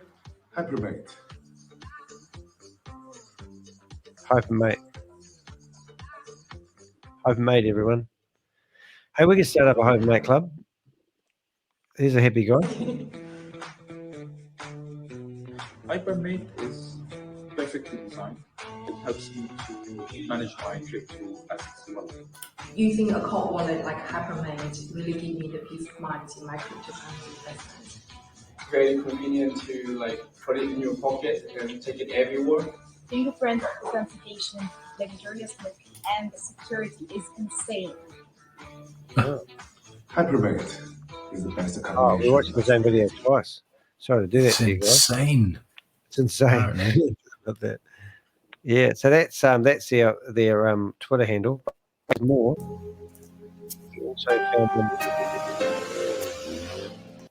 We found them on YouTube. 14 subscribers. This is hot. And they've got 3 videos. A year ago, they had this video. HyperMate returns to Singapore for Blockchain Week 2022. That good? Been more clear. Singapore Blockchain Week consisted of 5 days of training and networking. You know what we've got to do? We've got to go to one of these bloody blockchain events and go around there and walk around till we bump into Ryan. Because they must just, all these companies just, I don't know, they must just release these new scams. I mean, how do they fund this shit? I mean, look at that. They've got all these people queued up outside with big, massive backpacks on, and they're all interested in this new thing called HyperPay. Like it's the first. I mean, surely this is yesterday's newspaper, isn't it? Oh, look, you get a hat, you get a bag, and it's a wee crypto wallet thing. And then I assume it's got a Wi-Fi connection on it that will send your keys to somebody in China. Well, that's the whole thing. I mean, this is supposedly a hardware wallet, right? Not owned by China. Is that what you're trying to insinuate? Well, that and I mean, I'm just looking at their the FAQ that they have on their page.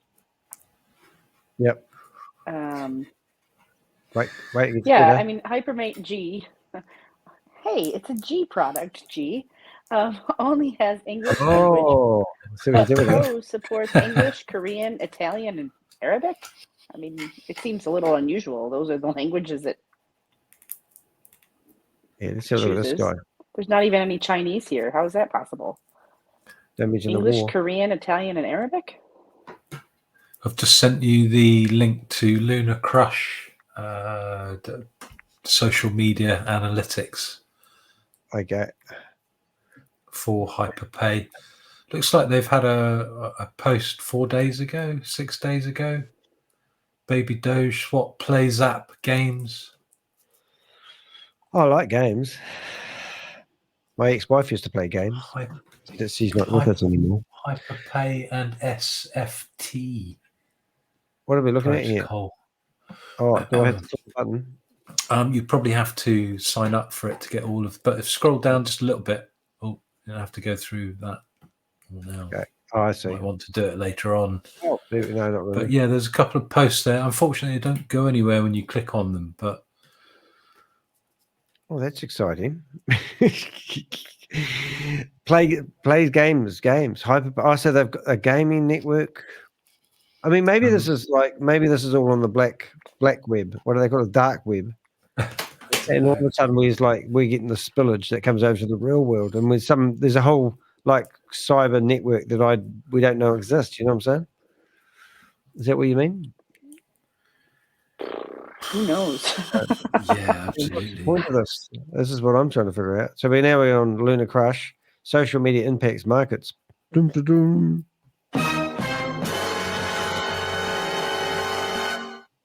Oh, who's these guys? Top investors. This is a tool that you can use to make better judgment. I don't use it very much, but one of the guys that I follow, House of Cards, he uses this quite a bit. Okay. You know, whatever's trending on Twitter, if you can get in early, it might give you some direction as to where to put your money, or at least that's part of his assessment. I'm a one-man band, mate. I'm just a Ruby man. I'm just after Ruby. Well, hey, if you pick the right one, you only need one, do you? I know. Well, I've actually done more. Room for 4. Jesus, Rob. No, there isn't any more room for you. These are my friends. Get your own friends. Rob wants to. We'll be over to yours later, Colonel. Yeah. Hey, bring him in here. I'll sabotage him. Danny's going to the Admiral's going to tire out shortly. Yeah, I'm paddling out at 4 hours and 33 minutes in. Goodness me, I must have started 1 minute past 7. I think I did. Yeah. He just stuck his tongue at us. How rude! How rude is that? Well, if there isn't room for 4, I am going to have to depart now. But we're just getting started. We were just going to go through again tomorrow. we're just going to go through the book of Revelations in the Bible and talk about the fiery horsemen and the grey men for the apocalypse. Yeah, I'm going to step back and out as well, Admiral. Look, this is not good enough, guys. Just because Rob's coming doesn't mean you need to leave. But we need to watch the video, don't we? Does Rob know what video I need to watch as yours? I presume he does. What video is that? Well, you said we had to watch one of your videos. Right, yeah. But I sent it to you as well the other day, but neither you or he have watched it. Jesus. I get a lot of messages. I do get a chance, but if we do go to crypto, I'm teasing you, Danny, but yeah, you just had me on now. I'm starting to cry. All right, so tell me where it is on here. Is it way back in the? How many videos you've done? No. I think it's in one of my playlists, source videos. I think.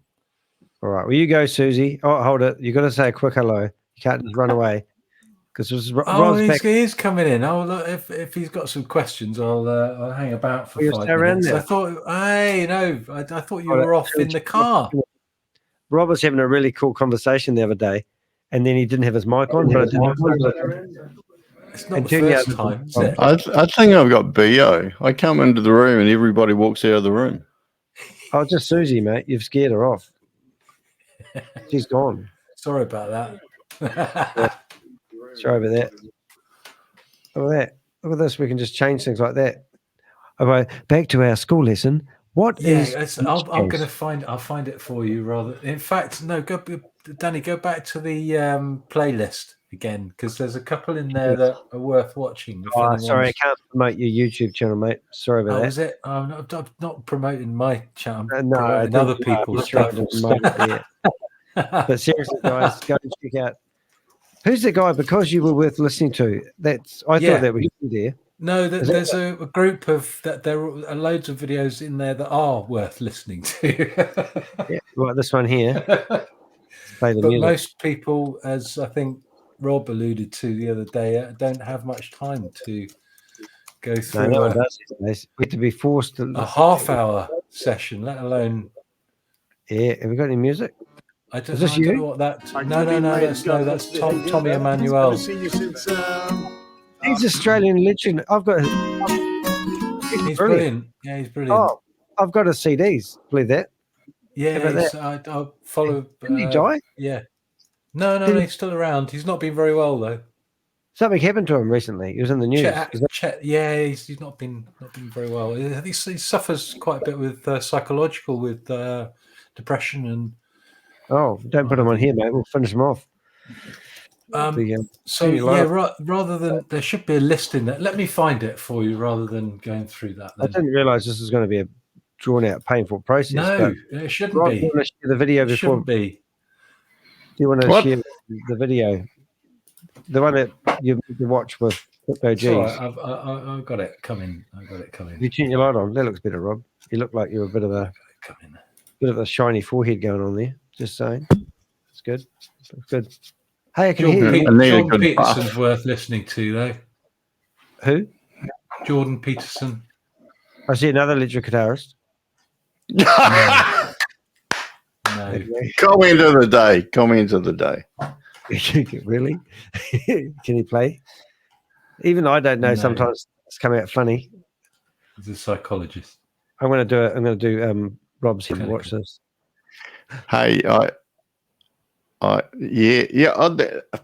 did you check out the Royal Dalton logo? No, we didn't. Hold on. It's blue though, isn't it, rather than green? I'll show you somewhere.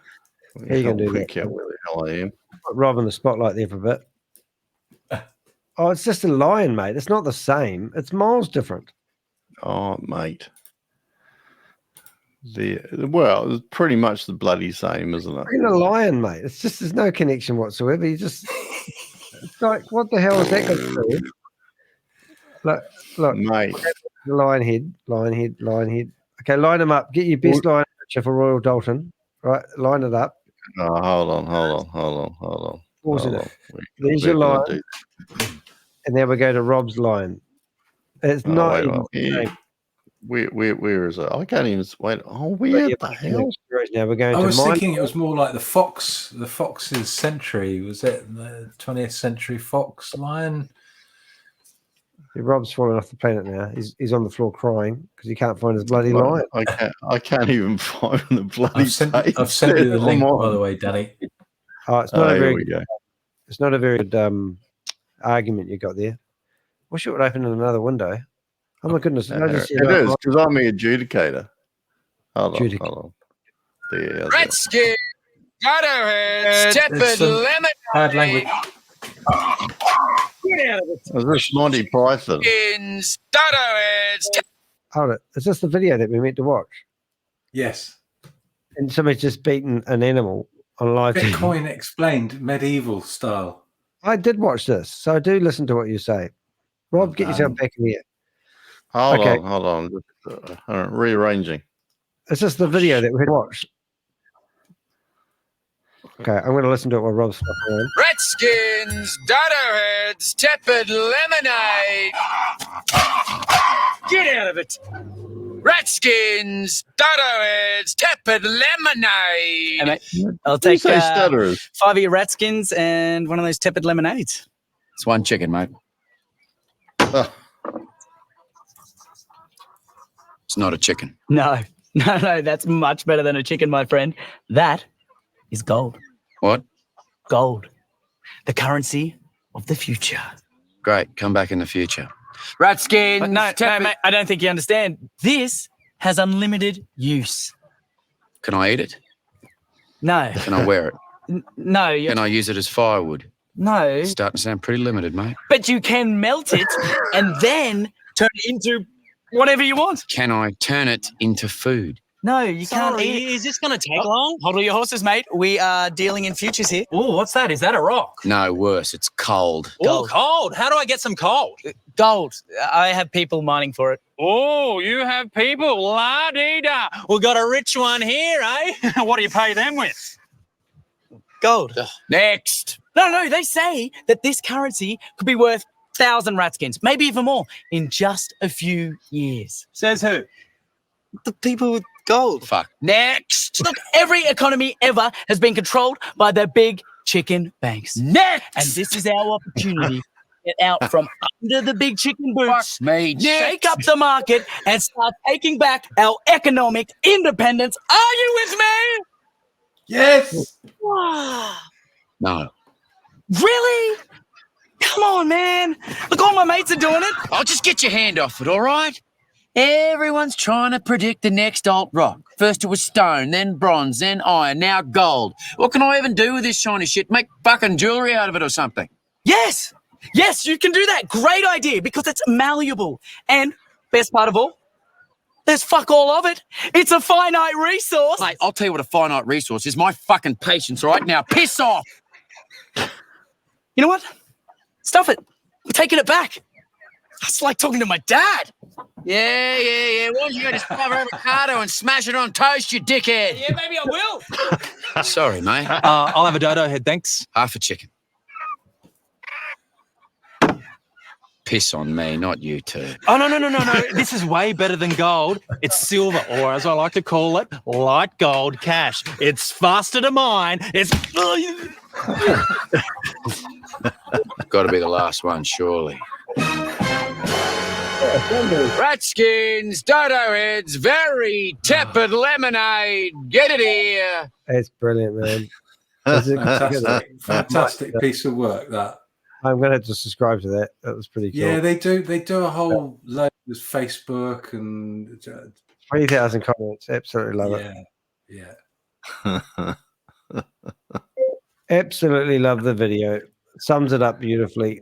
Thanks for providing such great content. Such a nice guy. Comment. You heard it here first, but not really. And there's another really good YouTube channel out there. Have you seen it? This one here. Who's he? Oh, he's a strange guy. He's got issues. And look, you watch this. This is even funnier. Watching. There he is. It's a picture in a picture. And in a few seconds, you'll see a picture in a picture, and in a few seconds, you'll see a picture in a picture. And if I turn the sound on, Gene, there he is. He looks he looks dodgy, mate. You can only see his eyes. He's hiding his whole face. In a picture, and in a few seconds, and he mentions Ponzi schemes. And if I turn the sound on, Gene, echo. There he is. He looks dodgy, mate. You can only see his eyes. He's hiding his whole face. In a picture, and in a few seconds, and he mentions Ponzi schemes. And if I turn the sound on, Gene, there you go. That's what happens when you let Danny in front of a computer. Have I still got it? OBS does that. Yeah, no, it's a pain. You lost that last watcher. Yeah. So we were talking about other stuff. Oh, so is that what we were going to get together and watch the video together? That whole 2 minutes and 58-minute video. Was that it? It was just a starter, to make it. What would have happened then, mate? A taster. Rob and I would have actually got together, spent half an hour getting ready for a live, and then realised it was a 2 hour. Yeah.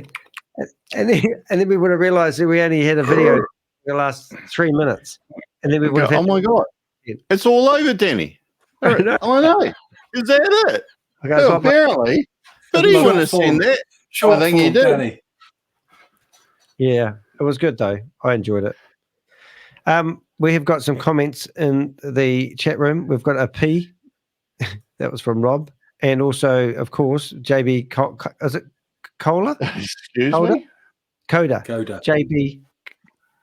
It's more like, I can't even read that word in the next word. Oakmont. Must have been ages ago. 10:40. Oh no, 6 minutes ago.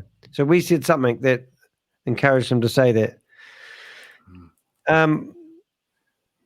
We were looking at some exciting transactions from Shavis, baby. Do you want to go back to that? Hey, I got breaking news the other day. No, earlier today. We thought we had something breaking in the car. We were discussing whether it was something weird. Highly likely. It's a crappy 280 fucking Urus. It was a definite raspberry noise. Yeah. Yeah, that was it. And then you tried, and then we thought it was grating gears, and we said definitely grating something.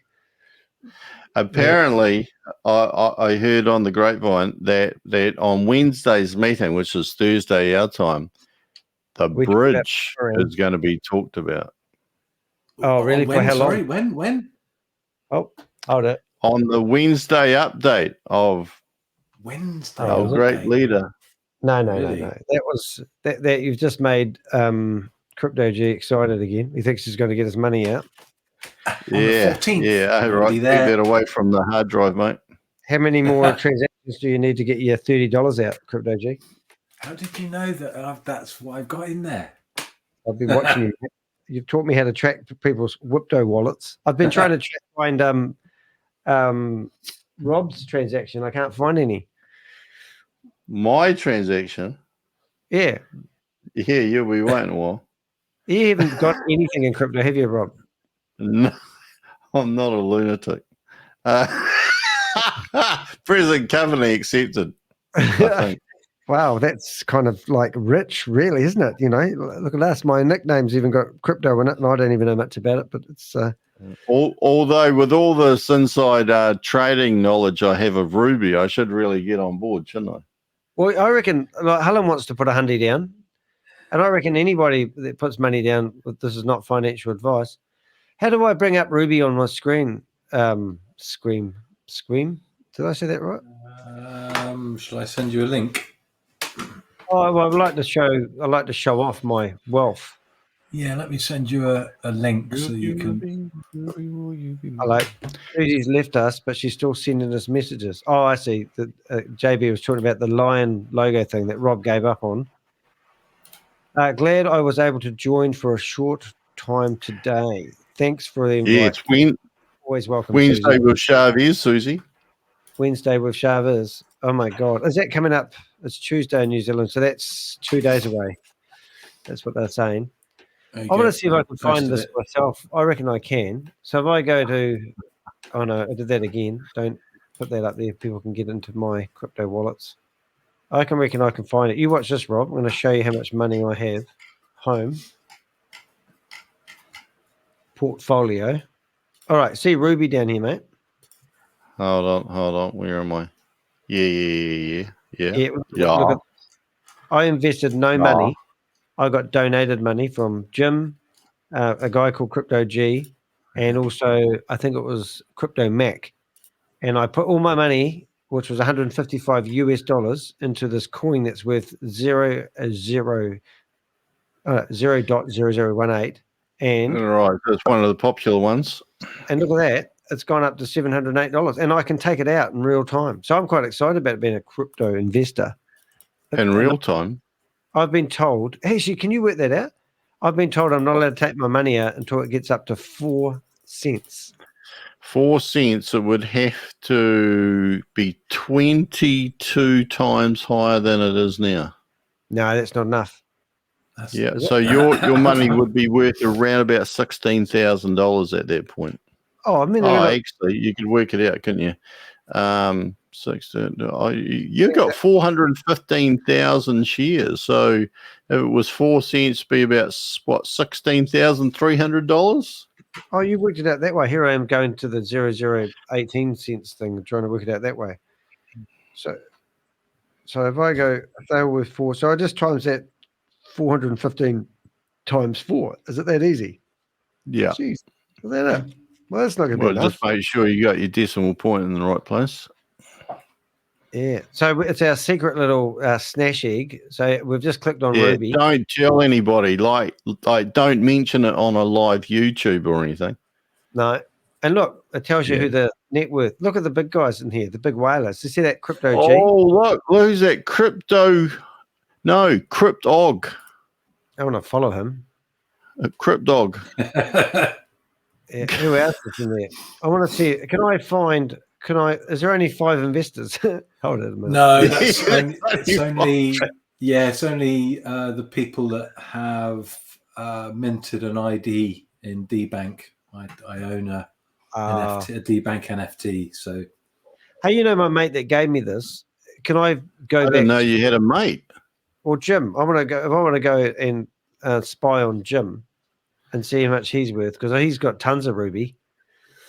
Yeah, you need to go back to your old. address. Tomo. Oh, try the cheap says Rob. You're not.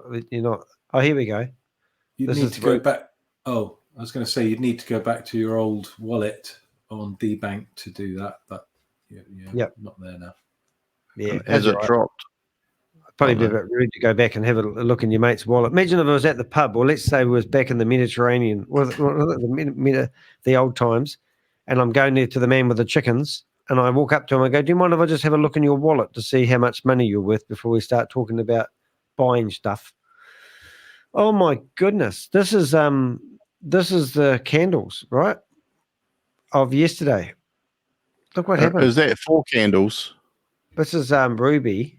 Just so it went from, what would do that? Did a big whaler come along and put in like $50? So if you scroll down just a little bit, Danny, you'll see the orders just below, right at the bottom, the numbers. Oh, right.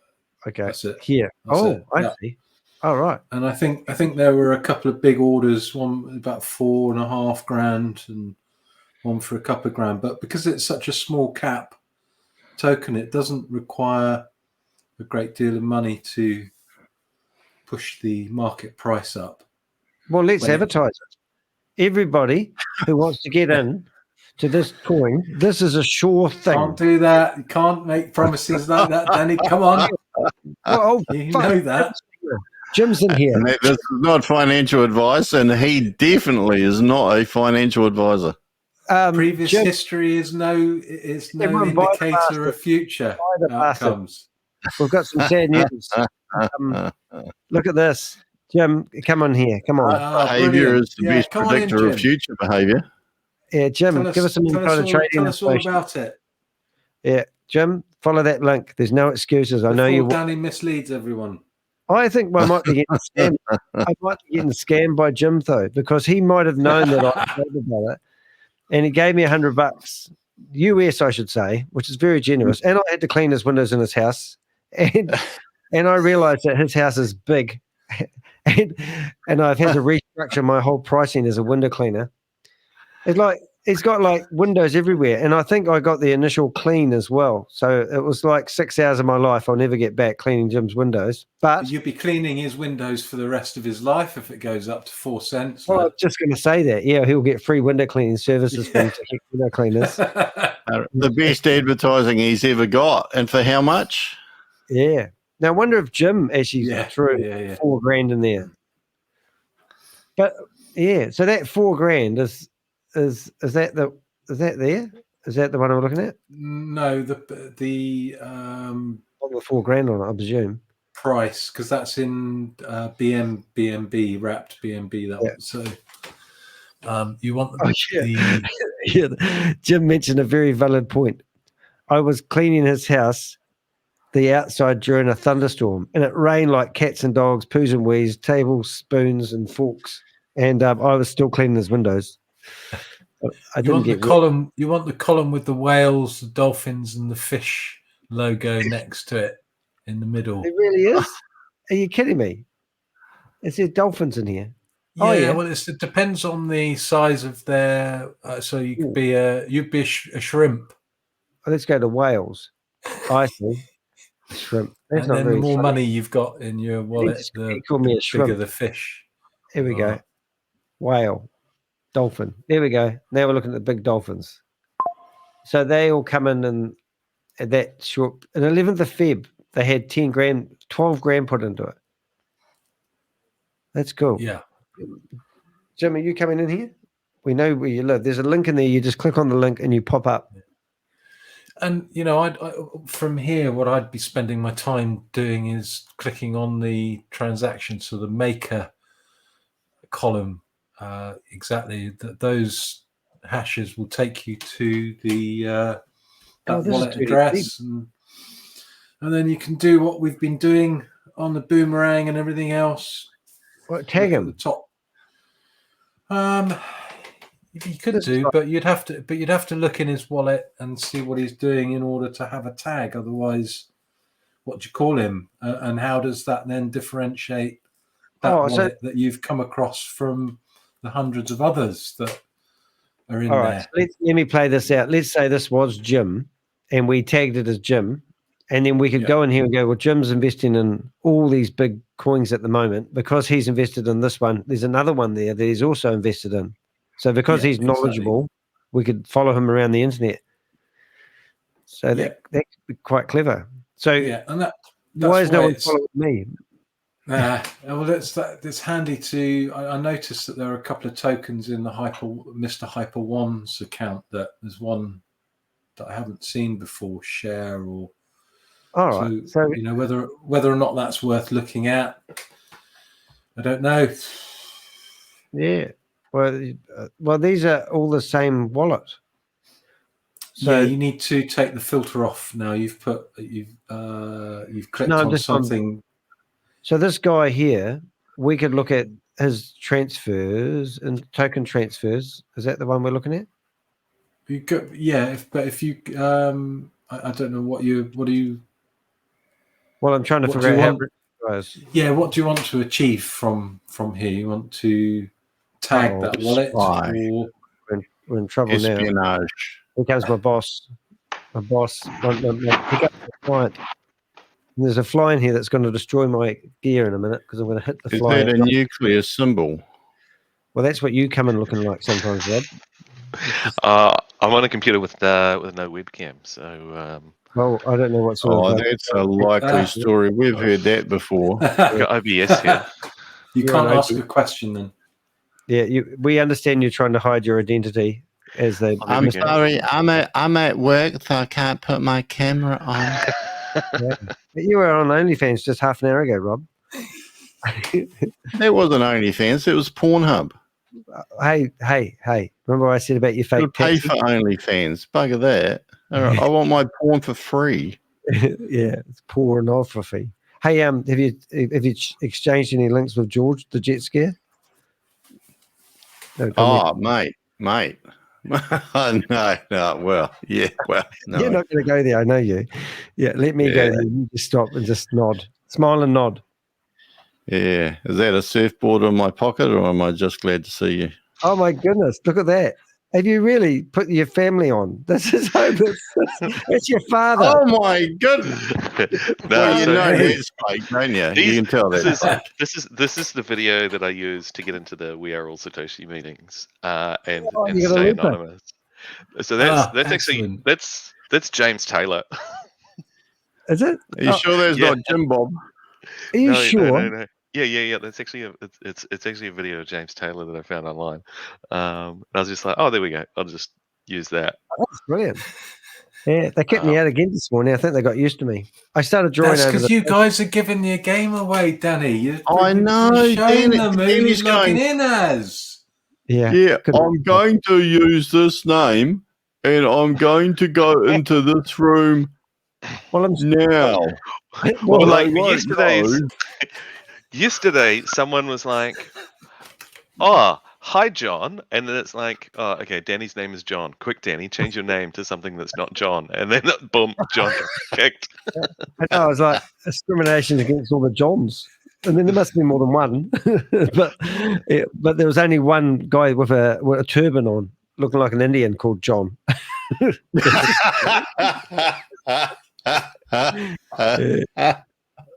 Jesus. Oh, yeah. Hold on. You can't change your name on those meetings now, eh? Oh, you can't. Oh, they turn that off. Oh, every time they get every time they lose their Zoom meeting ID, they'd have to go through and read all the settings again. I bet they've got to set up a Zoom meeting cheat sheet every time they set up a new Zoom account. And according to Monobrow, they're supposed to have their whole own platform by now. Oh, yeah. Don't believe what he says, mate. He still doesn't know his last name. Yeah. The whole program's being run with someone with Alzheimer's. Hey, I don't know if you noticed, Jim, but we've got a screen up here of Ruby coin, and we're not allowed to tell anyone. That's our wee secret, isn't it? Well, yeah, I mean, these guys have been around for quite a while. So they did a capital raise 2.5 years ago, I want to say. You want to stay where you are? We've got Crypto G's ears are running red hot, and he's taking notes down here, and I can hear his pen on the desk. I did just move my headphones onto both ears.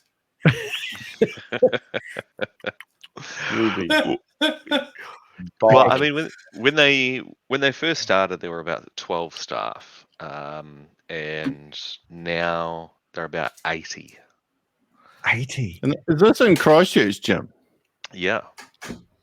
I didn't think we had 80 people working in Christchurch. Well, not a lot. Do you know the Epic building? I do. Yeah, so there's 100 Manchester Street in the middle of Christchurch. It's a very big building, and they've recently just bought it. Wow. Oh, really? Okay. Wow. It's funny because I was having dinner there last night, and I was telling Helen about my Ruby coin, and then she made me pay for dinner. And then she goes, "Oh, I want to put $100 in the Ruby coin." And I went, she said, "Where are they?" And I pointed. I said, "They're right there." Yeah, you can see the building from there, can't you? Yeah. Yeah. So the guy who created it, Ben Delica, really clever. So he's created a lot of successful things. So he created a game company called Cerebral Fix, and Cerebral Fix is the largest tenant in that building. And they want to keep everything under one roof, which makes sense because right now they've got 5 offices in Christchurch. Granted, two of them are right next to each other, but there's a lot of co-working space, and yeah, basically they're getting ready to build everything up, and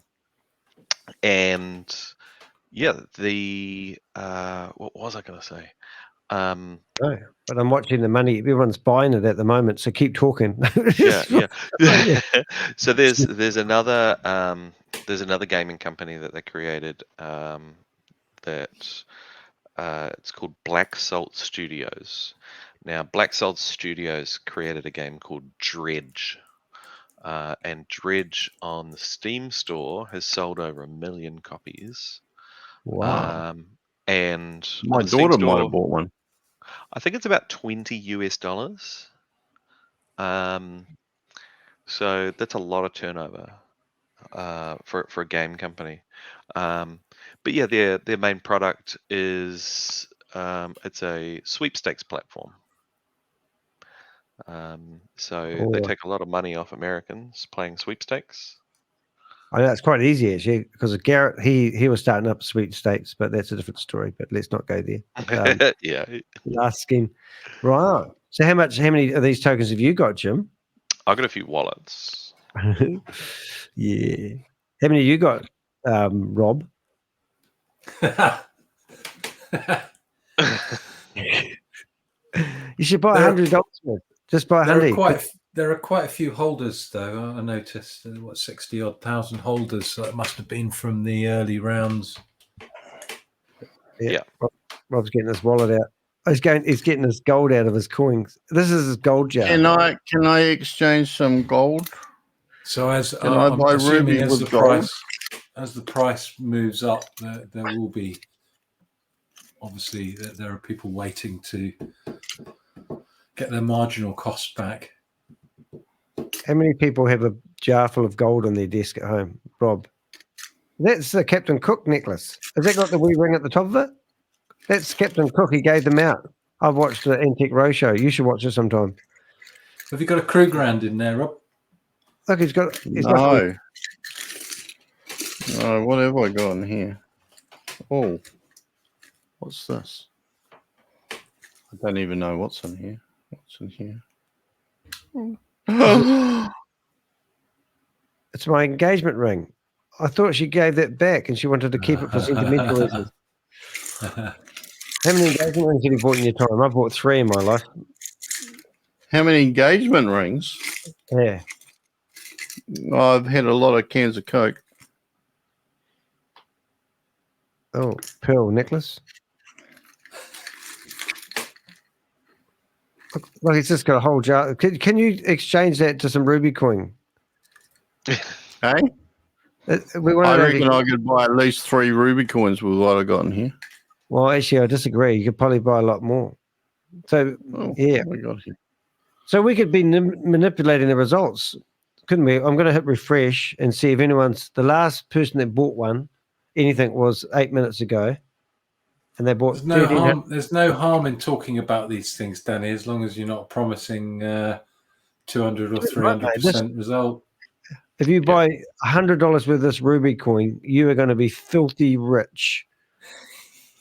Yeah, you're going to be able to buy a Lamborghini to go to the supermarket and buy your groceries in. You can use it for a trolley in the supermarket. Oh, it has gone up. Look, it has. You know, have you seen those pictures of the Indian guys with the holy smoke and they're all banging things that they're willing the market price to go up on bit. There's a meme have you seen them on Twitter? No, in front of the computer screen. No,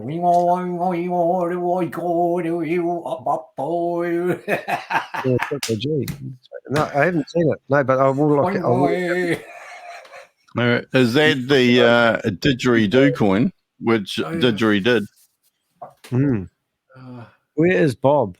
Oh, where is Bob? Where is Bob these days? I think he's been kidnapped. Yeah. All right. So what else to see who it is that's bought the last one since we've been talking? Oh, well, we could do. Yeah. Okay. No, you don't. It's probably Rob. Rob's probably the secret dog here. It's a dolphin, though. It's a dolphin. How do you get dolphin status? I think it indicated on there, didn't you have to have between 10,000, was it? And I can't remember what the categories were. When you hovered your cursor over I think it was between 1 and 3,000, wasn't it? Was it?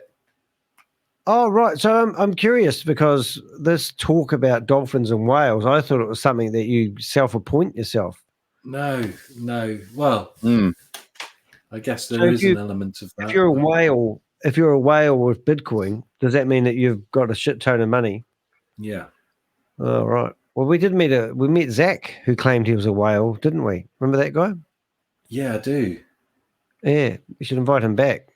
He was looking at him investing in BTCC, was it?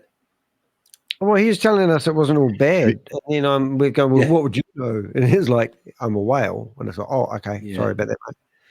Yeah. BTCC? I'll just go back Doesn't to my doesn't mean they know, though, does it? A little bit like Deepak. Well, no, was it Deepak? See if we find the name of the guy from last night. Yeah, it was. Yeah. Here's So Zach. he'd been in crypto for 6 years, but hasn't got the. Oh yeah, I knew he was wherewithal over in to- Dubai plenty of times. I didn't know he was selling his assets here though. He's talking about Bitcoin Rodney. I was telling him, did you know that Bitcoin Rodney was selling his assets? He was trying to sell his assets to government agents. Sorry, that's private information. I shouldn't have told him.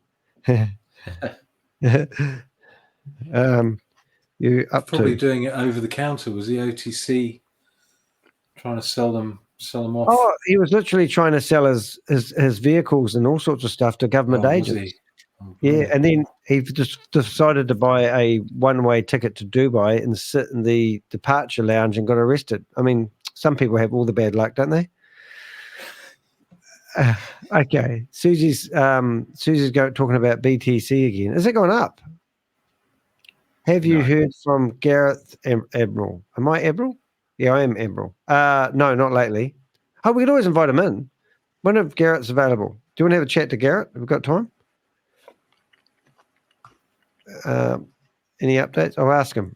Updates. Where's Garrett? I'll be here all day. Garrett. You see if you can get him on. I'll be back in 5. Just gonna have a cup of tea, lad. Yep. All right, mate. An English person having a cup of tea, is that normal?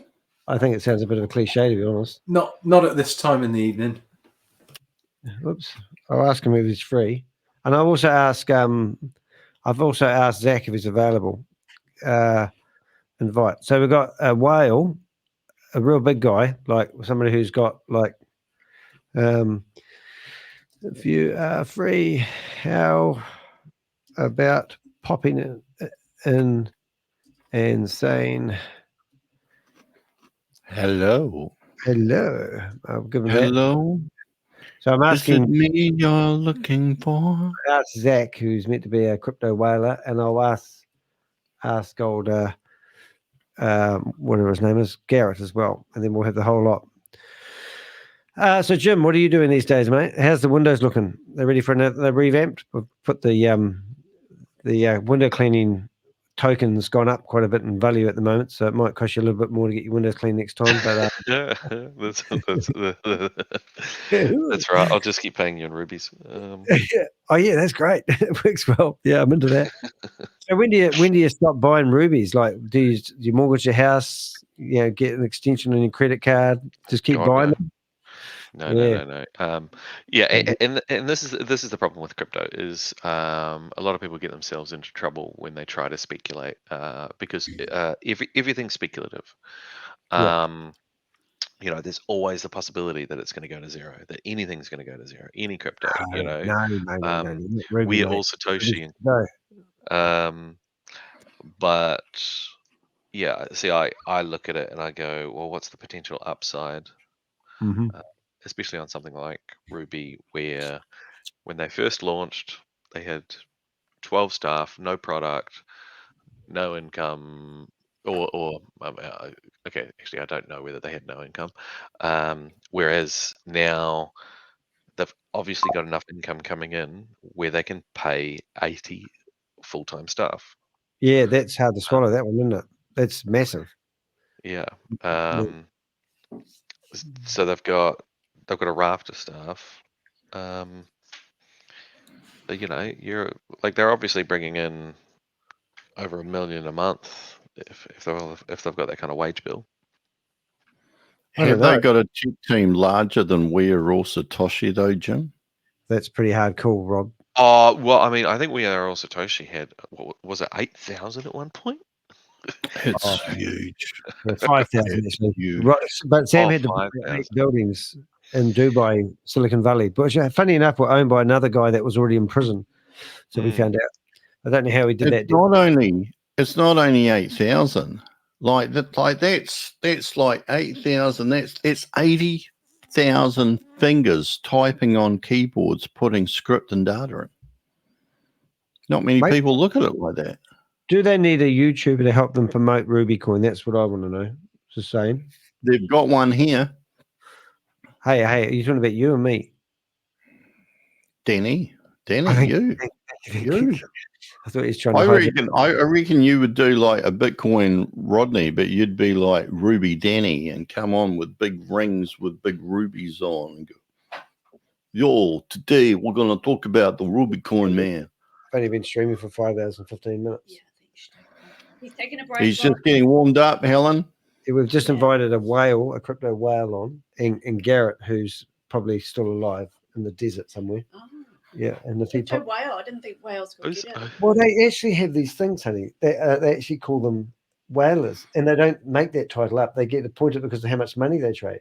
Cool. So this guy here, Zach, you look at his profile picture. How do you become a whaler? Do you have to be like very overweight? I think Danny is a ventriloquist and he's throwing his voice. Helen doesn't really exist. Has anybody actually seen Helen? We've heard the voice, but no one's ever seen her. He's got issues, but this is Zach, who's a whaler. All right, he's upgraded from seal clubbing to whaling. What was that, Jim? He's upgraded from seal clubbing to whaling. Yeah. You reckon? Yeah, he doesn't look like a whale. There's not a lot of blubber there. But look, check out this one. This one here really makes me impressed. This guy's been on here before with us. He's got the helicopter. That's him there. Oh. And he's flying. Oh, nice shorts, mate. Are they Louis Vuitton? Everything in a helicopter is Louis Vuitton, mate. Just don't look up his trouser legs. So how do we stuff? Yeah. Well, we're working on it, honey. Do we start as seals No, and move up to whales? You want to buy Ruby coins, don't you? Yeah. Yeah. Tell her about we win. Look at this. If you get, this is what you got to do to be a whaler. You made it win. Hey, is that a Ruby shirt? Is that a Ruby suit? Could be. Is that a Ruby check?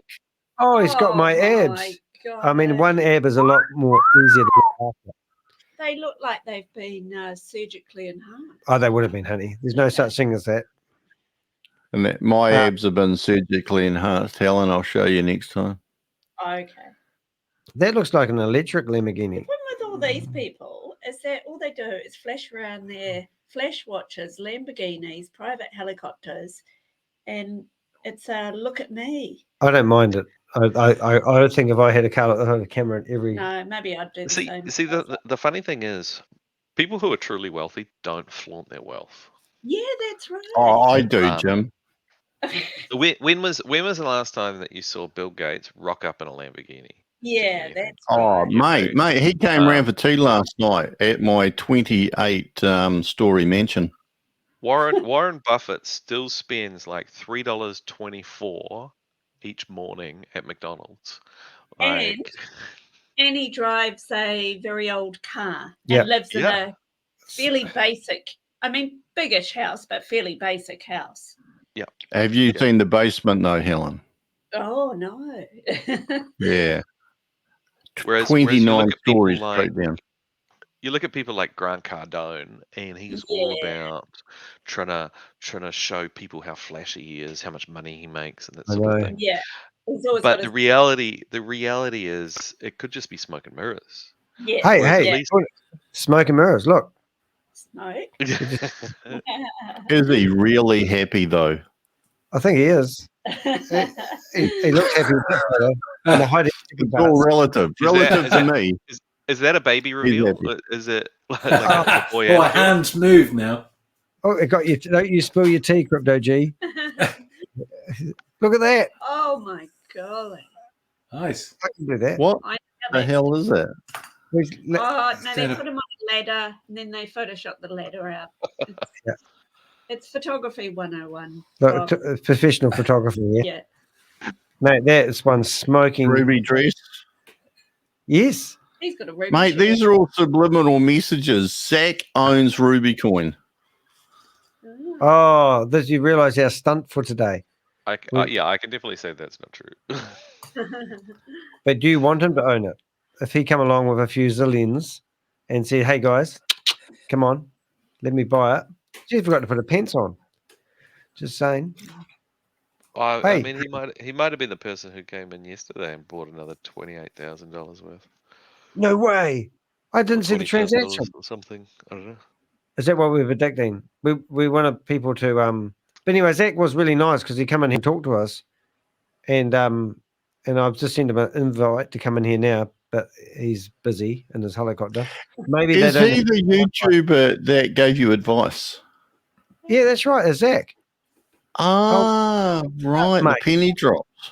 Oh my God, Rob! I pay you to come in here and act intelligent. I tell you what. I'll tell you what. If I was near here, I'd be smoking too. I'm just saying. Whoa! We could do a photo shoot. We'll set one up. Have you got a butt like that, Helen? idea. I've got the ears, but have you got the butt like that? You might need a bit more smoke. Yeah. And a really big mirror. Is that a tail? What on earth? No, no, Jim. No, it's not a tail. There's a strange Is it end to that tail. mo nipple? No, nipple. Don't look at me like that. If you can't look at me like that. Hey, Helen, we're only looking at the pictures. Yeah. No, that joke went wrong because it's Austin Powers. Mole. But yeah, baby. Yeah, Danny. I'll behave. Hey, looks like she's got a bit of cellulite on the left cheek. Golly. I could massage that out. Oh, we're going to get banned on YouTube. Susie's still here. Anyway, look, there's a tail there. Look, it wags. Wagging my tail. Let's dance my tail. How many people are there? That's insane. How many people are there? Oh, but he's famous, and you'd have No. Okay. So what? Yeah, like people are people. Okay, correct me if I'm wrong. Okay, I see 4 people, Calm maybe down, 5 Jim. people with cameras there. Yeah. Is this a learning photography shoot? I'd say it is. Mate, something that can't be fudged. So he's getting paid as a model. So these two are getting paid as a model. Yeah. And a photographer, a professional photographer, is teaching the others all about lighting. That's what it looks like. I think that's a bit presumptuous for your future owner of Rubycoin. Well, I mean, look how many people have SLRs. Yeah. Yeah. Look at SLRs that. also going out of fashion. Yeah. That's right. It's mirrorless now. He's going to show us karate moves. You ready? Hey, we should get some of those. They're cool. Yeah, I want one of those. Is that it? Oh, okay. Oh, Rob, that's Rob, good. that's gone out of fashion, Rob. Rob, it's out. Rob, stop trying to take his limelight. You ain't got the abs, mate. In fact, you've got one ab, low maintenance job. Oh, that's right. Rob sells antiques. Yeah. Here we go. That's why he's got SLRs. Oh, don't look at that, honey. You get excited. You're cheeky as shit, Jim. I know where you live. I'm just gonna drive in, and next time I see someone crouched down with a stethoscope to the wall of the Epic building, I'm gonna go, Jim, and you'll look at. Hey, look, Marvel That's the Studios. Avengers. Oh, there's Chavez in the background. Hey, can we Photoshop our heads onto the event? Which one are you going to be, I Admiral? want to be the lady. Where are you going to stick my head? No, that's got to be Susie. Come on, or Lisa. Oh, wait, Susie. All right, Susie. Susie's still here. That's a lot of body paint. That is, isn't it? Mate, I'd like to wash that off. Just saying. Which one do you think? Which one do you think Tugman will go for? I'm just trying to figure out whether she's wearing a bra or not, but I don't think so. No. No. Right. That's like no. nude. No. Why is it different? I do think there's a couple of invisible ladders there holding things up. Is he wearing a suit? I didn't look down that part. I was more focused. Sorry, I see what you're saying. Oh, hello. It's a video. Oh. She's not nervous at all. I like her. I do like her type. I love her top. I said type. Oh, sorry. Yeah. Are we old enough to look at this? We shouldn't be. I wonder what he's connected by. I don't know. Oh, here it is. Hello. Oh, that's good. No, they're good photos, Zach. If you do watch this, we actually think this is pretty cool stuff. So this how must deep, be how for- deep are you digging? That's 4 years ago, 4.5 years ago. Oh, look, mate, the photos are good. We'll keep going. This is. Look at that. Look at that. the head's out of that helmet's out of proportion. What helmet?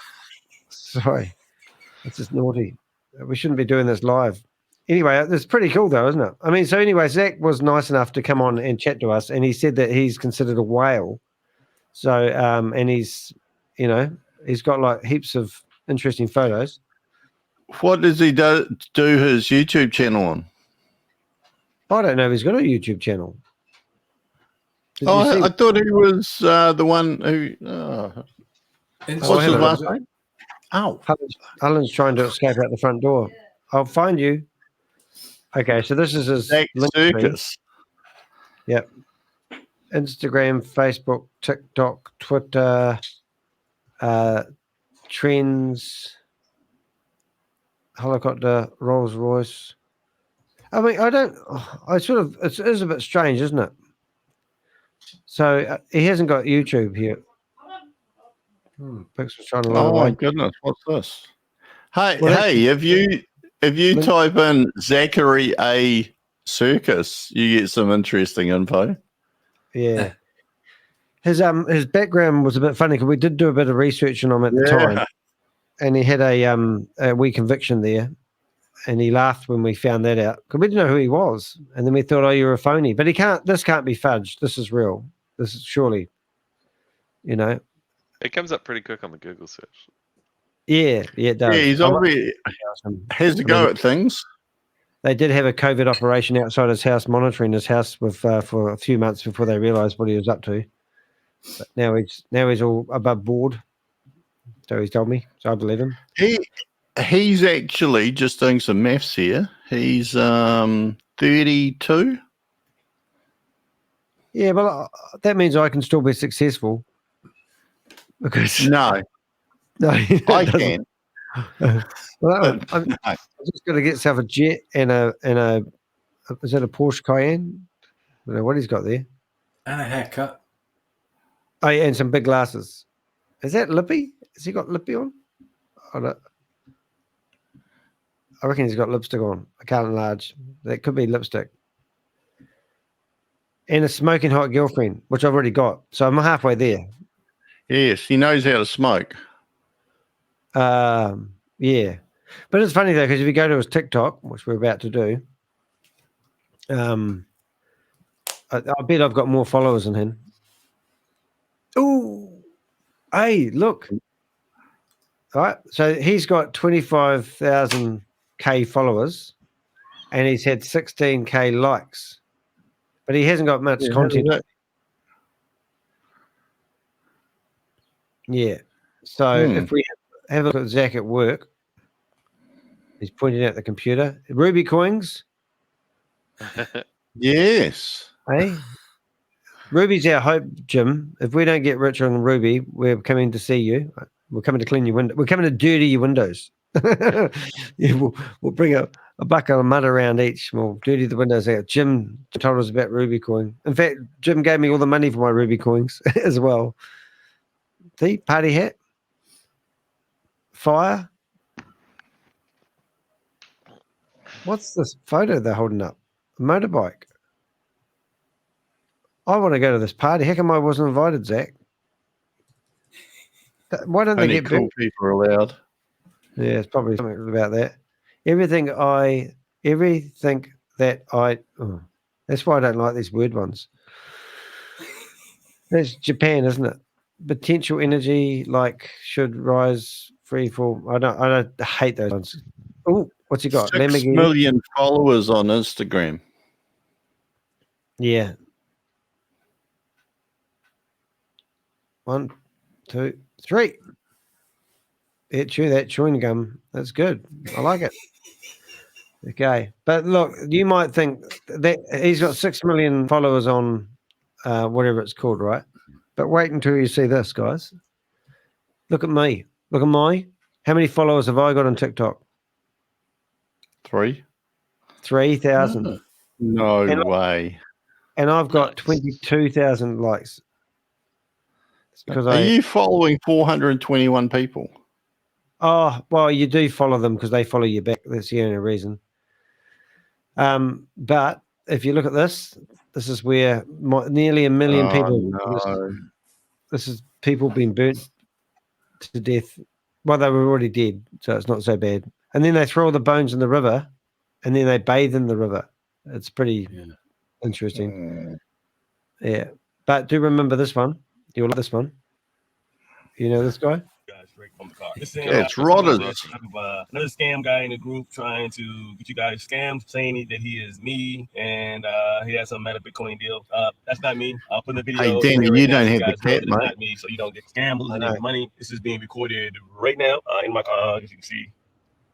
I'm in the car right now. And I'll get somebody in the group to fix that right away. But from now on, please spread this video to everyone else in the group that that guy in the group is a scam. It's me. I'm Bill Bitcoin writing.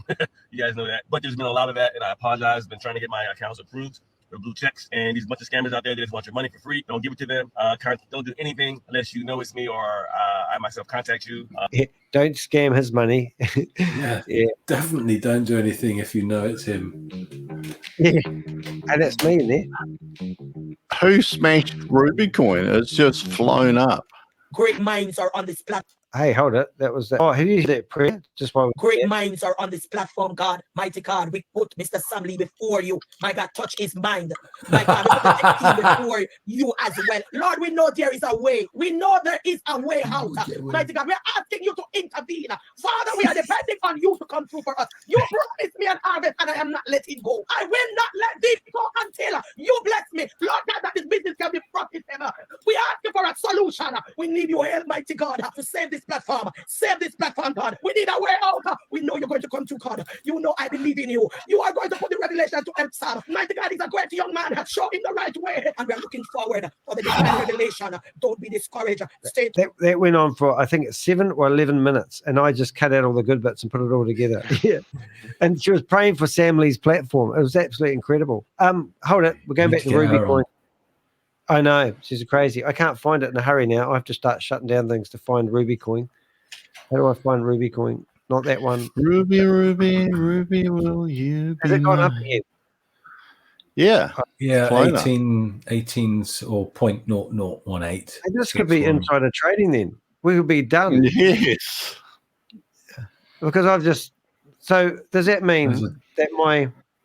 Hold it. Here we go. Getting excited. The thing about it is there's very little liquidity in the market.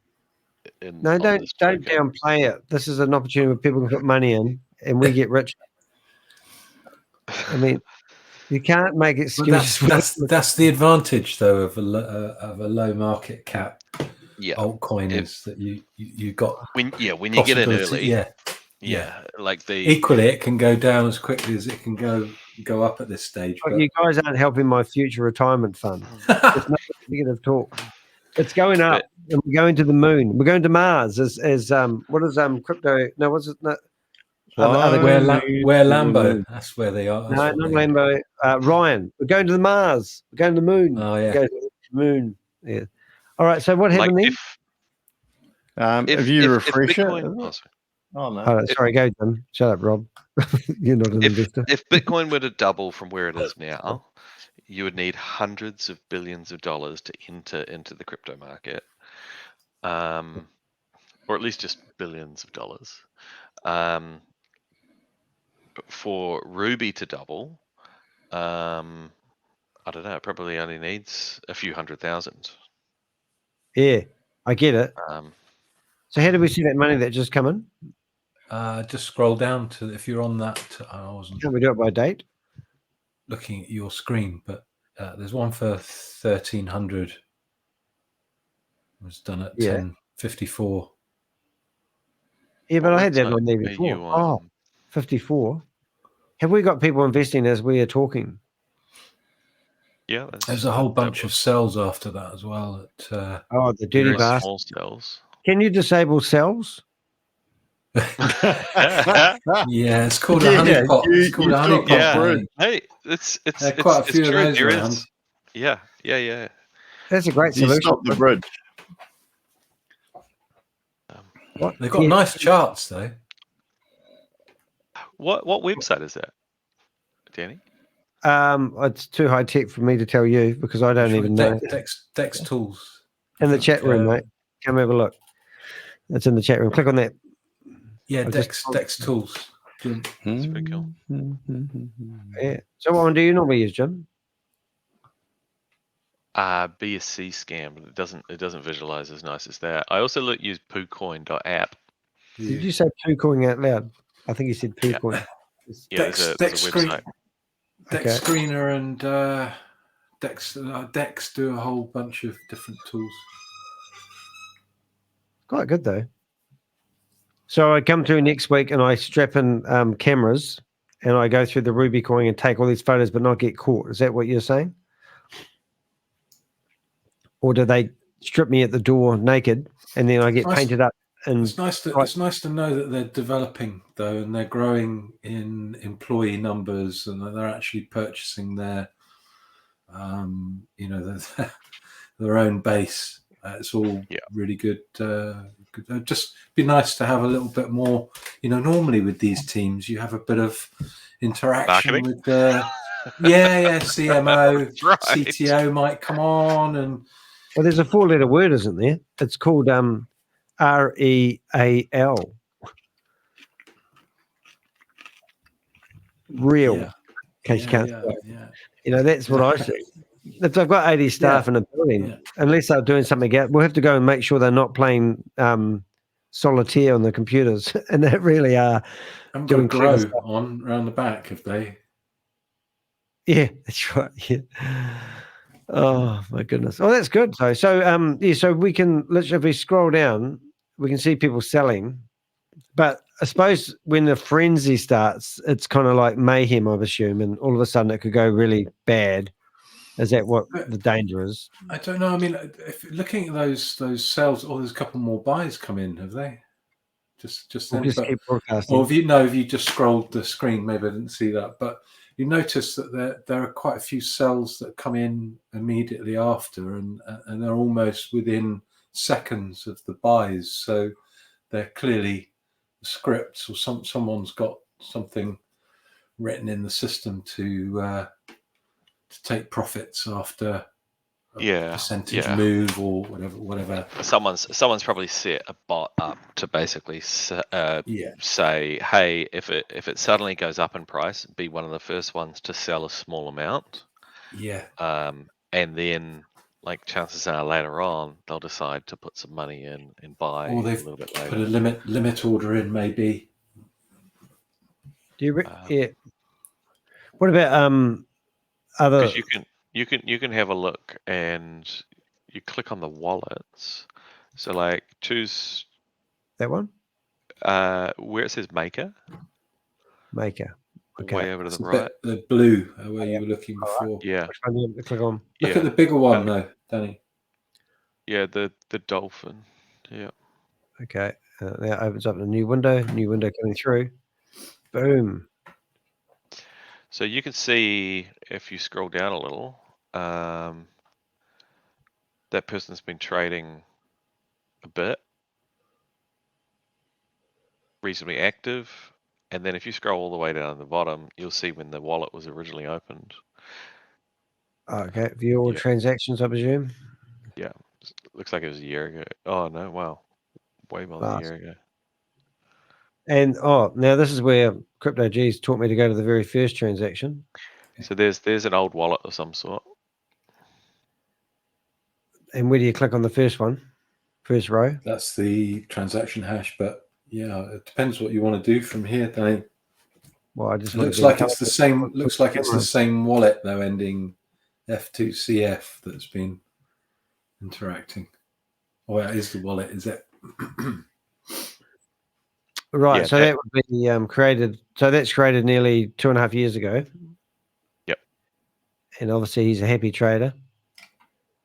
What's the approved versus, what's that mean approved? The transaction didn't go through because it's got Binance 0 there, and I don't know what that means. But it says approved, but no money seems to have changed hands. Yeah, it's a transaction, isn't it? So it's that looks like an approval with Pancake Swap for cake. I see. Oh, so I've labeled it. And if you scroll to the top, Oh, just the very top, because I'll hit the hit Yep. first. Boom. Right. Yep. Is it the top of the page? Oh, okay. No, yeah, you want to be back on the original. Well, what I did is I went to the last transaction, and it's showing last 50. Normally you can have go to the tokens that they hold, and you can see what tokens they hold. Right. Transfers, Danny, instead of transactions on the first page. So if you go back 3 or 4 pages on the browser. I'll stuff this up. Done a good job of that. No, not down there on the actual browser itself. The browser window, when you can go back to the previous window. Oh, like page like this, what do you mean? Page no, one. You know where it's the URL at the top, which we can't see on here. You've got a back button, haven't you? On the Mac, you just go back to the previous. Yeah, you need to do 3 or 4 of those, and you get back to the. Okay. And we're going back to. You're still not back far enough. You need to, on the browser button at the top, keep going back previous page. I'm back as far as I can go now. Yep. Here we go. That's the one. And then I think Jim was talking about going to token transfers. Remember, we always go to that one. Yep. That's it. All right. And then what?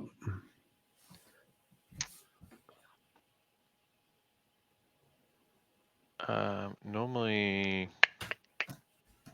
Oh, you can see the tokens that he's bought. Yeah, you can see the type of tokens. Oh, so he's this guy's into Ruby. Because he's Ruby all the way, isn't he? And there's a cat coin, there's Polygon Matic, so that person has a whole heap of different coins. If you were to take that wallet address from the top, copy and paste it into DBank where you were before, Danny, you'll be able to get that. So what wallet address is that? The last? So, no, at the top there, ending 2CF. Oh, yes.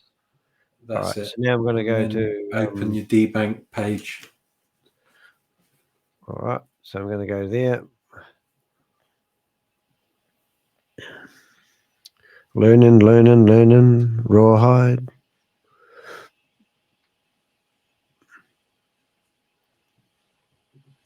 No, that's D.5, that one. Oh, that not work. So what do I go to DBank? All right, I'm learning. This Remember the orange one. I'm working on it. DBank, orange one, folio tracker. Sorry, I might get paid this week. That's the boy. Yeah, and there. Come on, loading. You guys must be slowing down my internet. And press enter after we do that. Is that enough? You want to scroll? No, maybe. Right. Yep. Oh wow, I see. So he's got $92,000 worth of Ruby coin. Is that what I'm seeing? Yep. No. Yep. Wow. Yep. That's right. Wow. Is that you, Jim? And if you go on transactions, looks like they're staking not very much cake on with BNB and Pancake Swap, or creating liquidity down the bottom. It's usually a dust so that's from previous. I could label him if I thought I knew who it was, obviously, but we had no idea. Have a look in the transactions first and just see what they're actually doing, and if they're just buying Ruby. See if they've got any NFTs. Yes, yes. You guys are clever, aren't you? See, I can see the exciting thing of this. How do we know he's got NFTs? That's the at other the top there was a tab at the top. Oh. Badge NFTs. And if so, would they have his name on it? No. Transactions. Sometimes people get proof of attendance NFTs. So like it was quite cool for a short period of time to, go somewhere and be like, oh yeah, I was there. I got this proof of attendance NFT. I was at this hackathon or I was at this event. Yeah.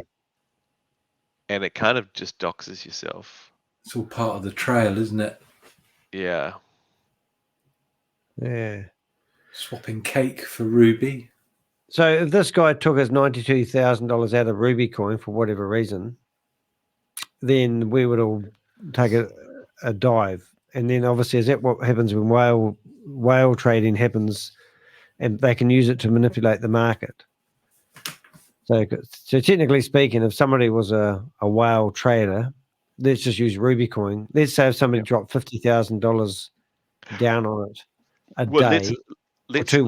Let's say the creator of the token, who probably owns the most amount, or the company itself, actually starts selling the token. That's just going to put sell pressure on, and the price and the value is just going to go down and down and down and down. But it's counterintuitive for the company to do that themselves. I mean, that would be like Tesla selling Tesla shares, and then it going down and down and down and getting to fractions of a dollar. Like you're not going to kill your own company. And with the very small amount of people that actually hold the tokens, like I'm speculating on that it going up. Yeah. Because when it first launched, it launched at 1 cent. They released a token. They didn't have any actual utility for the token, whereas now they've got a game. They're integrating it into their platform. So I think the moment it goes live in their sweepstakes platform, that's when it's really going to take off. That's when the token actually has genuine utility. But it's quite fun though, because theoretically, chuck $100 in, and you could double your money real easily. Yeah, I think at the moment. But again, it's speculation. So like that's what you've got to be very careful of and cognizant of, especially when other people watch these videos. Is someone goes, "Oh, hey, here's like," I mean, I'm bullish on it because, like the all-time low was 6 months ago. They're building. When they first launched, it was 1 cent, and then it lost 99% of its value. It took a massive haircut. I invested on day one when it was 1 cent. However, I've been consistently buying it because I still believe in the project. I invested in day one when they did a crowdfunding campaign, like a full, proper, legitimate crowdfunding campaign using something called snowball effect, where you actually get shares in the company. So I've got shares in the company, and I've also got tokens. And in December, the founder expressed interest that he wants to buy wants to buy shares back from the people who originally invested. Wow. And why would he do that? Because he's basically believes his company so much that he's basically saying, I don't want to water down who controls the company, or is it just wants to have as much value in the company as he can, perhaps for a sell one day? Yeah, it's the latter, because he's still got majority share anyway. He owns the company, runs the company, manages the company. Him and the other founders of the company or directors. But yeah, like if you've got a platform which has thousands and thousands of daily active users, and you're making money, and you can pay all your staff, and their platform at the moment, it's very popular in one state in America. Yeah. Or I mean, it's proven to be popular in one state in America. They're now just putting more staff in America, so they're going to roll out to more states. Yeah, that sounds real cool, man. Uh-oh, Han's back. I reckon think if the you other- walked into the Epic building right now, if we could sneak in, do a grand tour, I reckon we might find where all Satoshi is actually in there. It's run by the people who run Ruby, and reckon- the same wallpaper will be everywhere in the Epic building. Yeah. I reckon you'll have a wee guy at the help desk, and it'll be Shavis. Hello, how are you today? Would you like to take place with that? And Scam Lee scurrying around in the basement. Oh, he's on the skateboard. He'll be drunk on the couch. Yeah. Oh, yeah, that's right. No, he'll be at now what would he be doing? He'll be at the bar. He'll be on the Zoom. Yeah. He'll be on the Zoom screen. He'll be the PR guy. This is the. I've just brought up the token stats. Looks like they're. This is what I was focus on saying the to you target there, Crypto G.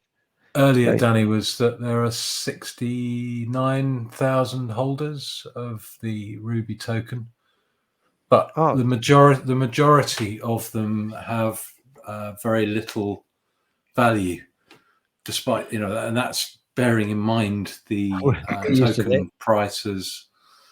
We're used to has that, man. dropped. Yeah, Do you remember? remember BTCC. Yeah, that's right. Yeah. But 11,000. the- They're all empty. The A point random is that- question here. Here we go. A random question. If any of our viewers weren't in crypto and they wanted to invest in, say, Ruby or anything else, how do you start? So there's an easy way to buy Due Ruby diligence. tokens, and there's a tricky way to buy it. The issue with cryptocurrency is it's very difficult to get your head around for most of it. I think everybody should invest in Bitcoin. Bitcoin's a very good, essentially, hedge against a lot of different things. But the problem with crypto is people first need to understand the custody of cryptocurrency and actually how you hold your wallet. There's self-custody, where you literally have the keys to your own wallet, but if you lose those keys, too bad, you've lost all your crypto. Imagine putting a crypto wallet on a phone and then losing the phone, and then you go, oh, I had $10,000 worth of crypto on there. Oh, well, too bad. If you didn't write the keys down somewhere else, you're screwed. And that's why ETFs are coming in, where you can use platforms like Sharesies in New Zealand, or you can just go to your normal share broker and say, I want to buy Bitcoin, and they will hold it for you on your behalf. But yeah, the custody is always the issue.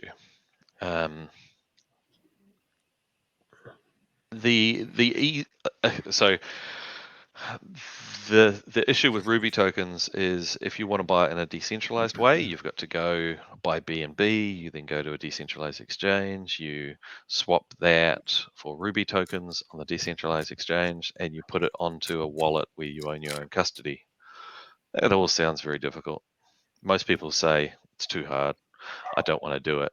And this is why crypto has consistently gone up over the years, especially Bitcoin, because that sounds really difficult if you wanted to buy Bitcoin.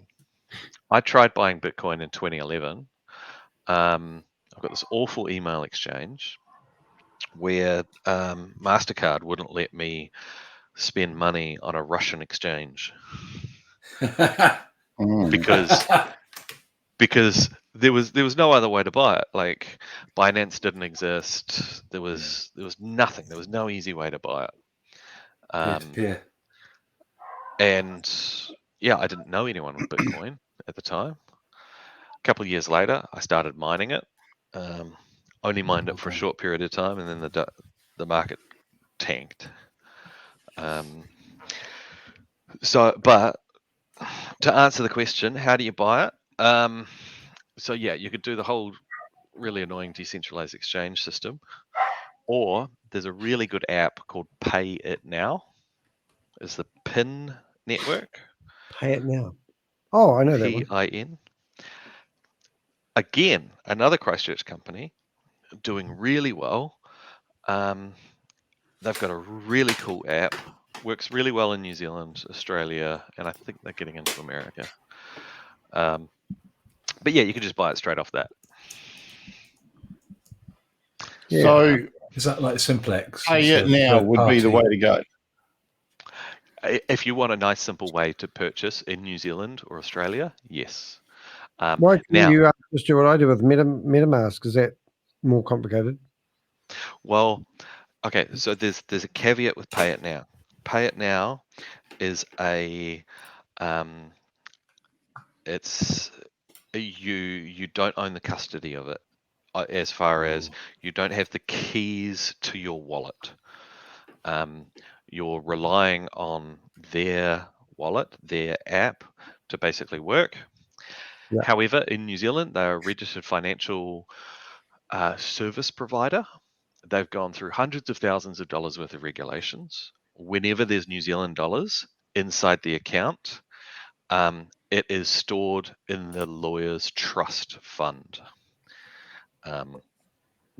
But I personally wouldn't hold more than 3 months worth of wages on that, because I think the moment you have more than 3 months worth of wages on a platform that you don't own the keys to, you really should be a little bit worried, because FTX, for example, that was an exchange.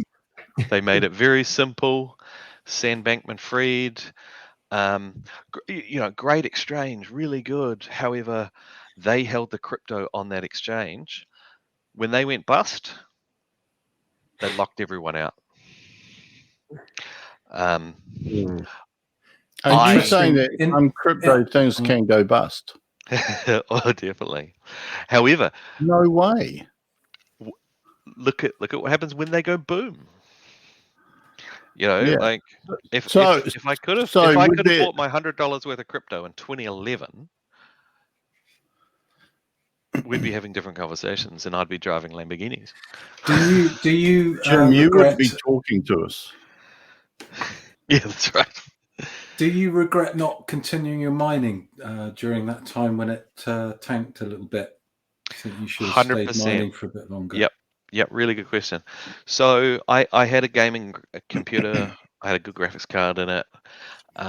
And what happened was the market tanked, and I ran the calculations, and I was like, it's now costing me $3 per day to run the rig, and I'm only getting $2.50 worth of crypto.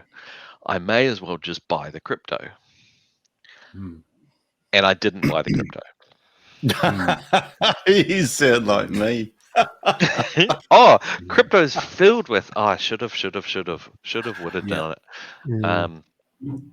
And this is why I always say it's speculation. You've got to understand you can only use play money. Never throw stuff on your credit card, never mortgage your house. But by all means, have a look around your house and go, actually, I'm not using that chainsaw. I don't own any trees. Sell that and then buy crypto with it. Not a problem. Rob's got quite a lot of that stuff there, isn't he? Well, I mean, a couple of years ago, I sold my thicknesser. Like I had a DeWalt thicknesser. It was worth $1,000, and I was like, I could just roll this into crypto. And I did. Yeah. It's that time when you feel uncomfortable, isn't it? That's the time when you should, if you're uncomfortable holding it, then it's probably an indication that you should be buying more. But trying to get your head around that emotional reverse is is hard. And a lot of people who have been in crypto for a wee while, they'll say, oh yeah, I 2x my money really quickly, or I 4x'd or 10x'd my money. It went up to $150,000, and then I bought a whole heap of NFTs, and now it's only worth 12,000. Yeah. Yeah, Sounds like me. Keeping it is making it is not. It's not easy, but it's possible. Keeping it is even harder. I think it's important to know when to take profits, that you need to take profits, and not to roll those profits back in on the same thing. Like I've been telling people for quite a while, buy Tesla, buy Tesla, buy Tesla. Like I told my mum to buy Tesla 8 years ago. She didn't. I told my brother, my father-in-law a wee while ago. He bought Tesla. He doubled his money. He got his original investment out, and then I told him at least a year ago to sell it, and then it's just gone down. But he got his original investment out. Yeah. He got his 1x. Yep. That's kind of what I did with the Ruby coin, to be perfectly honest, Jim, because I don't know enough about the project. So I did take a little position, and then I've nibbled what I put in out, and the rest, well, hey, let's see what happens. Yeah. And like with Ruby, they're busy building. When you have a look at their staff, most of them are customer support or technicians. There's no marketing person. I'm waiting for that job. I want that job. I might regret and when you taking are those. building, it's sort of like, what is the point of marketing something that hasn't, that you are currently building? It's much better to do a launch with an actual product. Yeah, especially after doing the initial launch and seeing the token price and the value drop. Oh yeah, that it would make you doubly cautious at that point. Yeah, doubly cautious. I'm But trying lots to of- find Zoom link. Anyway, go on. I suspect, like when they did launch, okay, they launched in a bull market, they raised capital in a bull market, that was really good. But when they launched, they didn't have any actual utility for the token, so there was only sell pressure. Also, they paid a lot of people with the token. Now, if you pay people with tokens, usually what happens is they go, thanks for the token, I'm now going to sell it. So that's more sales pressure. We hear breaking news. 101. Yep. Oh, brilliant! I'm trying to get in there at the moment. So that means it's another successful takedown for the Avengers. We've got to get a red flag, guys.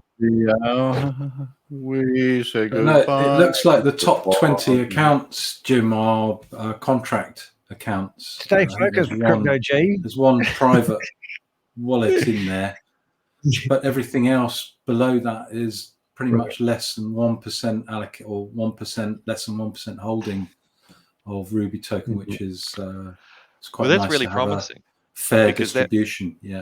Yeah, that means you're not going to have one person that just dumps on the market.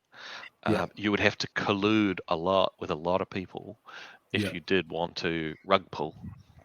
Yep. And it's in their best interest to keep this going because, they're not on exchanges yet. Sounds like a scam to me. Jim, we've heard a lot of promises about exchange listings.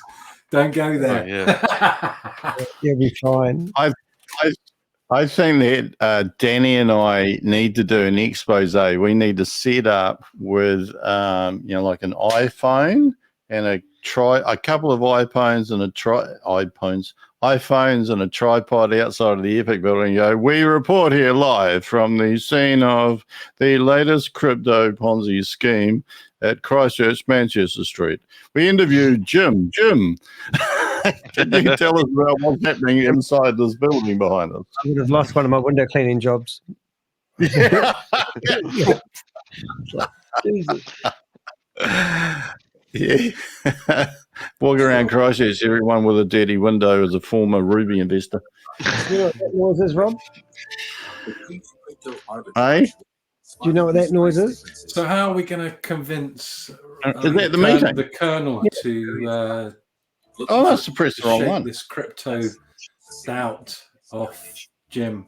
In conclusion, mastering crypto. Sorry, say that again. How do we get the Colonel to embrace the technology of the future? Well, let me understand it first. That's the problem. Are you sure you were in the right meeting? Or did they get a 1001 error and they've changed it and that's the one that Susie put up? No, what happened, mate? We'll just commercial break here for those for Crypto G. Stop talking about your bloody Ruby coin. Where I followed the link that she put in the room, and now we're broadcasting. Wonderful, lovely. Yeah, because that's not the one that they put up for US prime time right now on the Telegram. What we have. I don't know. Ask Susie. Susie's up with the speed on that one. I'm just the. I don't know what I am. I'm somebody. Sorry. Right, there's Joe. I want you to ask yourself three We'll just get He this. did the UK one as well, didn't he? So wondering whether it's a recording. Be a recording. It's in there. having enough. Have you had enough of having more months than money? But is that real? Like, is that him? Was that the same recording? No, he's live. There you go. Self-esteem. She knows. You know, we Right, just okay. fight day in, day out to be able to. Oh, look who's there, my boyfriend. Have you had enough? Oh.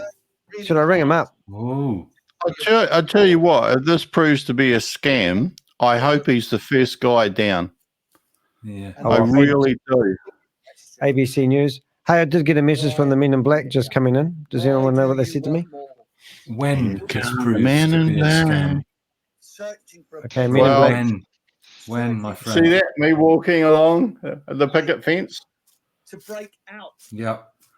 of the rut. Okay, so we've got message from Men in Black. Not yet. US was interested in Keith Williams. That will give you the fire to move forward. The fire that will be your driving force. He's only Sheba rank at the moment, Joe, so I don't think he's... Turn his camera off. Let's begin. Oh, no, it's back on. All right. He's not big enough. He's not a whale yet. He's still only a shrimp. Yeah, only 36 people on the meeting, Susie's saying, because, everybody would have followed the Telegram link. 39 people. Well, I'm vulnerable then, aren't I? So tonight we're going to show Mate, you're vulnerable anyway. You should see my profile image. And in partnership, my name doesn't match the type of profile image I have. Put it that way. 2.0 is rewriting the affiliate marketing industry. We've all been involved in affiliate marketing. Many of us have been involved. I mean, why do they keep it going when they get this many people? You know, it must be getting desperate. Some of us only maybe a year or two. Oh, how can I get this? But many of us for years into double digits. Double digits. Certainly in the last few years, I would All say these people are basically saying that they've been on scam after scam after scam. But this one, you can believe us. We found in that crypto space. Did we find anything What have we found? Did we find anything incredible? I'm sure we thought we did, didn't we? I'm sure we thought for a few minutes or a few months or maybe even a year, we found something that was incredible, that promised so much and delivered something on some occasions, but in the end, stole it all away. And what did they really steal? You know, is it the money? Yeah, of course. What did they really steal? Hey, look, we'll pretend we're having a meeting with Joe. What is it that they really You look at the camera. Good on you. I love it. the goals, the dreams, the ambitions, the hope.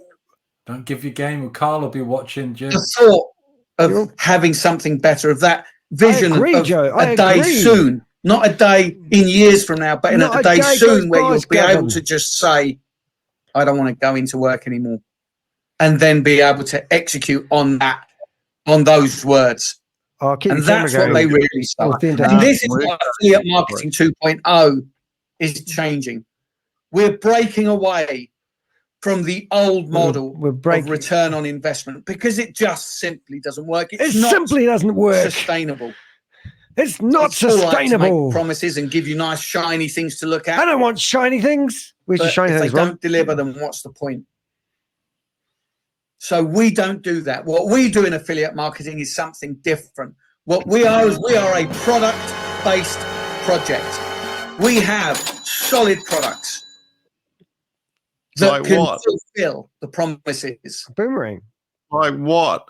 BTCC's gone down, miners have gone down. Boomerang hasn't made anybody rich yet. It's creating And an more ecosystem won't. that we can trust. You can't stop and the be 1st of safe. March trotting along.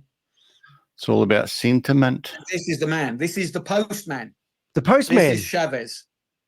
This is the man who has created the We're All You want to Satoshi see the picture? ecosystem. What's his last name, Joe? For That's this the man. community M-War. is to create something And much wow. bigger than we have now for the long term. He wants to secure the liquidity. He wants to ensure long-term sustainability. We need to ring up Joe. I through think the I can ring We're him. All Satoshi I'll ring him. Platform, an ecosystem, bringing us. What solid happened to their products. email that they were sticking over the screen, Danny? What was that? You remember where they were had the watermark of the emails on the screen? What that was when happened they to did. that? That was only when they had something mode, presentation mode, webinar mode. They could do that. Yeah, but now we've advanced back to, we've given up trying to stop the de Hek man coming in here. So whilst he's not a god, Oh, look, he's Jim's trying to set up a camera. tech genius. He's getting He is flashed. certainly a man who can deliver on the promises that he makes, and up till now certainly has done. I want to ring up Carl. I love Now, the, talking about the Jim's in products, there. being a product based. Look at Jim. This was our flagship. Can you product, see Jim? the NFT miners, and these NFT miners mine Bitcoin code. Now, Bitcoin code is the re-release of Bitcoin. The last 2-3 years, Chavez has been building his own blockchain, the BTC20 look at blockchain. look at his profile And photo. on that blockchain, he has created Bitcoin all Must have over annoyed again. the crap out It of is them. an exact duplicate of Bitcoin. But 21 Carl million. hasn't figured out- 100 released every day. 50 every exact day. duplicate. A halving every 4 years. It is exactly the same. I just left before I got kicked. Completely. Oh, did you get kicked? No, before I get kicked. Oh, right. It is Yeah, yeah. I built was to going the to say, it's modern pretty day. good. It is all with modern technology. All with modern Bitcoin, technology. As amazing as it is just old technology. It's slow to transact with. It was born in an age where the digital He would have been itself a was great only at its evangelist. birth.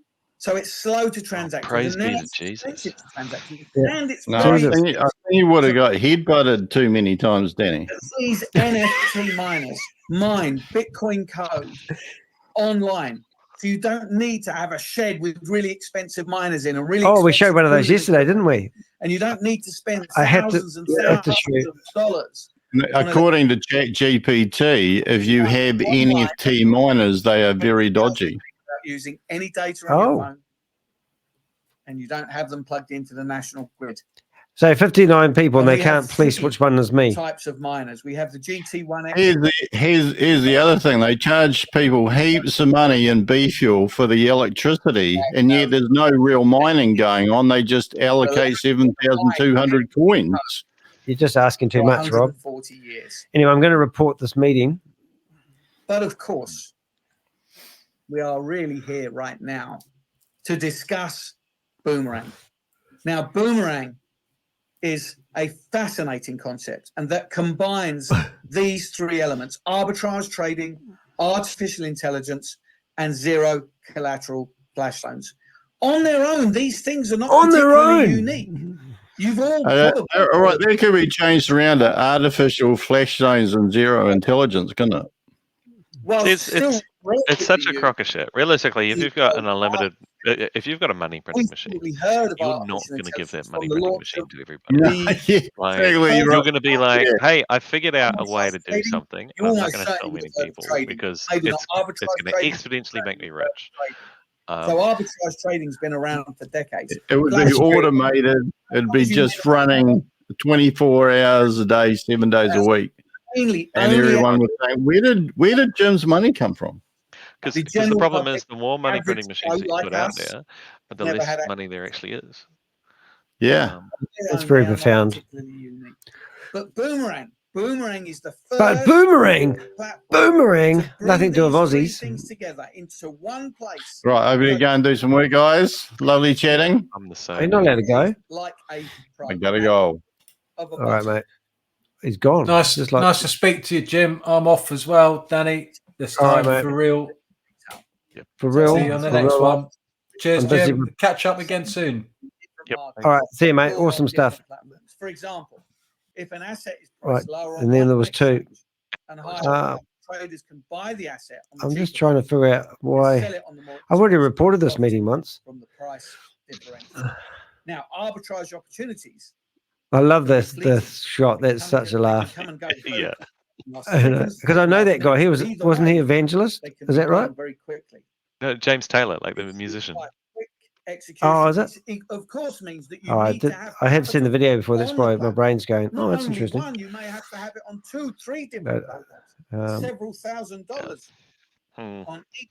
because Right, arbitrage trades I don't also trade have a whole heap of trade. stuff I need to do. They But will Thanks, thank you very mate. much. No, Appreciate your time. That's right. And We'll yeah, see you when we see you. next week, I'll show you around. Yep, that sounds great. You're right, mate. See you, dude. Thanks very much. Thanks. Bye. See you, mate. And if you were doing this on Amazon and eBay, then yeah, it would be simple. Buy some piece of electrical equipment or a handbag or a jumper on Amazon for cheap, and then sell it on eBay at a higher price. If it were that simple, fantastic. But remember, in arbitrage, and especially in crypto, there are thousands and thousands of different cryptos. So imagine the background knowledge you need to have in the crypto space to be able to look at an asset at an instant and go, yeah, that's undervalued. To then be able to execute a fast purchase and then a fast moving of that asset and then a fast selling. And of all of that while you're relying on the speed of the internet, you're relying on the speed of your own reflexes. Arbitrage is not an easy thing to do. It takes time to hone those skills. Really? What is a DeFi flash loan? Now, a flash loan are a relatively new form of uncollateralized loans. That's right, uncollateralized loan, a loan that you do not need to put down collateral for. They're available to traders on some decentralized finance protocols based blockchain networks. This type of loan allows traders to borrow unsecured loans from the lenders without a middleman.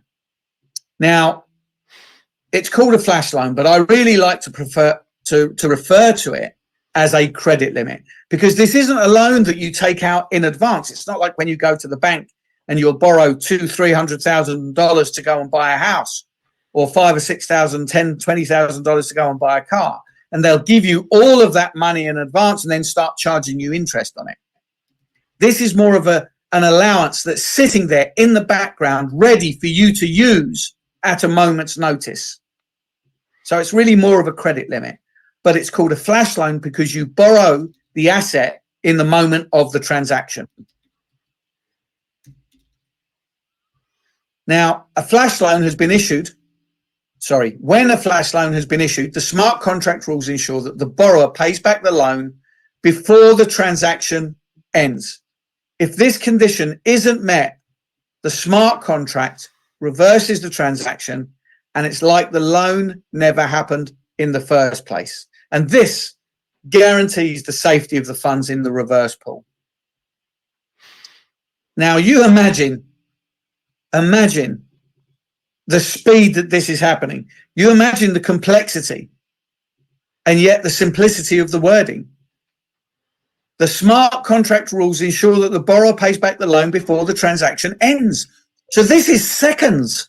This is something that takes seconds to happen. 20 seconds, 30 seconds, 40 seconds.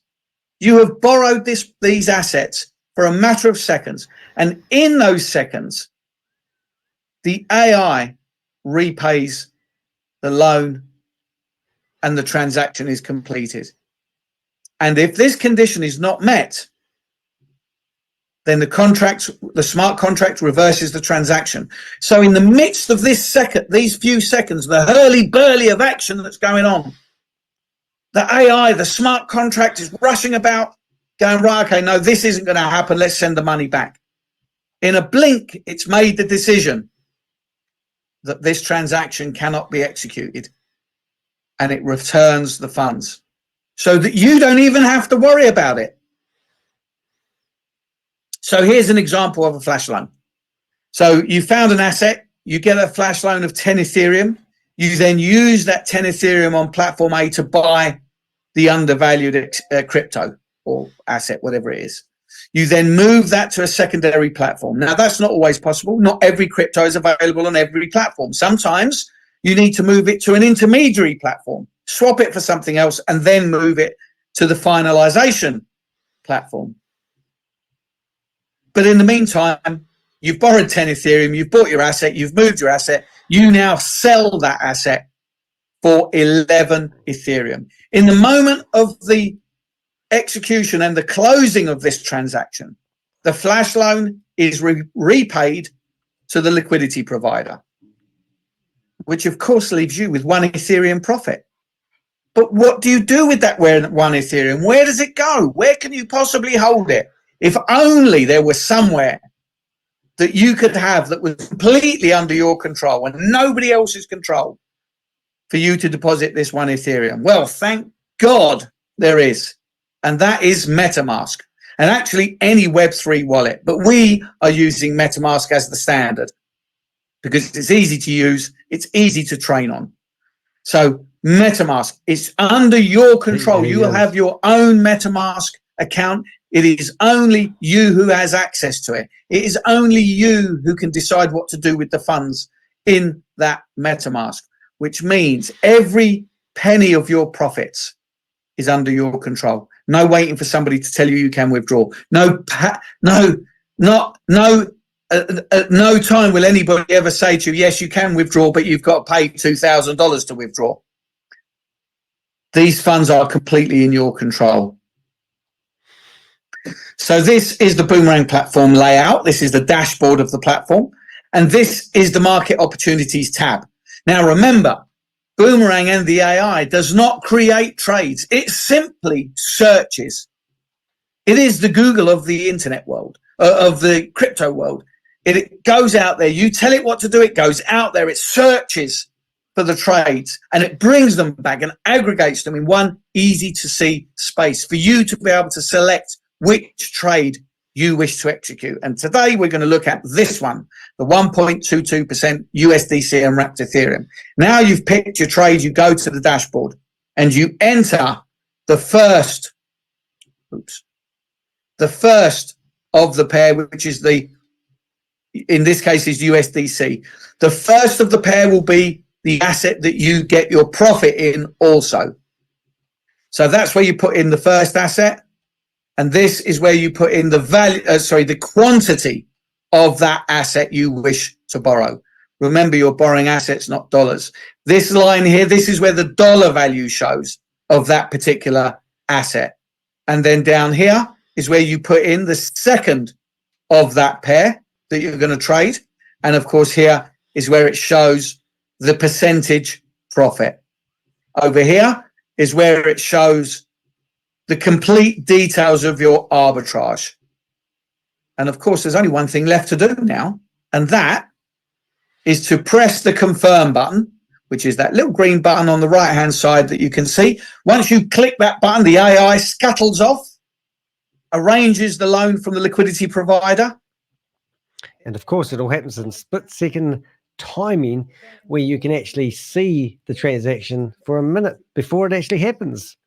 And it will then repay that loan to the liquidity provider and close the trade, leaving you with the profits in your MetaMask.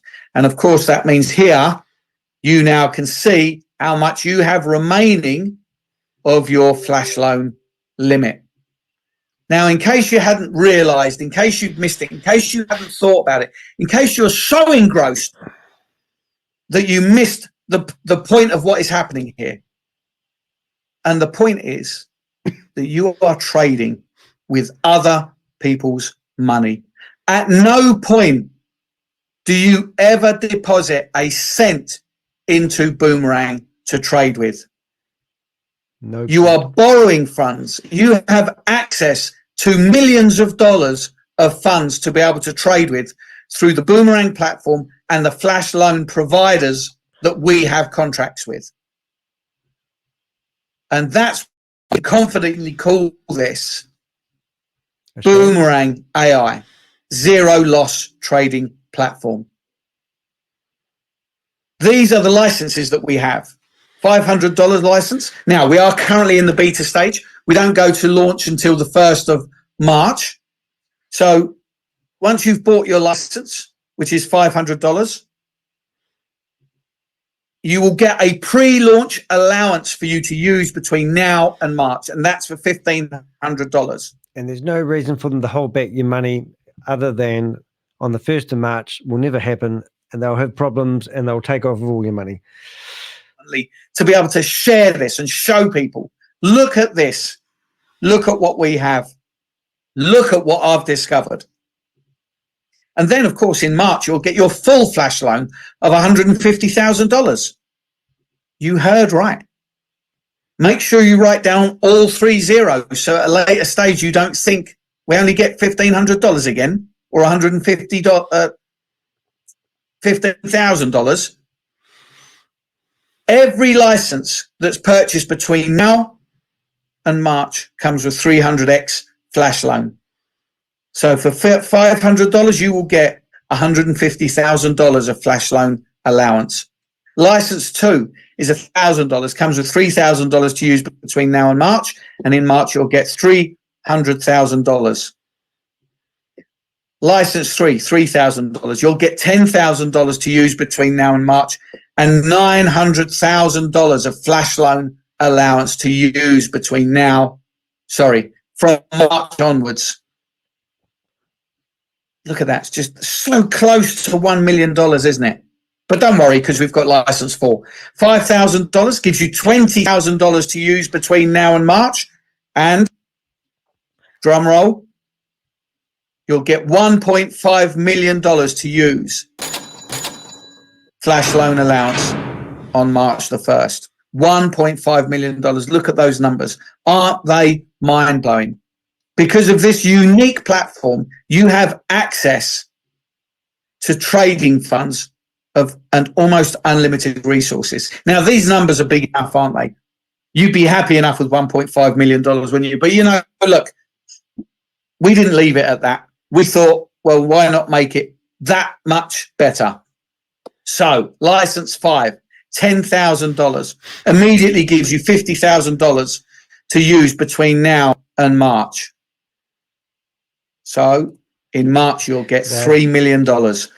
They are drip feeding your own money back to you, just in case you haven't figured it out. And we have proven, which I'll bring up on the screen, we've proven that they're paying the money manually into people's MetaMask wallets to cause them to believe it's true and genuine, and it's not. On the 1st of March, you won't see these guys. They will have all your money. Here's the affiliate marketing part of this. This is affiliate marketing 2.0. We work on a binary system, which means that you only have one person to your left and one person to your right. So when you join on your own, you are considered a basic subscriber. You then have one person to your left and you put one person to your right. When they buy packages, you now become a premium subscriber. And this, of course, gives you access to the affiliate income rewards. So that wallet address you see on the left of your screen next to my head is actually 45 seconds ago, 94 cents, 27 cents, 99 cents. These are the money that people are getting paid into their MetaMask wallet thinking that they are doing real live arbitrage trading, and they're not. So if you click on this link here, you can go into one of these trades, and this is an arbitrage trade right here, and I'll enlarge it a wee bit. And if you, if we just, I think we've got that right size. Maybe I've got a problem with that resizing a little bit. But you can see here that they borrowed $100 of flash loan money. That part's real.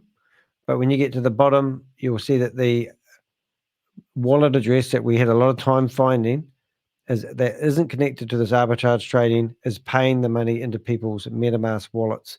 You might think that's okay, but that's why they're only drip feeding you a little bit of your money, well, a little bit of flash loan money straight away, which will literally give these guys time to run away with the money. A license, and that, of course, as I previously explained, means that you sound too good to be get true. a 10% check match bonus, which gives you $50. Why is this not fitting in the window? Then you introduce a third person. That person buys a $500 license. That means you get a 5% kickback of $25, and that's which means in total you have been paid marketing $75. side of it is the for scam. what? For sharing. This isn't a new system. The idea of sharing an opportunity is not new. Binance has practically built its entire marketplace on referral links. Some of the most successful companies on the internet are this successful because they give you a referral link. Introduce 10 friends, we'll give you 10% discount. Introduce 10 friends and we'll give you this. The affiliate model in itself is not particularly unique. If you go out and have dinner and have a fantastic meal, you share it. You say, oh my God, you've got to go to that restaurant. The food was fantastic. But what do you get for that? The restaurant doesn't give you a free beer or free wine or free food because they don't even know you've done it. Even when you leave a review on Trustpilot or Yelp or whatever it is, I don't think you get anything for that. If you go to see a great movie, you tell everybody about it, but the cinema doesn't say, come and see a movie for free. But on the internet, everybody's using affiliate links. Apps on your phone use affiliate links. So this concept of sharing is not unusual. So this should come naturally to everybody. Oh my God, I found something incredible. You must come and see this. And of course, where do you take them? Well, you bring them here. You bring them to a live Zoom presentation. Maximum earnings amount is restricted to 3 times the subscription amount. And hash ups are available for all miners and boomerang licenses. Hash ups contribute to the total 3x potential income. So on a COD 20 miners, if you buy a $50 miner, your potential income through the affiliate model is $150. This doesn't mean the maximum income you can earn through mining is $150 or through trading is $150 or whatever. It means that through the affiliate model, your potential earning is 3x whatever it is that you've purchased. So in this case, you buy the $50 miner. Yeah, so he's just going to go on and on and on. I don't think there's going to be any question and answers. License, your potential income is $1,500, and on the $5,000, your potential income is $15,000. And why do we call it potential? Because after all, we know it works. We just don't know whether you do. We don't know what your plans and goals are. We don't know if you want to start sharing. You can be passive if you wish, but why wouldn't you share? Why would you want to keep something like this a secret? You guys. When you know so many people around you have more months than money and are struggling, especially at these times. When you hash up, so when you use your affiliate income to buy another miner, of course, that also contributes to your 3x income. So if you bought another $50, $500 or $5,000, these 3x incomes would apply all over again. On the boomerang licenses, you get the $500 license. That means your potential income on the affiliate model is $1,500. On the 1,000, it's $3,000. On the 3,000, it's $9,000. On the 5,000, it's $15,000. And on 10,000, it's $30,000. And again, all hash ups contribute to the 3x potential income. Now, these are the Ascension Club bonuses that we were referring to earlier. You can see they start at rank and go, start at Shiba and go all the way up to Bitcoin. And I am right here on that first rung of the ladder, and I am very proud to keep saying it as often as I possibly can and reminding people, because God forbid anybody forgot. So you can see here, to hit rank, you need $100,000 worth of business volume on your left and right. That would increase your income cap to $360. And of course, you would receive $1,000 of Shiba. Now, I'm not going to read all of these out individually. You can look at these later, and I'll show you how in a second. So if you hit Tron, you will receive $2,000 worth of Tron. Doge, you'll get $3,000 worth of Doge, $4,000 worth of Cardano, $5,000 worth of Ripple, $10,000 of Matic, $20,000 of Polkadot, $30,000 of Solana, $40,000 of Binance, and $100,000 of Ethereum. Now, just that on its own is a portfolio to be proud of. Just that on its own is a portfolio that would give you a fancy strut while you're walking down the street, a little hop, skip, and a jump, knowing that the bull run is impending. But of course, no without the granddaddy, without the jelly, and that would be Bitcoin. Once you do $20 million worth of business on your left and right hand side, you will receive $1 million worth of Bitcoin. And just imagine how you're going to feel walking down the road with no send Carl a text message as varied as this. Now, this text message is for you to be able to read in a bit more detail. You can take a photograph of this, screenshot it, quickly scribble it down, whatever you need to do. But copy it, print it out, slap it on the fridge, stick it on your favorite wall, put it on your mirror for when you're brushing your teeth in the morning, so that you see this chart day in, day out. Circle, where do I want to be in 6 months from now? Where do I want to be in 3 months from now? Where do I want to be in 8 months from now? More importantly, where do I want to help somebody to get to in 3 months from now? Because it is through helping others succeed that we achieve our own success. We also have the node offering. Now, the node offering at the moment is suspended while we focus on the launch of Boomerang. But the node will be back. The node offering will be back around about April, May time. Once you have purchased a node, and a node is an essential part of the transaction verification process. Every transaction passes through a node before it gets added onto the blockchain. And a node at this current time is $27,000 and will provide you with 182% APY. And this is the pool income for the node offering section. To attain the mega pool by accomplishing a business volume of $1 million of Boomerang licenses and securing 3 node subscriptions on your left and right, you will be eligible to receive a monthly share of 4% of the total company revenue. To attain Gigapool, when you've done $5 million of licenses on your left and right, and 2 members who've achieved mega node rank on your left and right, you'll be eligible to receive a monthly share of 7% of the total company revenue. And to attain Terrapool, by accomplishing a business volume of $10 million on your left and right, and at least 1 Giga member on your left and right, you will be eligible to receive a monthly share of 10% of the total company revenue. Plus, you will be granted a free node. So you don't even need to have a node.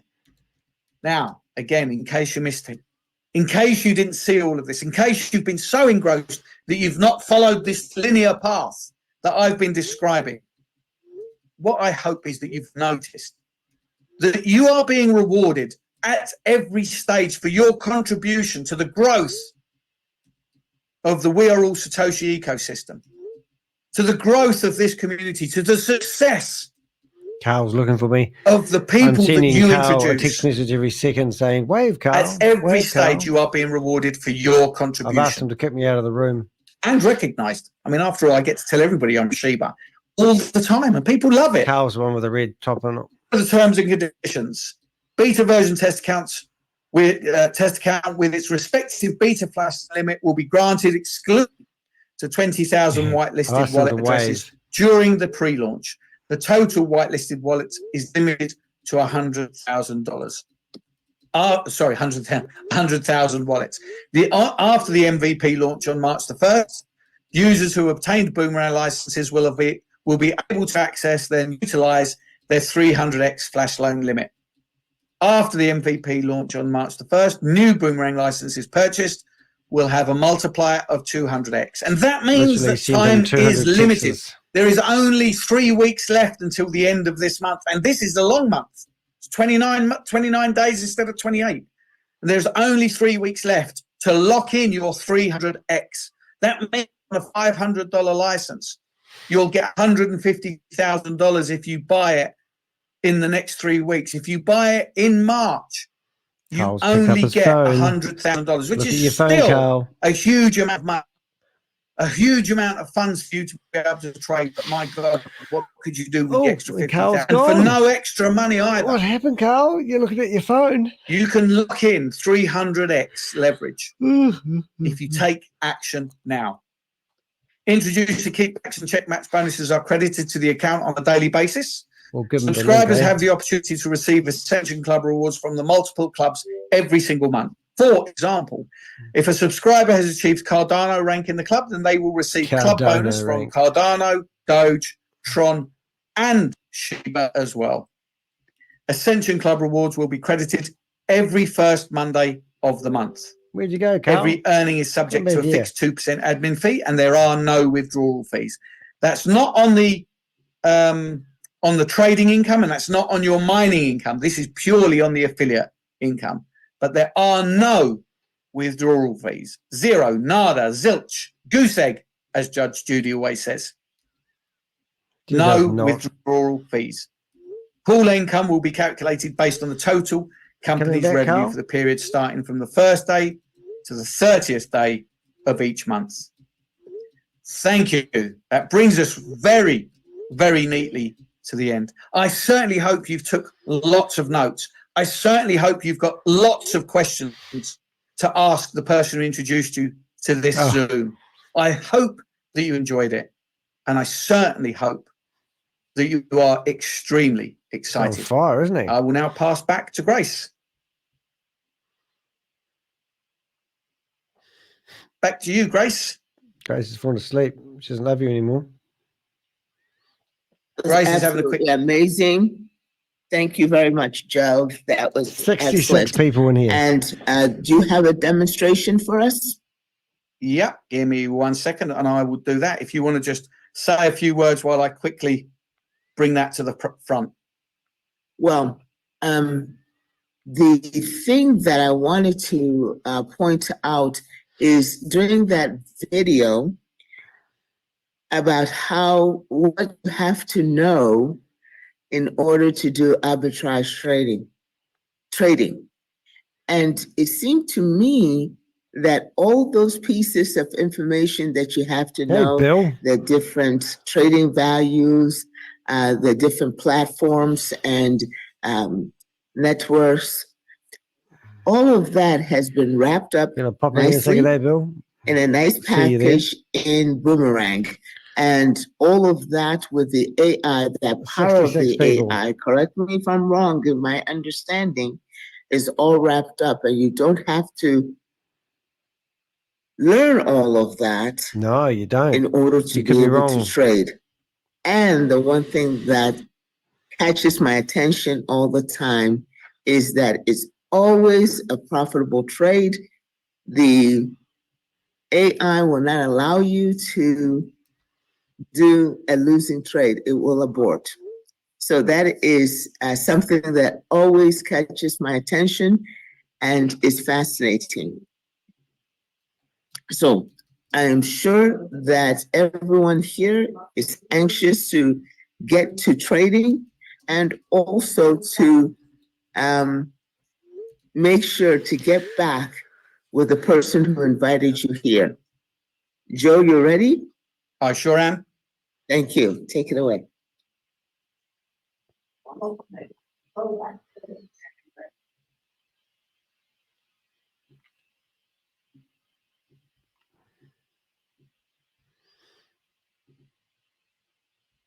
Oh my God, he's going to play his video. Make sure you subscribe.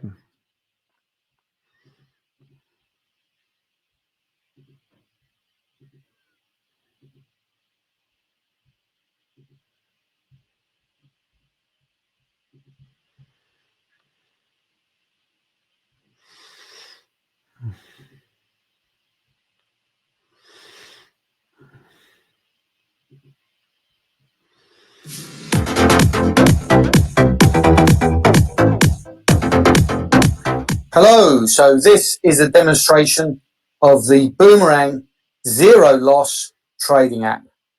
Now, Boomerang is a combination of these three things: arbitrage trading, artificial intelligence, and zero collateral flash loans. This is an explanation of arbitrage. You can pause here to read this and that will explain everything. And this is an explanation of what a DeFi flash loan is. And this will explain the rules related to the smart contract and how it interacts with the DeFi flash loan. You can pause and read all of these. So just before we dive in and do a trade, let me just explain that we are still on the beta version. So trades percentages are limited and we're only working on the Polygon network for now. But we will eventually be on about 6 or 7 different networks and you'll have access to the full range of percentage profits. Okay, so before we dive in and do a trade, I just thought I'd show you my MetaMask. I've already done a withdrawal, so there's not a lot in here, but you can see Matic is how we pay the gas fees, so that doesn't matter. Wrapped Matic, I've got $1.12, nothing in Bitcoin, $5.89 in USDT, 25 cents in Ethereum, 50 cents in USDC, nothing in Aave, $7.77 in Chainlink, and 22 cents in DAI. Feel free to write these down because afterwards I'm going to show you how the profits land. You're looking at your phone. What's happening there? What we got? To the built-in browser. Oh, so the sound doesn't come through unless you're on that when they're doing the screen shares. Sorry, the focus is going a little bit. There you go. All So right. you can see here I've done 376 trades. I've made $2,578 in profit. I started with $62,630 of flash loan limit. And I've got $869 left. Sorry, I started with 63,500 in flash loan limit, and I've got $869 left. Now, if I just show you here, if I click these 3 lines, you can see we've got the DAP, which is the dashboard, and the market opportunities. I like to split this into 2 tabs. Let's get rid of that one. So now I've got the market opportunities here. This little square here, this is the equivalent of tabs as if on Chrome. So let's do a trade. Now you can pick a trade from the ticker tape here, or you can open up, as I have, the market opportunities on a separate page. So here's the market opportunities page. Now these are all live trades. If I do a reload, you'll see they'll change. It's important to understand that the AI is not creating trades and Boomerang does not create trades. It simply finds profitable trades. The AI goes out, scours the decentralized exchanges, and then aggregates and presents you with a few choices of trades for you to be able to trade with. So let's go with this one here, USDT and wrapped Ethereum. So I'll quickly change back. I'll put in the first of the pair, which was USDT. I'll select how much USDT. I'm not borrowing funds, I'm borrowing assets. So I'm going to borrow 100 USDT. And then I'll come and put the second of the pair in, which is wrapped Ethereum. So wrapped Ethereum. And now it'll collect the information, make sure that trade is still available. And you can see that's now become a losing trade. But that's okay. This gives me an opportunity to show you the real magic of this. If I now click confirm and then confirm that I do want to do the trade, watch what happens. Look, not a profitable trade. You simply cannot execute a losing trade. Let me try again. Let's say I'm really determined to lose money. You simply cannot lose a trade. The beauty of the Boomerang platform is that the artificial intelligence will not let you lose a trade. Even if in the middle of the transaction, it becomes a losing trade, you simply cannot execute a losing trade. And that means you can only execute profitable trades. So let's see if we can't find a profitable trade.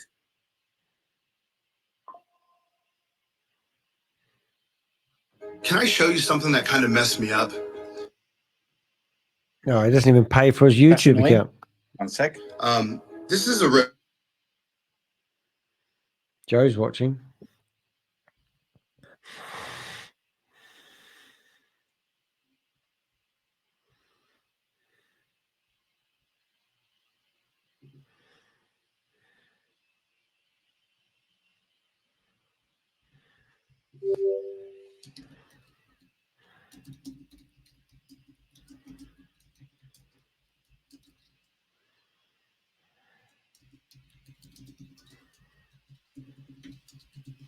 Joe's gone quiet.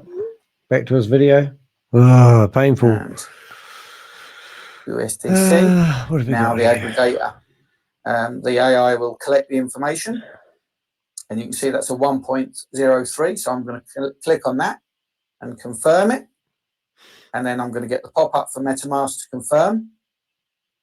And then I'll confirm that.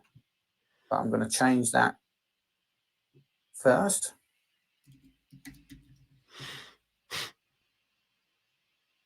Painful. So you're just listening to Polyco. Oh, that's going to be more exciting. Thanks for that. Thank goodness there's something more exciting in here. I'll just see if I can find that. And then watch what happens at the top. Transaction completed successfully. And that means I made a profit. At the click of a button. Want to sleep, listen to Joe. So it'd be good. Joe's Boomerang AI is going to turn the average everyday person into a profitable trader. Okay. Nothing more than Let's see if I can find that. Let's do another trade. So we're going to go to look at Joe's wallet address as he's doing live trading, but he's not unfortunately doing live trading. He's friggin' playing a bloody video. You get to choose. Hey, don't forget, if you're watching this, please do hit the thumbs up on the video. It does help get it out there. Let's go with USDC. Oh, not that one. So have I tagged this one? No, I don't like this. Let's refresh again. What should I tag this one as? Let's reload the page. I haven't tagged it. So this is Joe's wallet address. Okay, let's go with. Is this Joe's wallet address? Let's go with USDC and DAI. Joe's MegaMask wallet on Polyscan for live trade. It's easier for me to show you the profits. So I just call it Joe's wallet. Let's go with $50. What's his nickname? Is Joe, isn't it? Joe.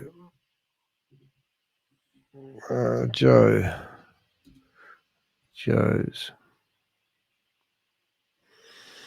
Joe's Garage. What's his last name? There it is. You can see that's 1.09. So I'll click confirm and confirm again. Joe's. Paste. And I'm going to change these. Joe's. The gas fees. Wallet. Just renamed it to Joe's wallet. So that means if I go through. And watching at the top. 16 hours ago, he did a transaction and he's got 1, 2, 3, 4, 5, 6, 7, 8, 9. Transaction completed successfully. That's another profit. So let's see where that profit went. So it's had 9 failed trades. Let me click on my MetaMask. So if you wrote any of these down, and you can see, so Ratmatic is the same because we didn't do a trade on that. Converter. USDT is the same. We didn't do a trade on that. So we did do a trade in USDC. So that, I had 49 cents. I've now got $1.04. Yeah. We did do a trade in Link. So if you want to have a wee nose, I've now where's got my keyboard gone? $8.84. The Boomerang zero loss trading platform not only allows you to trade by using funds that are provided by a liquidity provider. So if you go and have a look at this, you can actually see to execute a losing trade. Joe's actual. So we now have the power to be able to trade in thousands, tens of thousands. This is a trade that he did at the click of a button.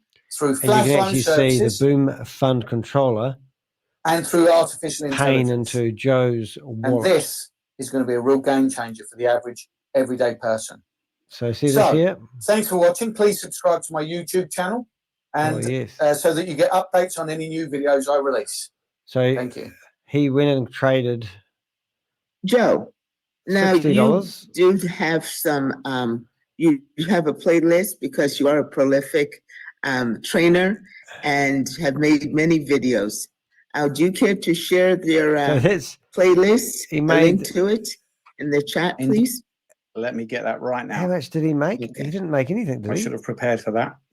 I forgot. My apologies for the He got delay. paid 50 cents for his last trade. Not at all. You have, and this is a your trainer. playlist is just about everything from getting started all the way in WAS, all the way to Boomerang, correct? That's a good Indeed, name. everything right from the A to Z. But he's made and people he's made 50 cents on his last trade to copy that. So now we can just go All you have straight to do into is Joe's just wallet copy address and paste it onto a sticky note on your system or a Word document, and so that you can get it later, or just click on it. And 16 hours it ago can he made open up 50 cents. So here's one of open his up the better link trades as a right swap. to the I don't even know what he swapped it for. website. His average trades Got it right here. transfer.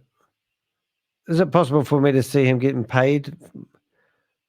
So for somebody who thinks this is the bee's knees, Right, just popping it in the chat right now. 4 days ago, if you are unable to copy it, then just click on the link and that will take you straight to the YouTube channel. your YouTube, my YouTube playlist. There you go. Thank you very much, Joe. Thank you for providing an informative, motivating, Preventing a meeting not from happening. Presentation, and that demonstration that was on a cell phone. So there's no more downtime. Anytime that you find yourself waiting in the queue, get out your phone and you can trade and be making money well. And so thank you all very much for coming. I believe thank you all very much for coming this evening.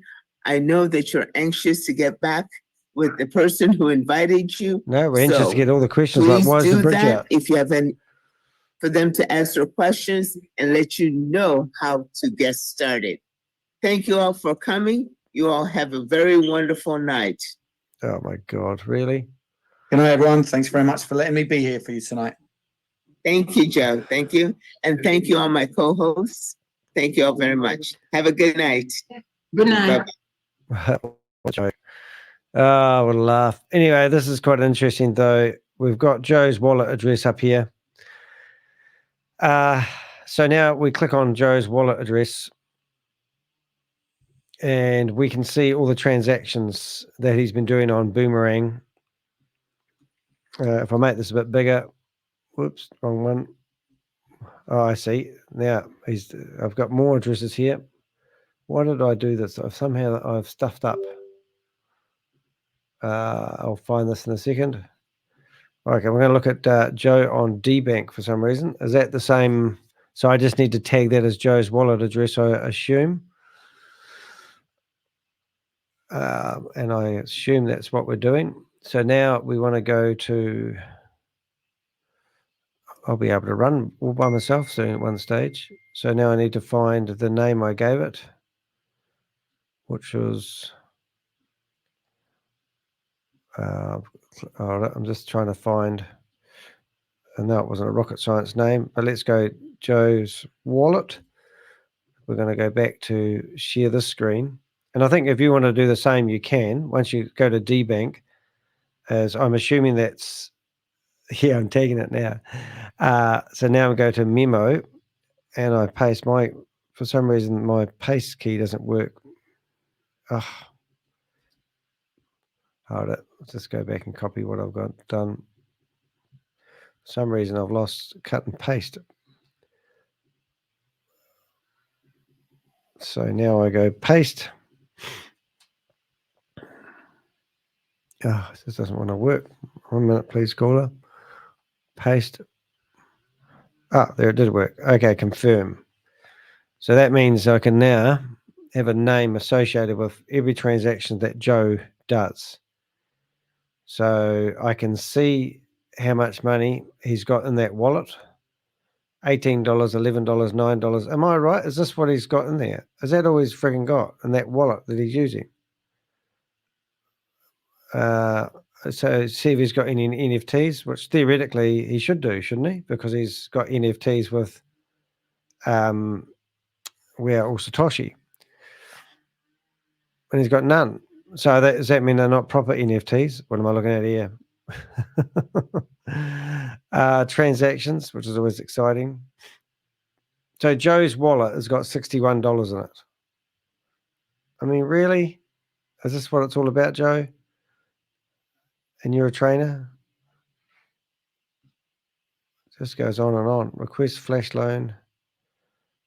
Yeah, so you can see gas fees. You can see all the transactions. Remember I said he made 50 cents? Well, there it is there. I think that's the same transaction. Or maybe these are other transactions. So the last, yeah, let me see if I can figure this out. 16 hours ago and 48 minutes ago, he did this transaction here.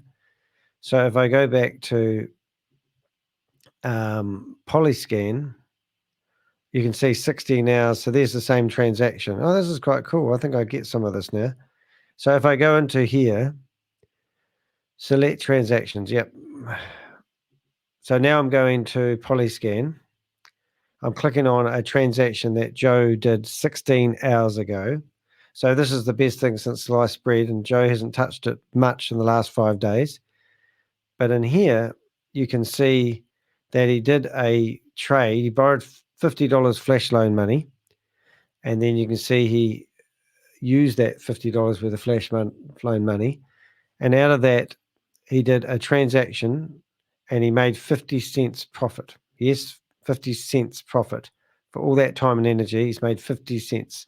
So now I go through to DBank, and I can actually see that transaction popping up over here.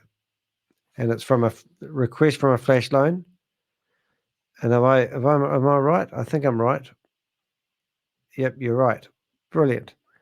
They won't show up on there. Haha. Oh, okay. But we get the money. Well, we basically can track him. That's why. And he's got $61 in his bloody wallet, which is nothing, right? And that looks like it's more money than he's normally got. So to me, it looks like a friggin' joke. But being able to actually track the transactions is really quite exciting, and be able to see that. Hey, I've been doing this for friggin' 7 hours. This is a whole day's work. If you want to support the channel in any which way or form, it's much appreciated. I haven't received any donations for a week now, so I don't know if you guys love me. But anyway, I've got to go do some other work, and I think I've had enough of the screen, and I need to figure out how to get back to me. I'm back to me. I've been to Paradise, but I've never been to me. My battery is just about going to go flat. And that's an elephant. There's a fly floating around the office, which I'm going to kill when I get offline. I'm Danny de Hek, a.k.a. the Crypto Ponzi Scheme Avenger. I've been showing you lots of things today. I'll probably try and stick some timestamps in it so you don't have to watch the whole 7 hours. But do remember, yesterday's meeting has had its timestamps entered. I'm going to rush out and say goodbye to everyone because my partner is disappearing from me out of the garage. I want to say goodbye and see where she's going. I think she's going out for a run. Have a great day. Stay safe out there, and don't give your USDT away to these guys. Thanks to everyone in the chat room. Have a fantastic evening. Get some good night's sleep. It is now 2:00 on Tuesday afternoon. See you tomorrow morning at 6 a.m. New Zealand time. Well, 7 a.m. New Zealand time, knowing me. See you guys.